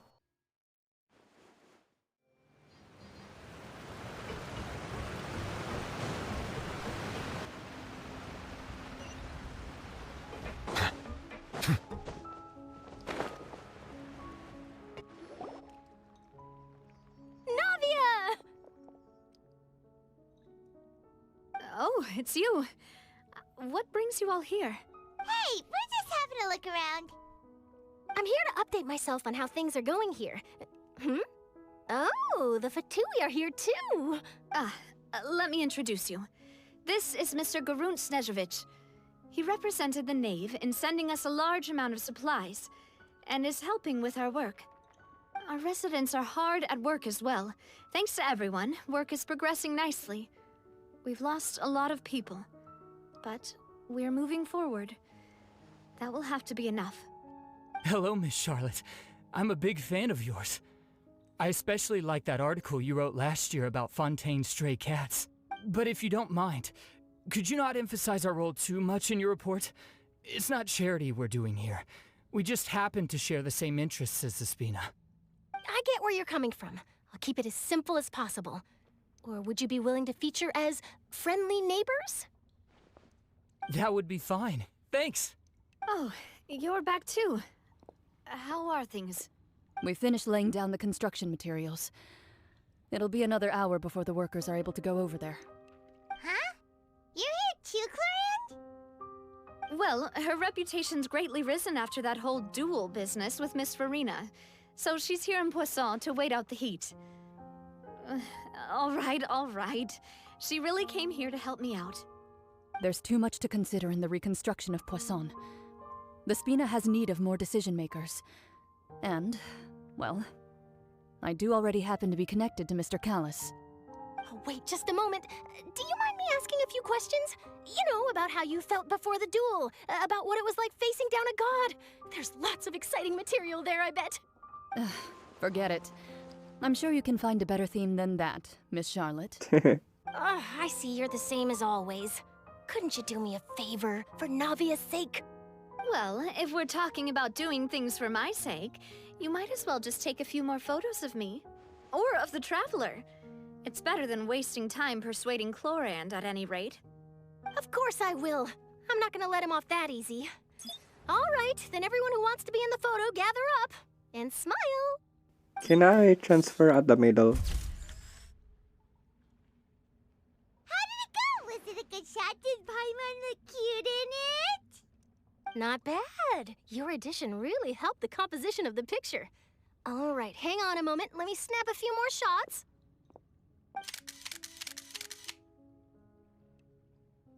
All right, that should do it. I'll be back here later anyway, so let's call it a day.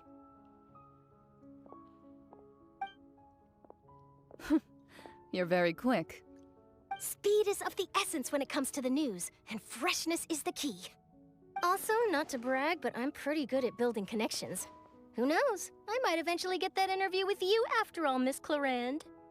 Wow, you really do have that never say die spirit. I'm impressed. I'll hazard a guess that this is how you got that interview at the Fortress of Maripede. You already know she was going? Whoa, you're well informed. Let me make a guess too. I asked Sijuin, who told Monsieur Nervillet, and he told you, right? That's a very complete information chain. In truth, all Monsieur Nervillet asked me was, when did the fortress become so friendly towards the media? I told him that it was best not to speak too soon. There's no guarantee that Ridesley will make a personal appearance. You're right. I've got to treasure every moment I have with them. In which case, I'll be making a move first. Stay safe now. And tell me if you hear anything interesting. I'll treat you to afternoon tea in exchange. I swear to God, Chlorine is a stalker.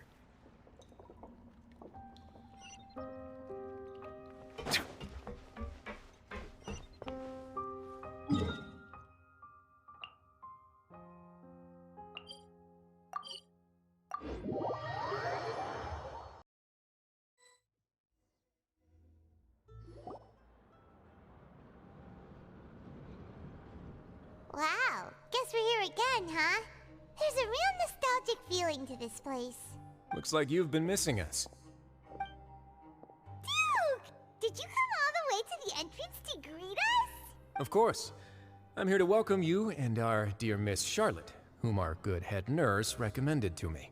It's an honor to finally meet the much-rumored Duke. Thank you for consenting to my visit to the fortress, sir. No need to thank me. But that said, I shouldn't be the focus of your interview. I trust you recall our agreement? Of course, of course. All right then, this way.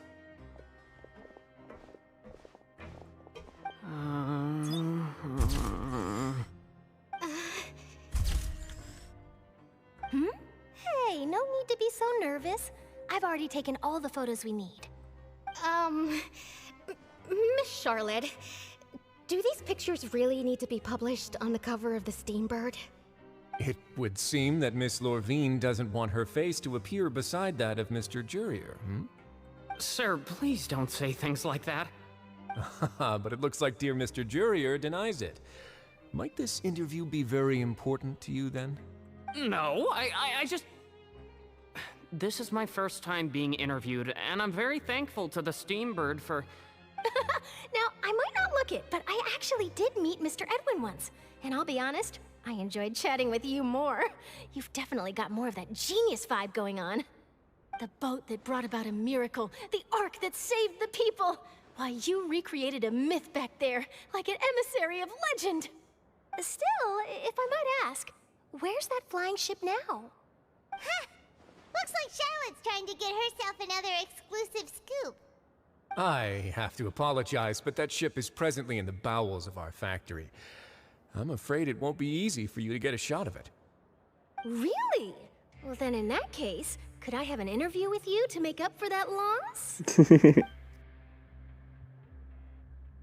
You already know my answer, I'm afraid. Best you interview our head nurse instead. Or perhaps you'd like to take another photo of this couple of researchers? Did you really have to use the word couple? Oh, well then, 2 solo photos will do. Is my hair messed up? Please, someone help me have a look. Things sure are getting pretty lively here. We've seen this kind of thing before. Oh, seems like everyone's here. Would any of you like to try this new drink I came up with? Ah, Siegeween. Hey, Miss Charlotte. Why don't you, take some pretty photos of our head nurse? Sure. Come on, Miss Siegeween. Over this way. Let's find a brighter spot. Sure. Do I have to smile? So, how have things been at the fortress? Same old, as you can see. Fontaine's undergone some changes, but this place is still more or less the same. Other than that flying ship, it got a tad too much attention, I think. That's why I decided to let the interview go through. We should direct more public opinions toward the behind-the-scenes heroes. Am I right, Mr. Jurier? Miss Lorvine? You're too kind, sir. I believe that you too should have your day in the sun. Not that you would want that, which is a pity. I'll just leave the spotlight to you two. I see. Lots of things happened that day, huh? Anyway, regarding that Harbinger, I'm not sure you remember, but his 3 young followers are still waiting for his return. He sure did win them over, huh? I'll tell them that there's good news and bad news. The good being that their boss seems fine, and the bad being that they must face extended sentences for abetting his escape. Oh, actually, what about you? Are things gonna change for you too? What change can there be? The fortress will keep chugging along, and so will my duties. As to what Miss Farina's departure will mean for the nation, and if our laws and governance will be transformed, we'll leave those to the folks in the overworld. Hey everyone, the photo shoot's done. Good. In that case, let's call it a day here. Thanks for your cooperation. Come on, Traveler, let's go. Till next time, everyone. There'll be a next time? Maybe.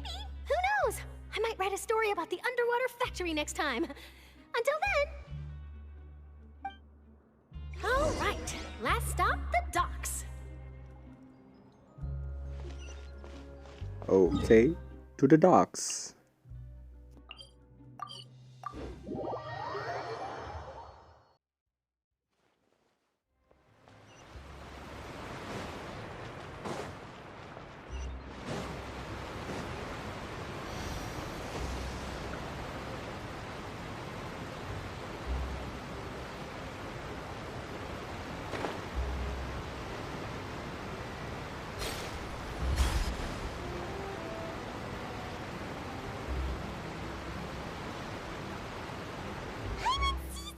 They really are here! How did you know? Navia mentioned that she stayed in touch with Linny and the others after working together.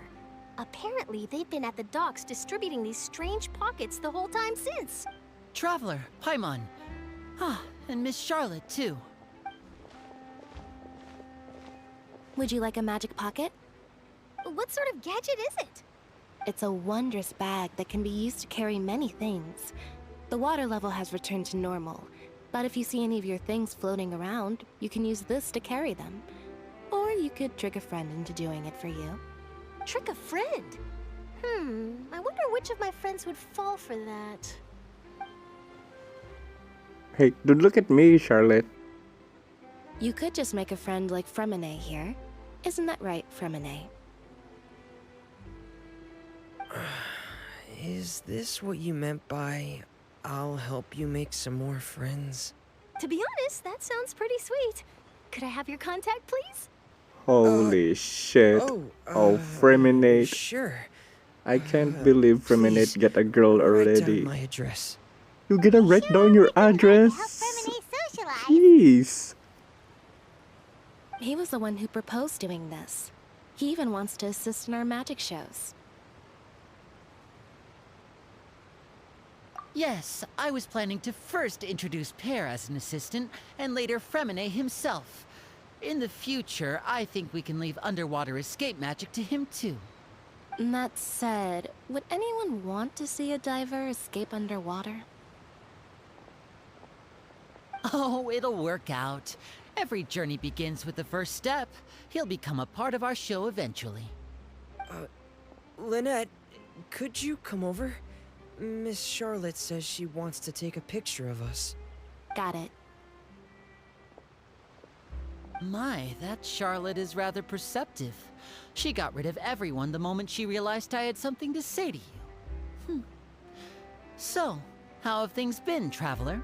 I'm doing alright. Father says that you did a great deal during the latest events. She's very grateful for your contributions to Fontaine. That's alright. We were more than happy to help. So, what's she doing now?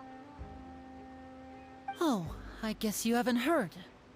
Well, after Lady Farina left, Father and Monsieur Neuvillette opened negotiations, during which he gave Fontaine's gnosis to her as a diplomatic gift. My god, really? A diplomatic gift? A gnosis? Yes, I was quite surprised at first myself. But when I thought it over, there were actually a number of things going for it. It could have been done as an apology for the incident with Lord Child, or as thanks for his help in tying the all-devouring narwhal down. Furthermore, Father did also lend significant aid to Fontaine and Poisson. Well, that's true, but this is a gnosis we're talking about. Doesn't this seem a bit irresponsible? I would agree, but I've also heard that it seems that Monsieur Neuvillette has had a significant change of heart regarding the matter. So there's some reason for this that only Neuvillette knows about? I suspect you'll have to ask him about that yourself. Ah, yes, speaking of which, I did see him strolling around the entrance to the Fortress of Maripede a while back. Isn't he real busy and stuff? Paimon didn't think he'd have the time for that. But back to the topic. The gnosis was given to the knave, right? What about Child? They say that he's returned to Snezhnaya to recover from his wounds. I hear that the recent disaster really did a number on his health. Well, I guess I can call him one of my war buddies. That's true. When you think about it, we've had loads of run-ins with the Fatui. To think we'd be allied with them this time. So shocked by such a simple switching of sides?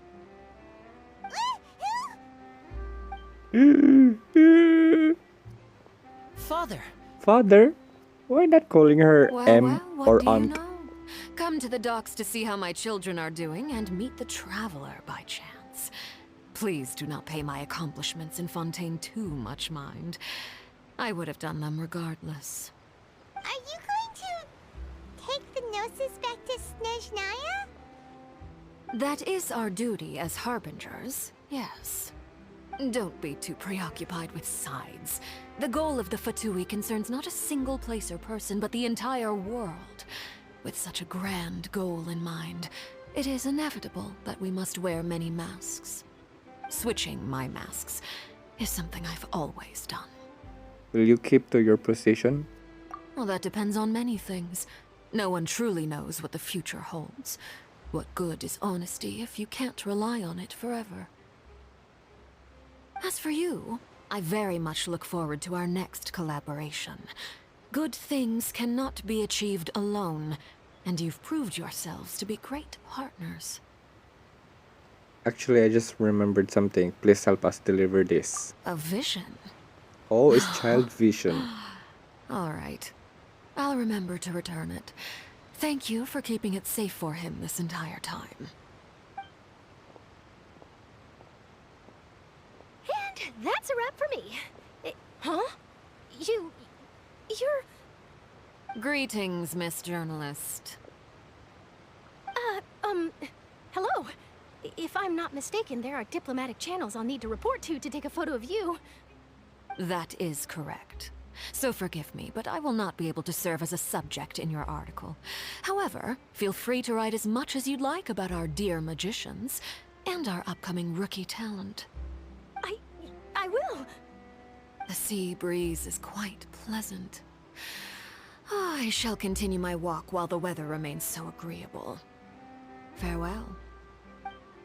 Farewell, Father. Oh, she has such an intimidating presence. I didn't even dare to take a picture. Thankfully, I've already wrapped up all my pre-scheduled interviews. Thank you all. This'll be more than enough for me to write about, I'm sure. Don't be too nervous. Why don't you take a magic pocket before you go? Here, Traveler, Paimon, you take one too. To move things about? That's right. Funny. I was giving out magic pockets when we first met too. And what do you know? I'm doing the exact same thing right now. So I guess this must be life. No! We will all Every follow our own time paths, I accidentally press the and space serendipity bar. will lead you to your fated friends. All right then. We'll be handing out pockets in some other districts later, so we'll get going now. Have a good day, you two. Well, guess we sent Charlotte off. Shall we go see what Neverlette's doing? As long as he's not so busy that he doesn't have time to chat anyway. So, the knave. Am I working with her? I don't know she's the enemy, but she's still a Fatui member. The first boss Fatui is the Tartaglia, the second is Signora, and the third is Scaramouche. I don't know, the fourth one is either the Doctor or the Knave.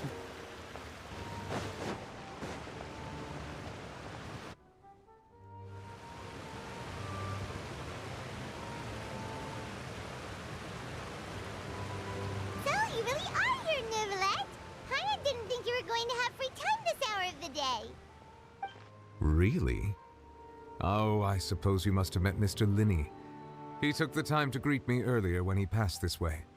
In any case, you came at a good time.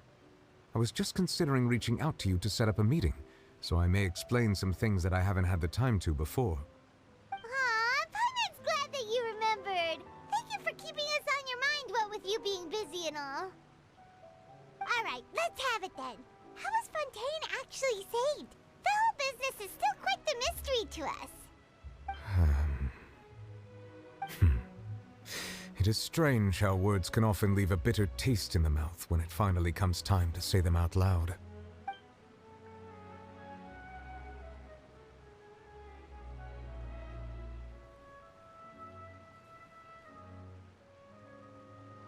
Whoa. So that's what happened? I only saw Furina part myself. Focalor destroyed the divine throne of the Hydro Archon and restored your power to you, transforming you into a fully fledged elemental dragon sovereign. But Paimon still doesn't quite get what you did to save the Fontainians from dissolving. For me, the authority of the ancient dragons refers to absolute control over the hydro element. Fontainians were incomplete humans born of Egeria's use of the power of the primordial sea, with constitutions similar to that of mimics. But so long as those primordial energies remain within them, I could use the ancient dragon's authority to grant them true blood, after the fashion in which life was first brought into being on this planet. In other words, when I gave my verdict, Fontainians became true humans, and thus would naturally no longer be dissolved by water from the primordial sea. Focalor must have counted on you to make that decision as well.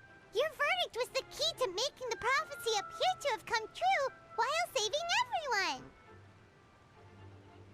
Yeah, and in a manner of speaking, Focalor finally managed to fulfill the original Hydro Archon's wish to turn Oceanids into real people too! It seems from your expressions that you still have more things you wish to ask. Ask away. I will tell you the truth as I know it. Child. I have investigated his case along many avenues, and I have learned that he once fell into an unknown chasm when he was young. There, by chance, he awakened the all-devouring narwhal. But whether it be by sentiment or reason, that should not have been enough to consider him the root cause of the disaster. At most, he would have had tangential liability. As for the judgment passed by the oratrice during the trial, whether it was due to that liability by association or Focalor deliberately using him to buy time for us on the assumption that he would be able to hold the creature off, I cannot say. Guess Focalor had Fontainians in mind the whole time. In the end, it was thanks to her that they finally became real humans. Hang on a second. Paimon suddenly got another question. Back when Fontainians hadn't yet become real humans, were the children they had also transformed Oceanids? Life has always flowed like water. Do you recall how Fontainians would often come to the Fountain of Lucine to pray for children? Yeah, Lynette said the fountain is where all the waters in Fontaine converge. In truth, even those couples did not know that such prayers were no mere custom, but instead a form of ritual. Those Oceanids who were blessed within the spring water would later descend as new humans in the coming months. Paimon sorta gets it now. Either way, seems like this ritual won't be of any further use, but it'll probably live on as a local custom. Ask away. I will tell you the truth as I know it. About Fontaine's genosis. Oh, that's right! They say you've given it to the knave as a diplomatic gift or something. Leaving aside their intentionality, the two Fatui Harbingers have indeed done much for us during this crisis. Their sole remaining goal in Fontaine, at least at this point, would seem to be the Gnosis. The Oratrice has ceased to function. The Hydro Archon's divine throne is now no more, and I do not need the Gnosis's power. As such, it has lost all meaning for Fontaine. If the Fatui have impure designs, then we might as well accede to their request now, and avoid unnecessary conflict. What complicated considerations? Paimon thought you were just giving it to them out of gratitude to the knave and as an apology to Child. Ask away. I will tell you the truth as I know it. About Fontaine's future. Yeah, about that. Risley said Furina has already left. What's that all about? Ah, Lady Furina. The people are only aware that her death sentence has not been carried out. She abdicated the post of Hydro Archon and left affairs related to that title to me, before leaving the Opera House. I related Focalor's words to her faithfully and completely. After hearing them, she seemed neither saddened nor comforted. She simply said that she was tired and needed to rest. Having said that, she then packed her things and moved out of the Opera House, not unlike how an ordinary person might. But she's still got a place to stay, right? You need not worry. I will make arrangements to ensure that she will not want for food, clothing, board, or travel. In truth, I am somewhat happy for her. The wear and tear on her spirit will, of course, take time to heal. But now that she no longer has to play the role of Focalor the Hydro Archon, she can finally lay down her burdens and lead a normal life. What about you then? What are your plans now that you've regained your full powers as the Hydro Dragon? After Focalor passed on, the Oratrice also ceased to function. This matter will directly affect our trials. After much careful consideration, I've decided to take over its role in our courts. From now on, I shall hear cases and pass verdicts by myself. Looks like you're still considering stuff from the perspective of the Udex, huh? As an elemental dragon, there are indeed many things that I must do. But this power and this duty, in a manner of speaking, you could say that both were granted to me. As such, before I attend to my other responsibilities, I must first and foremost continue to serve Fontaine as its highest judge. The duty of the Hydro Sovereign and the duty of the Udex shall coexist within my person. Additionally, the Hydro Archon's departure has brought about another problem, which is that the Opera House shall no longer produce indemnitium. That's true. That power was derived from the people's faith in the Hydro Archon, wasn't it? Wait, but the various mechs and machines in the city are all still okay. Where are they getting their energy from? As I am now, I have full command over New Musia, and it can serve as a complete substitute. Another reason why I cannot quite leave Fontaine immediately. Wow. This ancient dragon's authority stuff is really quite useful, huh? Ask away. I will tell you the truth as I know it. About the next stop on my journey. You will soon be heading to Natlan, I presume. Ooh, Natlan! It's the I'm Sapphire afraid that I have Nation. little talent as a travel guide, so all I can do is tell you what I know about that land. Okay. As far as I'm aware, Natlan can be said to be a nation of dragons. A nation of dragons? You mean like you? No, I suspect that I would not find myself welcome there. Unlike ancient dragons such as myself, the dragons of Natlan have undergone long years of development and evolution. Large numbers of them have entered a form of coexistence with humanity. Natlan is also the nation of war. War ravages those lands like an undying flame. There is one other piece of information I got incidentally from my negotiations with the Knave that I believe may be useful to you. The Harbinger known as the Captain has thrown his hat into the endless ring of war. The Captain. Sounds like a real tough customer. Seriously, everywhere you look, there's a Fatui Harbinger doing their thing. I suggest that you fully prepare yourself before going to Natlan. In the meantime, Fontaine's doors will always be open to you. Ask away. I will tell you the truth as I know it. I have no more questions. Hang on a sec. Paimon still got a question about the Gnosis. When we spoke to Linny earlier, he mentioned that your attitude towards giving away the Gnosis had clearly changed.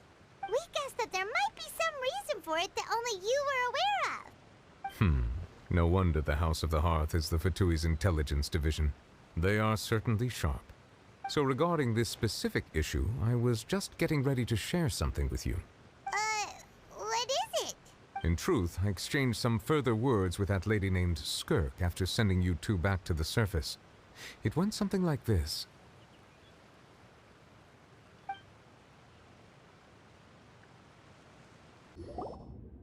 Well, we're going to head topside to see what's going on. You hurry over soon as well, all right, Nervalet? What next? The all-devouring narwhal isn't here, so I'm no longer getting any interference. I can finally catch the scent of your power, what it's made of.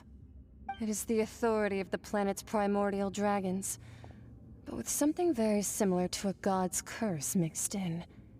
It's quite a novel blend. I'm sure I've encountered something like this before. What was it again? I do not know what you speak of. Ah, of course. How could I forget? You should have the remains of the third descender on your person, yes? Remains? I've never heard of any such thing. Huh. According to your parlance, I believe it may be called a gnosis.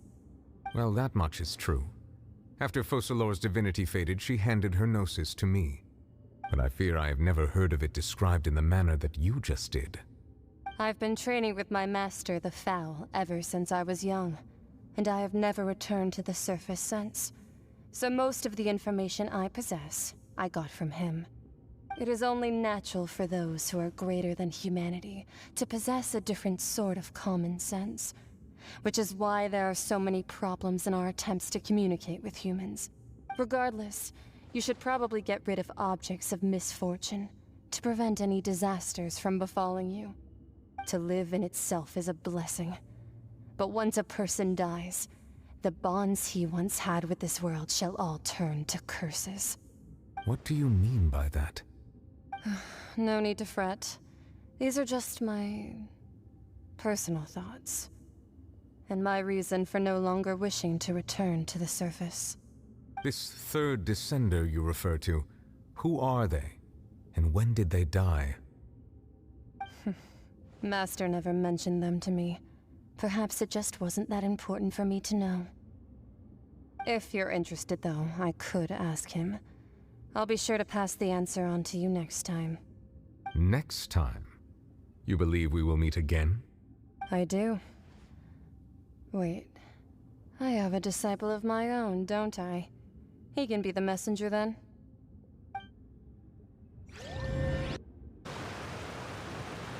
That's what she told me. Whether it would prove useful or not, I wanted to pass that information on to you. The remains of the third descender? So that's what the Gnosis actually are. Paimon just thought they looked like chess pieces. How could they be a person's remains? All the same, assuming that there was no misunderstanding or special metaphor at play, that is what she meant to say. And she said that it would bring misfortune and that you should check it, which is why you gave it to the Fatui. If she speaks the truth, then I would simply be putting Fontaine at unnecessary risk by keeping it here.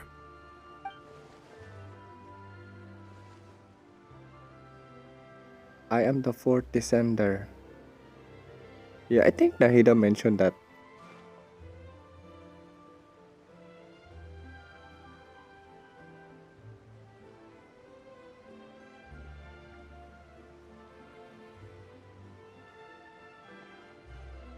I had guessed that you might already be familiar with this concept, but I did not expect you to be one of them. That means that the Gnosis, which are exceedingly element-compatible and can even enhance elemental abilities, do indeed come from the third descender. I wonder, does your body also possess similar properties? Like being able to use elemental powers without a vision. That does sort of count as special compatibility, right? No, let's not think about this stuff right now. It just feels creepy, comparing the Traveler to the dead third descender and all. Aw, don't worry, I won't die easily. That's what you say, but this topic still feels like bad luck. Once Child recovers, let's get some more answers out of him. Or go look for his master and get the answers that way. I too believe it unwise to make too many blind guesses when information is lacking. The same is true of being at court. Alright. Whatever the case, it seems like the crisis here in Fontaine's over for now. Yes. All of Focalor's efforts were for this moment as well. But she sacrificed herself in the end as a god, and she suffered through all those years as a human. Was that really what she wanted? I suppose that would be the mystery of a god's will. Can you understand the will of the gods? I suspect not. But once in a while I too would guess that if wishes were like the clouds in the sky, they will one day return to the earth as raindrops. Life flows like water, and rain is the final answer. The water levels may sometimes tilt one way or another, but the rain falls fairly upon all. And what, ultimately, is the difference between the rains that fall upon all of us? Wow. Okay. Archon quest, it's done. I wonder, if Natlan is a nation of dragon, is that means there's a half human, half dragon? Alright, and that's it for today's video, Archon quest video, guys. I really hope you enjoy this. If you do, go ahead, click the like button and subscribe for my channel for more videos, and I'll see you next time. Peace.